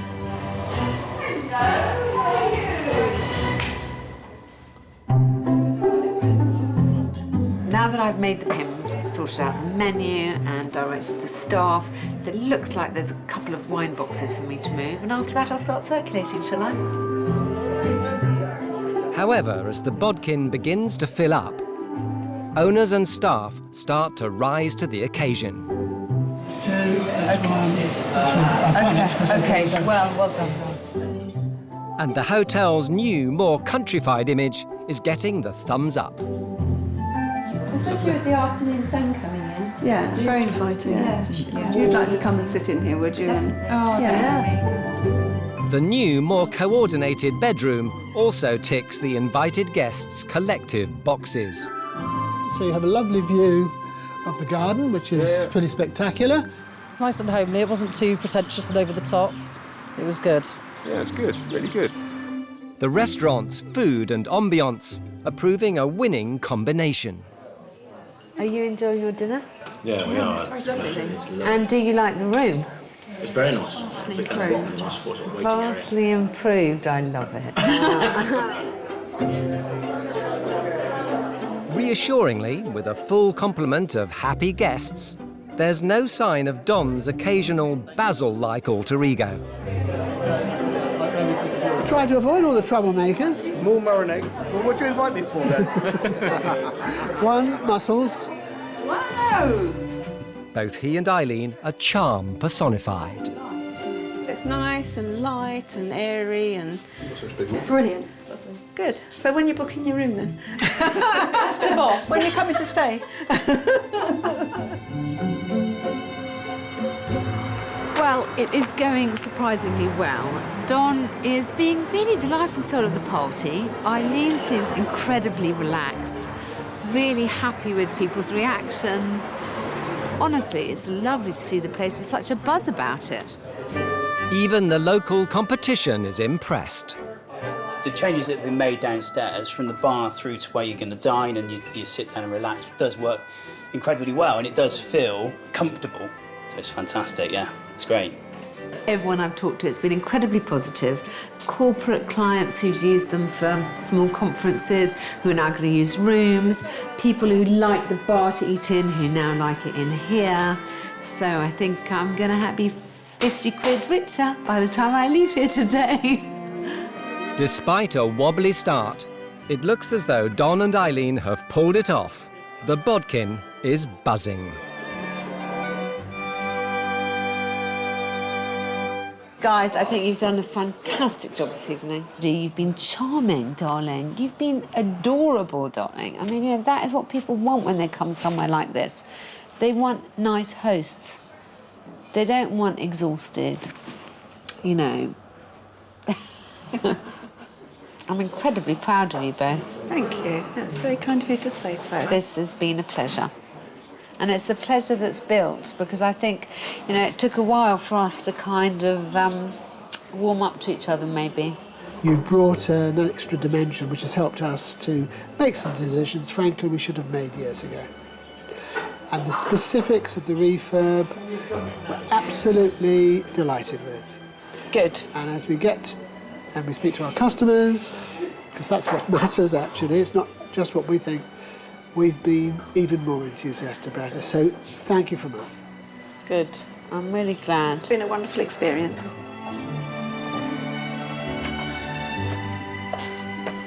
I can only compare tonight to my first visit. I really found Don and Eileen so disengaged from their customers, so uninspired by their business. Instead, look at tonight. Full of customers, with Don and Eileen being absolutely charming, genial hosts. I couldn't have imagined a better finish to this whole episode. I'm really filled with hope for the future. Blackpool, the spiritual heart of Britain's seaside tourist industry. Home to the unrated 15-bedroom New Lingarth Hotel. Purchased 2 years ago by 48-year-old Andrew Brown, a man with a vision. I do not believe that the customer is always right. I'm not going to go down on my hands and knees and to kiss someone's feet if they walk in the building. A lot of the ensuited bedrooms, I've actually put in curtains instead of doors. But what does it matter if they see people naked or having a shower? It doesn't. With its pleasure beach, promenade and thriving party scene, the town is a mecca for millions. From families... Children running riot, writing on the duvet covers, the parents not really controlling them. And the gay community...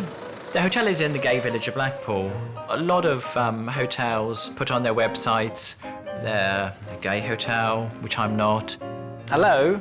To stag and hen parties. I just cannot stand drunk people, and that's it.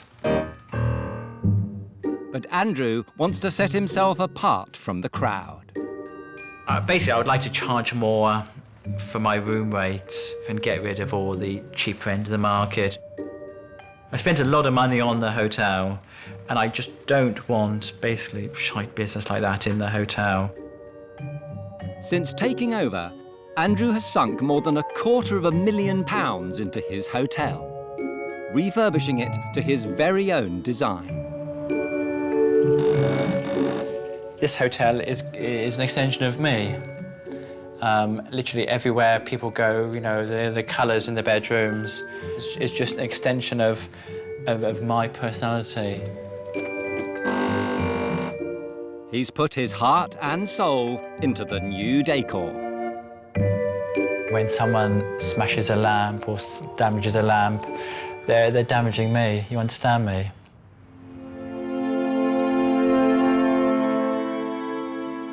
However, faced with stiff competition, zero profits and a fluctuating occupancy rate, Andrew's been forced to take on the roles of cleaner, decorator, chef and front-of-house manager. But to little avail. My occupancy last night was 10%. I've never taken a wage out of the hotel. If I carried on the way I'm going, I would say I'm looking at about another year. Wrong number. Now he's called on the hotel inspector. Alex Polizzi has run some of the most exclusive establishments in the world. Andrew is hoping she can help him turn the new Lingoth into a proper seaside attraction. Competition is very tough here. Every other building is a guest house, a bed and breakfast or a hotel. There's so much competition that unless you're good, you go under. To find out where the hotel's going wrong, Alex will stay the night. If she can get through the front door.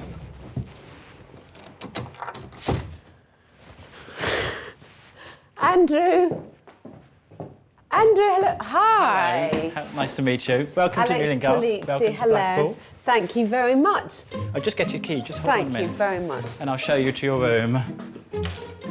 Did you want any help with your bag? I'd really appreciate it. Thank you very much. That's right, just like to follow me. Thanks.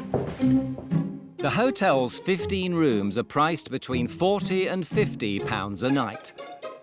Most doubles enjoy an ensuite, while guests in single rooms have to share loos and showers. And for his special guest, Andrew's chosen room 6. Number 6, this is your room here. Thank you. That's it. Is this a double? Yes, it is, double. It's got its own little bathroom to it, an ensuite bathroom to it there. Thank you very fine. much. So what I'd like to do Yes. is, once I've looked around here, I'd like to be able to go and have a look in a few of the other rooms. All the rooms are open. OK, thank you. So you can just wander around, do whatever you want to do. I'll see you later on. All right, bye, Don. But for the hotel inspector, it seems, size matters. This is the smallest double I have ever been in. I mean, this is obviously something he's made a bit of an effort with, which I really admire and I appreciate. I just slightly stunned at the size. How on earth would you sleep in a bed this size with someone else? I mean, I can imagine spending a pleasurable hour or two with someone else on it, but once that time has passed, it's just too small. Things I'm proud of is the layout in the rooms, majority of the furniture, majority of the fixtures and fittings in the bedroom, in the whole hotel. I really don't like this curtain trailing on the carpet. I mean, I understand that it might be quite nice in high-class establishments, but in a room this size, it's just ridiculous. Andrew's passion for soft furnishings isn't limited to the windows. I suppose this is one of Andrew's artistic touches. I don't mind it, but I know quite a few couples who wouldn't be very comfortable going to the loo without a door in between them. And while Room 5's colour palette might turn on Superman, it's like kryptonite to the hotel inspector. God, what the hell am I supposed to do with this? Apart from the very basic mistake, which any idiot knows, which is that you don't put red and blue together. I mean, this looks like some 9-year-old boy's bedroom. Look at the finish on everything. I mean, it's obvious that Andrew's done most of this work himself and that he didn't really know how to do it. The building, from the rooms on the top floor down to here, have got my character in it. And my passion, and my hard work, and my blood, and my sweat, and everything else. But there may be too much blood and sweat at the new Lingarth for Alex's liking. Look at the state of these mattresses. I'll have to check my bed before I sleep tonight. On a scale of 100%, I would say the hotel is about 80% clean.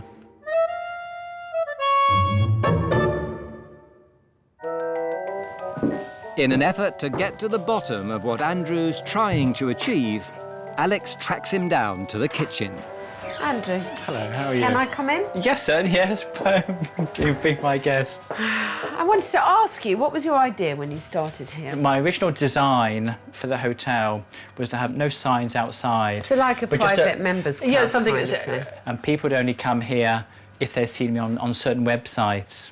There's a huge shite end of the market, which I don't want to do. I want to get a better class of customer in who is willing to pay just that bit extra. OK. But do Andrew's ambitions match his abilities? Don't you know what happens in beds, for God's sake? Do I have to sleep on someone else's... you know.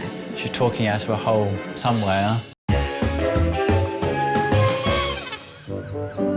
The new Lingarth Hotel in Blackpool, run by 48-year-old Andrew Brown, who dreams of attracting a higher class of clientele to his seaside retreat.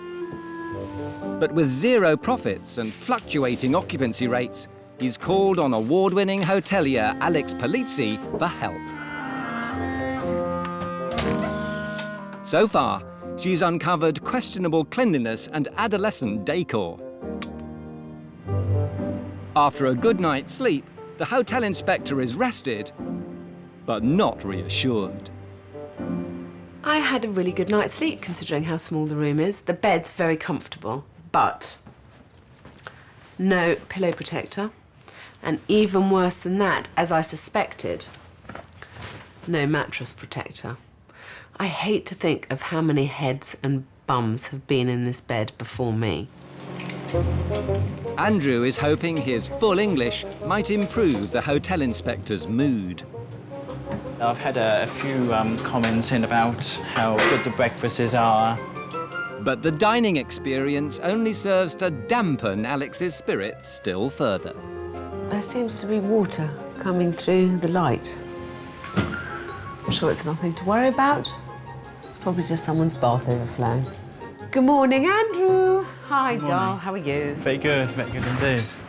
So I don't need to worry about that? No, that's fine. This is actually just a flat roof here. If the wind comes in a certain direction and there's water, then it leaks. But if the wind came in another direction, it wouldn't leak at all. So, yeah, don't worry.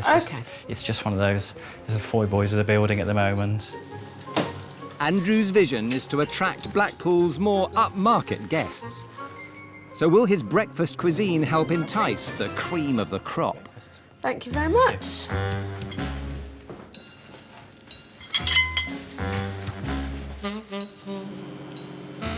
It's kind of what I expected. Nothing spectacular. Andrew's own image also fails to match his 5-star aspirations. I have never seen him out of those tracksuit bottoms. They're disgusting. I find them repulsive. Alex has seen enough. She decides to show Andrew exactly where he's falling short, starting with his performance in the bedroom. Right, my bedroom last night. Yes. No mattress protector. How can you have a hotel with lots of different people sleeping on a bed? That is the point to a hotel. And then don't you know what happens in beds, for God's sake? Do I have to sleep on someone else's... you know, I don't really want to have to go into it. No pillow protector. So every time someone has a case of greasy head or anything else, and you know, it soaks into the pillow. You have to have something to absorb that up, darling. It's disgusting. And most of all, what on earth is this doing in my bathroom? Those go into all the bathrooms. Do you want to share it? No, they're washed. And it's not just the cleanliness that needs attention. So, my issue in here, like in so many of the rooms, is the quality of the finish and things, darling. Okay. You know, if we're going to do things here, we have to look at the room as a whole. I mean, you're the only man I've ever known who's ever thought that violent red and dark blue go together as colour scheme. You know, they're these kind of fairly basic things that we need to tackle. And these are all things that you have got to start being conscious of. OK? Yeah, that's fine. Yes, I know that. Good. Andrew's organisational skills also fail to impress. Right. Now, this is a minor point, but one I'm still quite interested in. You knew I was coming. Yes. You knew what I was coming for. Yes. And yet, most of the rooms aren't made up. Quite a lot of the rooms aren't made up. What was your thinking? At the moment, because naturally enough the building's gone quieter, I'm only making up rooms as and when I need them. So if someone turns up at your door at 7 o'clock at night saying, I would like a bed, please, you'd have to then make up the room. Oh, we have to know. I do one or two of them, whatever, but I'm not making up every single bed. OK. I would never leave a room undone if I didn't have to. Just for so you know. It would seem to me this is an obvious family room, but I know you're not overly keen on kids. No, that's it. I don't like having kids here because I've had a few bad experiences regarding them. So, you don't advertise in any gay press, despite being in the gay village. No stag and hen parties. That's correct, yes. So you've got a very limited pool of potential clients, don't you? I'm looking for couples, singles and couples, and that's really about it. Downstairs, Alex wants to ensure that the guests Andrew does manage to attract can make it through the front door. I came in this door. Yes. Right?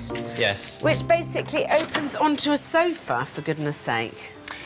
Right, OK. Well, it shouldn't open onto the sofa. I do try and make sure it does open onto here. It's accessible. Finally, Alex sits Andrew down to present her plan. If the new Lyngarth is to survive, Andrew must immediately curb his sky-high ambitions and concentrate on getting the basics right. What is immediately apparent to me is that I think you're rather confused as to what you're offering here. And if I'm confused and I'm a professional, I'm sure that guests are often confused. I would like to start thinking about this place as your bed and breakfast rather than a hotel. OK. Because I think that would also help you enormously to focus on the essentials of what this service industry is about, which is bed, bath, breakfast. Yeah. Those are what people come and stay for. Yeah. Everyone's got very little money, everyone's looking for deals, yes. Even at what you insist on calling the shite end of the market, which, by the way, I think does your customers rather disservice. And I wouldn't use that phrase if I were you. OK. What you mean is the cheap end of the market. The cheap end of the, yes, the cheap end. Yes, the cheap end of the market. The cheap, yes. To reassure potential guests that standards are up to scratch, Alex wants the unrated new Lyngarth to be accredited. And in Blackpool's crowded marketplace, anything less than 3 stars won't be enough. The important thing is the number of stars you get. Whatever you bloody call yourself, you want to achieve the maximum possible. Yeah. As I'm sure you'll have worked out, calling yourself a hotel makes accreditation a hell of a lot harder. Yeah. Does that sound all right with you? Yes, it does, yeah. If Andrew is to earn himself 3 stars, he'll need to seriously raise his game. Alex leaves him with instructions to make the new Lyngarth sparkle.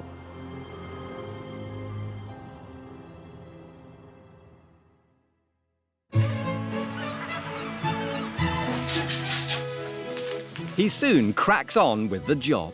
It is very, very tough to keep it clean, but I've had quite a lot of comments about how clean the building looks.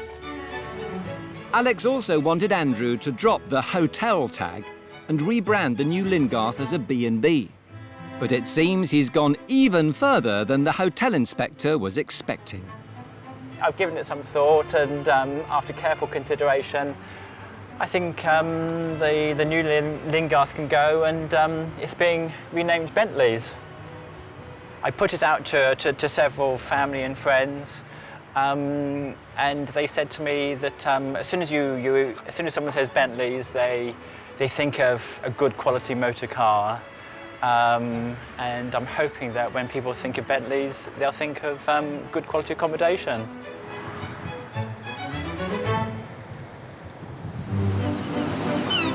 One month later, and Alex is back. But has Andrew done enough to convince the hotel inspector he's ready for life in the fast lane?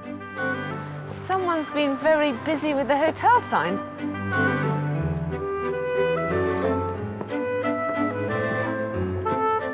Bentley's of Blackpool. I wonder if that's supposed to raise the tone of the hotel. This time, Andrew's ensured Alex can make a grander entrance. No sofa to fall over. That's a very good start. Andrew? Hi. How are you? The new name I see, Bentley's. Yes, How did Bentley's. that come about? Well, wanted something a bit quirky. I also wanted something a bit more modern as well, because I found that the new Lingarth was a bit dowdy. But is Andrew's rebrand all fur coat and no knickers? Where is the mattress protector? The mattress protector's not on yet, because this is only a 4-foot bed. And this is going to be replaced into a 4'6" bed. So until I get the 4'6" bed, then there's no point in me buying mattress protectors. Well, you could buy mattress protectors for a 4'6" bed, and they would still fit a 4-foot bed, darling, frankly. OK. I don't know. And then the curtain's not been shortened? Because the reason why the curtain's not been shortened is because I like it the way it is. I have got no problems at all with that, and my customers like that as well. OK, I just think in such a small room, why would you add something for them to walk on? As they stand, Alex doesn't believe Andrew's bedrooms are up to 3-star standard. So she steps in with a plan. I'm going to take on 3 rooms, rooms 3, 4 and 5. Yeah. And you just follow the template. Are you happy with that? Yes, I am, yes. Good. Yes, I am. I think we'll be almost halfway to getting your rooms done, as you need to, for your 3-star accreditation. Right, OK. Which is our shining goal to achieve. With the planned makeover of the bedrooms in motion, Alex is keen her host enjoys a touch-up too. I think you need to smarten yourself up now. Every time I've been here, you've been wearing that same outfit. It's also easy and flexible, and I understand. I can wash it and put it into the washing machine and I put it back understand on. that. I know that you do everything from breakfast to cleaning to serving to, that you're always here. So it has to be practical. We have a 3-star hotel in the making. Yes. We need at least a 3-star host. Right, OK. OK. But although Alex might think her message is getting through, it seems Andrew still has his blind spots. Alex made some strange comment about you only have curtains like this in 5-star establishments. I actually don't. I don't agree with that. Quite frankly, I think she's talking out of a hole somewhere. So is Bentley's on a collision course with disaster? It's got no number. How are people supposed to find it even? There is a lot of work which I don't actually think that Alex realises has been done in the background. I feel like I'm living in a parallel reality.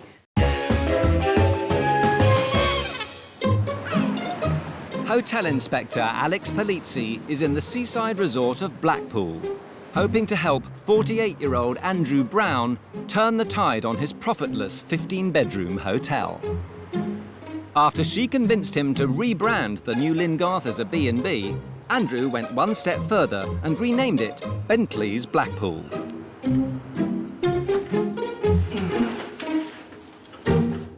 Next step, to upgrade the rooms to be assessed for a star rating. Andrew has to take any chance he gets to rise head and shoulders above the accommodation providers in Blackpool. one way he could do that is by gaining accreditation. I think it would be a huge bonus for his business. I think with the rooms for me to sort out, I think that I'll be ready for the inspection. Alex has agreed to fully refurbish 3 bedrooms herself if Andrew brings the remainder up to spec. But while he's confident in his own taste, when it comes to Alex's, Andrew's yet to be persuaded. A few ideas have been bandied around, which I wouldn't say I'm opposed to at the moment, but I'm not. I need to be convinced that they are the right ideas for the rooms. Yeah, that's it.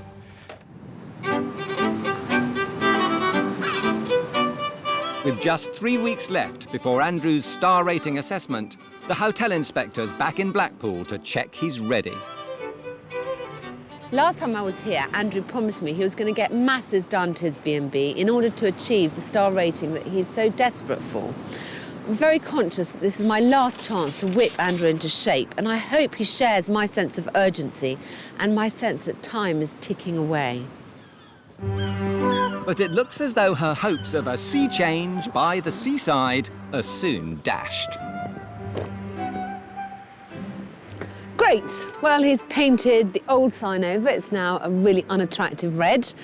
But there is still no new name here. So it's neither the new Lingarth nor Bentley's. It's just a blot on the landscape, actually. It's got no number. How are people supposed to find it, even? How do people look it up on the internet? How does he have guests come and stay here?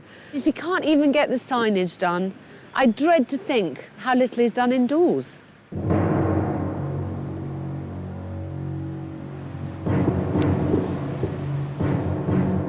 Hi. Hello, Alex. How are you? Very good indeed. And you? Yeah, good. Thank you. Tell me why you don't have a name outside.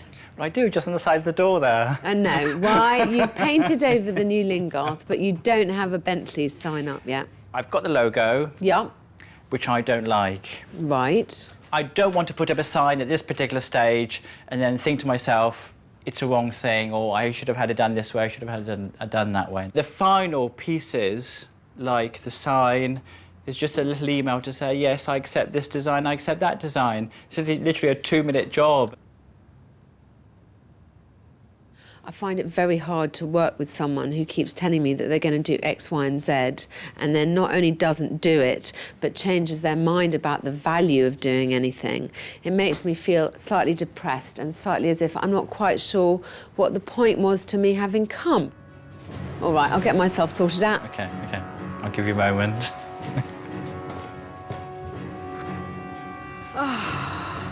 You know, I feel like I'm living in a parallel reality. He keeps telling me how busy he is and why he's accomplished so little in these 6 weeks that I haven't seen him. At the same time, however, he has the gall to tell me that all it will take is one email or one phone call. Why doesn't he fucking make it? I think what Alex has to realise is that everything is set in stone at the moment. And also there is a lot of work which I don't actually think that Alex realises has been done in the background. It's not just the lack of headway with the B&B that's frustrating Alex. It seems Andrew is also yet to upgrade his own image. And the tracky bottoms remain. Just the fact that he looks like that is immensely depressing to me. And it certainly isn't a look that I would particularly associate with a 3-star bed and breakfast. Fortunately, there has been progress upstairs.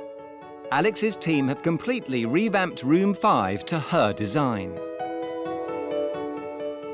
Gone is the clashing Clark Kent colour scheme, sloppy decorating, and outdated fixtures.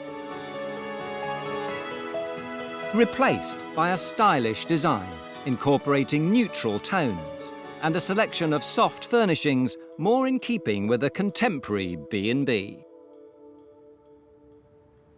This should be a kind of template for, you know, this is about as nice as a single room can get. Do you like it? Yeah, I do actually. It is. It's really, really nice.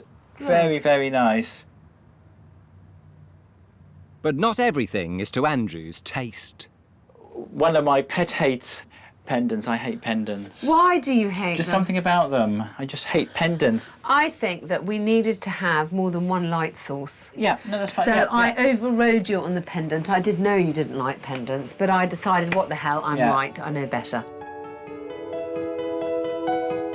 Room 4 has also been transformed from a mishmash of tired decor to a room full of seaside appeal.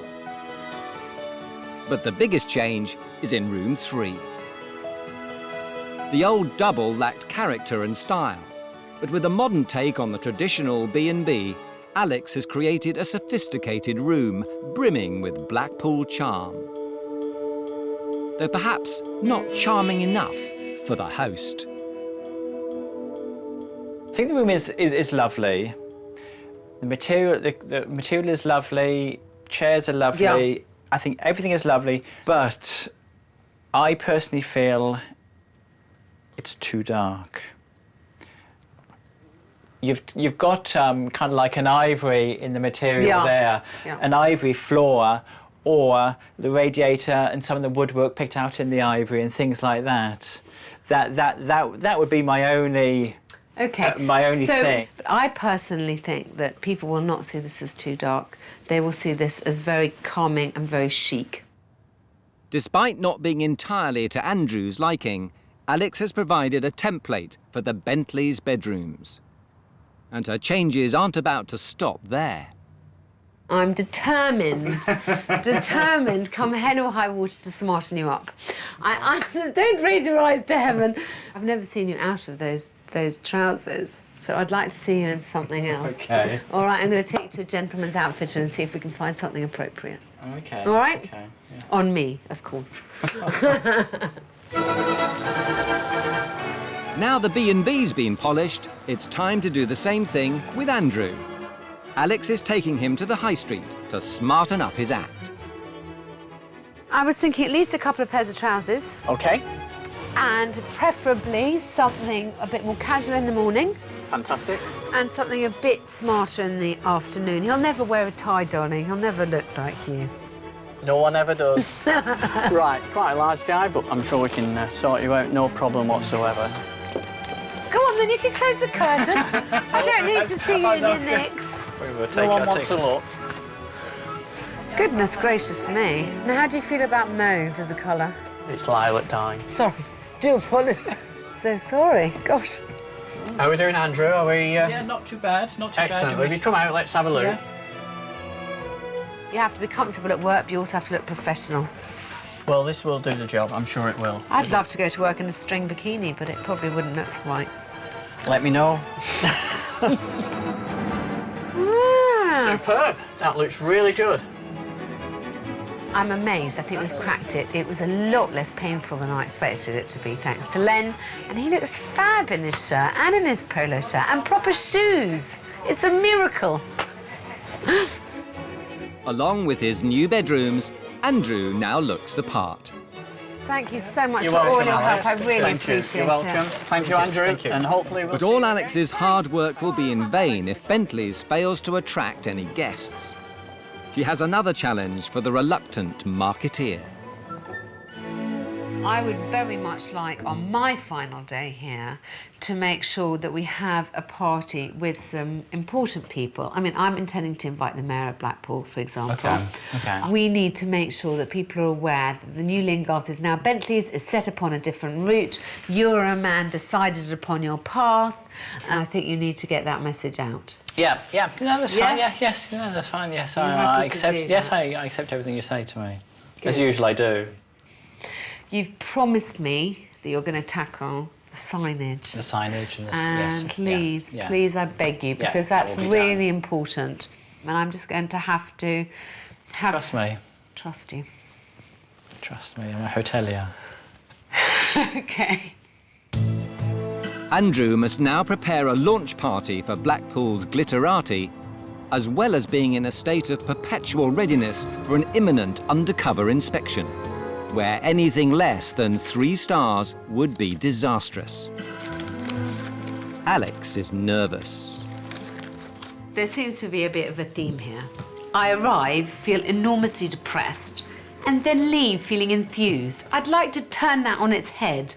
I'd like to come back next time, my last time here, and find everything that I want, everything I hope for. So when the inspector calls, will Bentley's pass the test or hit the skids?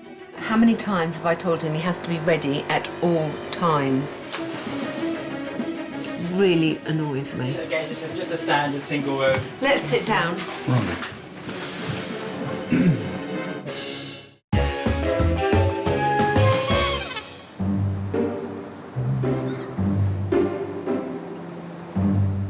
Springtime for Andrew Brown and Blackpool, and make or break time for him and his 15-bedroom guest house.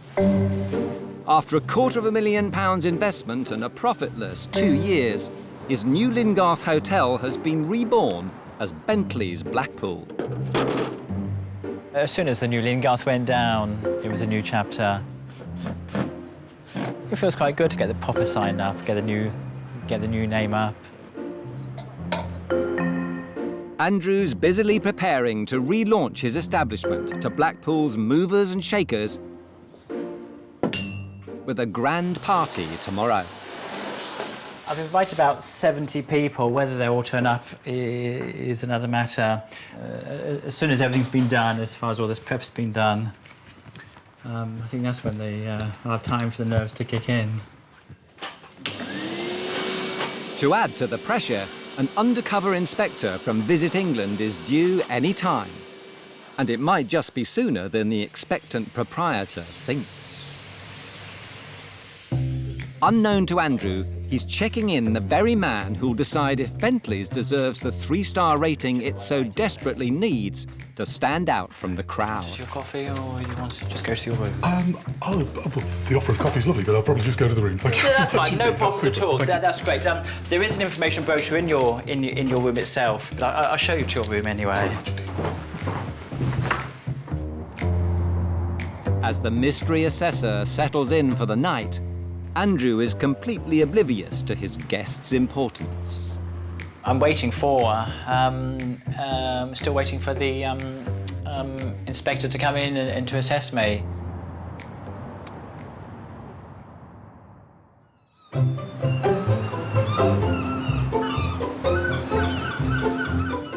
Next morning, as the undercover assessor prepares to road test breakfast... Morning, how are you? That's fine, that's fine. Do you want to take a seat? Yeah, just want to have yourself just cereals and juices there. There is some cheese and ham there, but be careful of that, because that is glass. A more familiar hotel inspector returns to Bentley's. Well, the signage is finally up, and I have to admit, I'm rather disappointed. After all this effort, I expected something with a bit more flair than Bentley's on one wall and Blackpool on the other. And although Andrew's made the effort to tidy up here, he hasn't picked up his guests' cigarette butts. I don't think the mayor will be very impressed when he turns up. Alex is hoping preparations for the big day are going better inside. And what arrangements do we need to make? What's happening in here? This seating area is being kept with a table, that area is being kept with the table, Yeah. and all this L shape is all being cleared out. Is there anything that I can start doing right now? But before Alex has even got her coat off, the undercover assessor removes his mask. Very nice indeed, thank you. I'd also like to introduce myself officially as the Visiting okay. Hotel Inspector. if I may. Okay, that's Good to great, meet you. thank you. Leaving Alex worried that Andrew's not ready. I haven't even had a chance to check the rooms myself this morning. I hope his stay was good and that all has gone according to plan. Alex's fears are realised when the assessor decides to spot-check the rest of Bentley's bedrooms, including an unmade one. Andrew's just rushed upstairs to go and make a bed. You know, how many times have I told him he has to be ready at all times? It's just been turned around, as though there was someone in here last night. Really annoys me.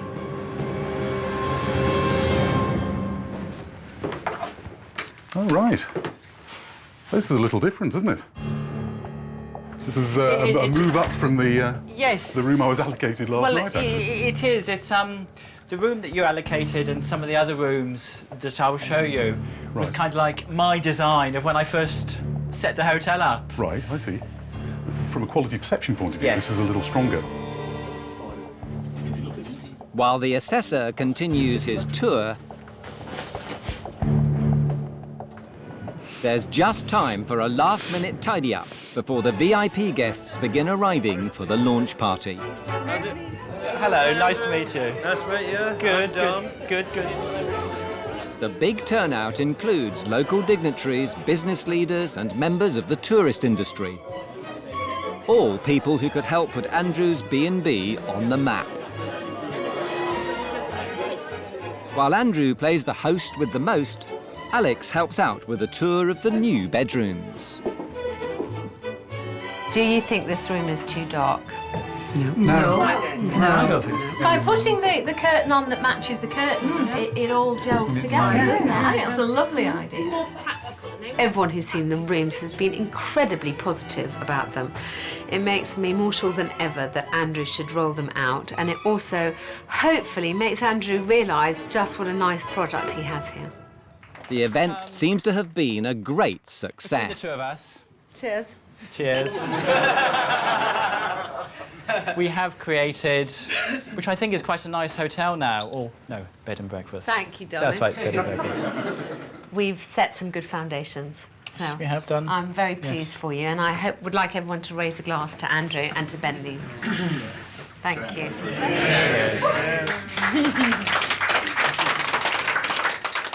Andrew's guests leave satisfied. But today, there's one person's opinion that counts more than any other. It's time for the Visit England hotel inspector to reveal his verdict. Right. Looking at your bedroom stock, a cross-section of your bedroom stock, we have a little variation, I think, quality-wise. Possibly something you could look at just from a guest care perspective. I know I'm a big, strong chap, but just look at offering assistance with luggage as a standard, perhaps, to your guests. Breakfast this morning, I'd strongly encourage you to look at a menu, perhaps, just having a menu within the breakfast area, just to allow the guests to select at leisure from the range that you're providing. Has Andrew done enough to win the 3 stars he desperately needs to rise above Blackpool's stiff competition? There's still some room for development, which is something I'm sure you'll address over the first sort of few months of trading, first couple of years perhaps. But overall, I think from a ratings point of view, I think we can extend a 3-star rating based on the quality that we have. So congratulations. Gosh, darling, that's fantastic. Thank you very much. My pleasure. Thank you. Thank you. Best of luck for this year. Hope it works well. Thank you. Congratulations. With Alex's help, Andrew has turned the new Lingarth from unrated hotel to a respectable quality 3-star Blackpool establishment. A towering achievement. For my first visit, it has all been about this, achieving this 3-star rating, and we've done a lot to get to this point. We had to rebrand this product, we had to make sure that the rooms were up to scratch, and almost as importantly as anything else, we had to change Andrew, smarten him up, give him some confidence, make him the real face of his business, and I'm so pleased that we've managed to do all those things. It's been a big, big journey and a very long journey as well. There's been situations where things haven't gone as quick as what Alex wanted. She goes from A to B, straightforward, and I go from A to B in kind of like an event line. And with his 3-star rating, Andrew may have finally achieved his dream. Very, very good to get away from the shite end of the market, and with my accreditation and with the new rooms, I can actually do that.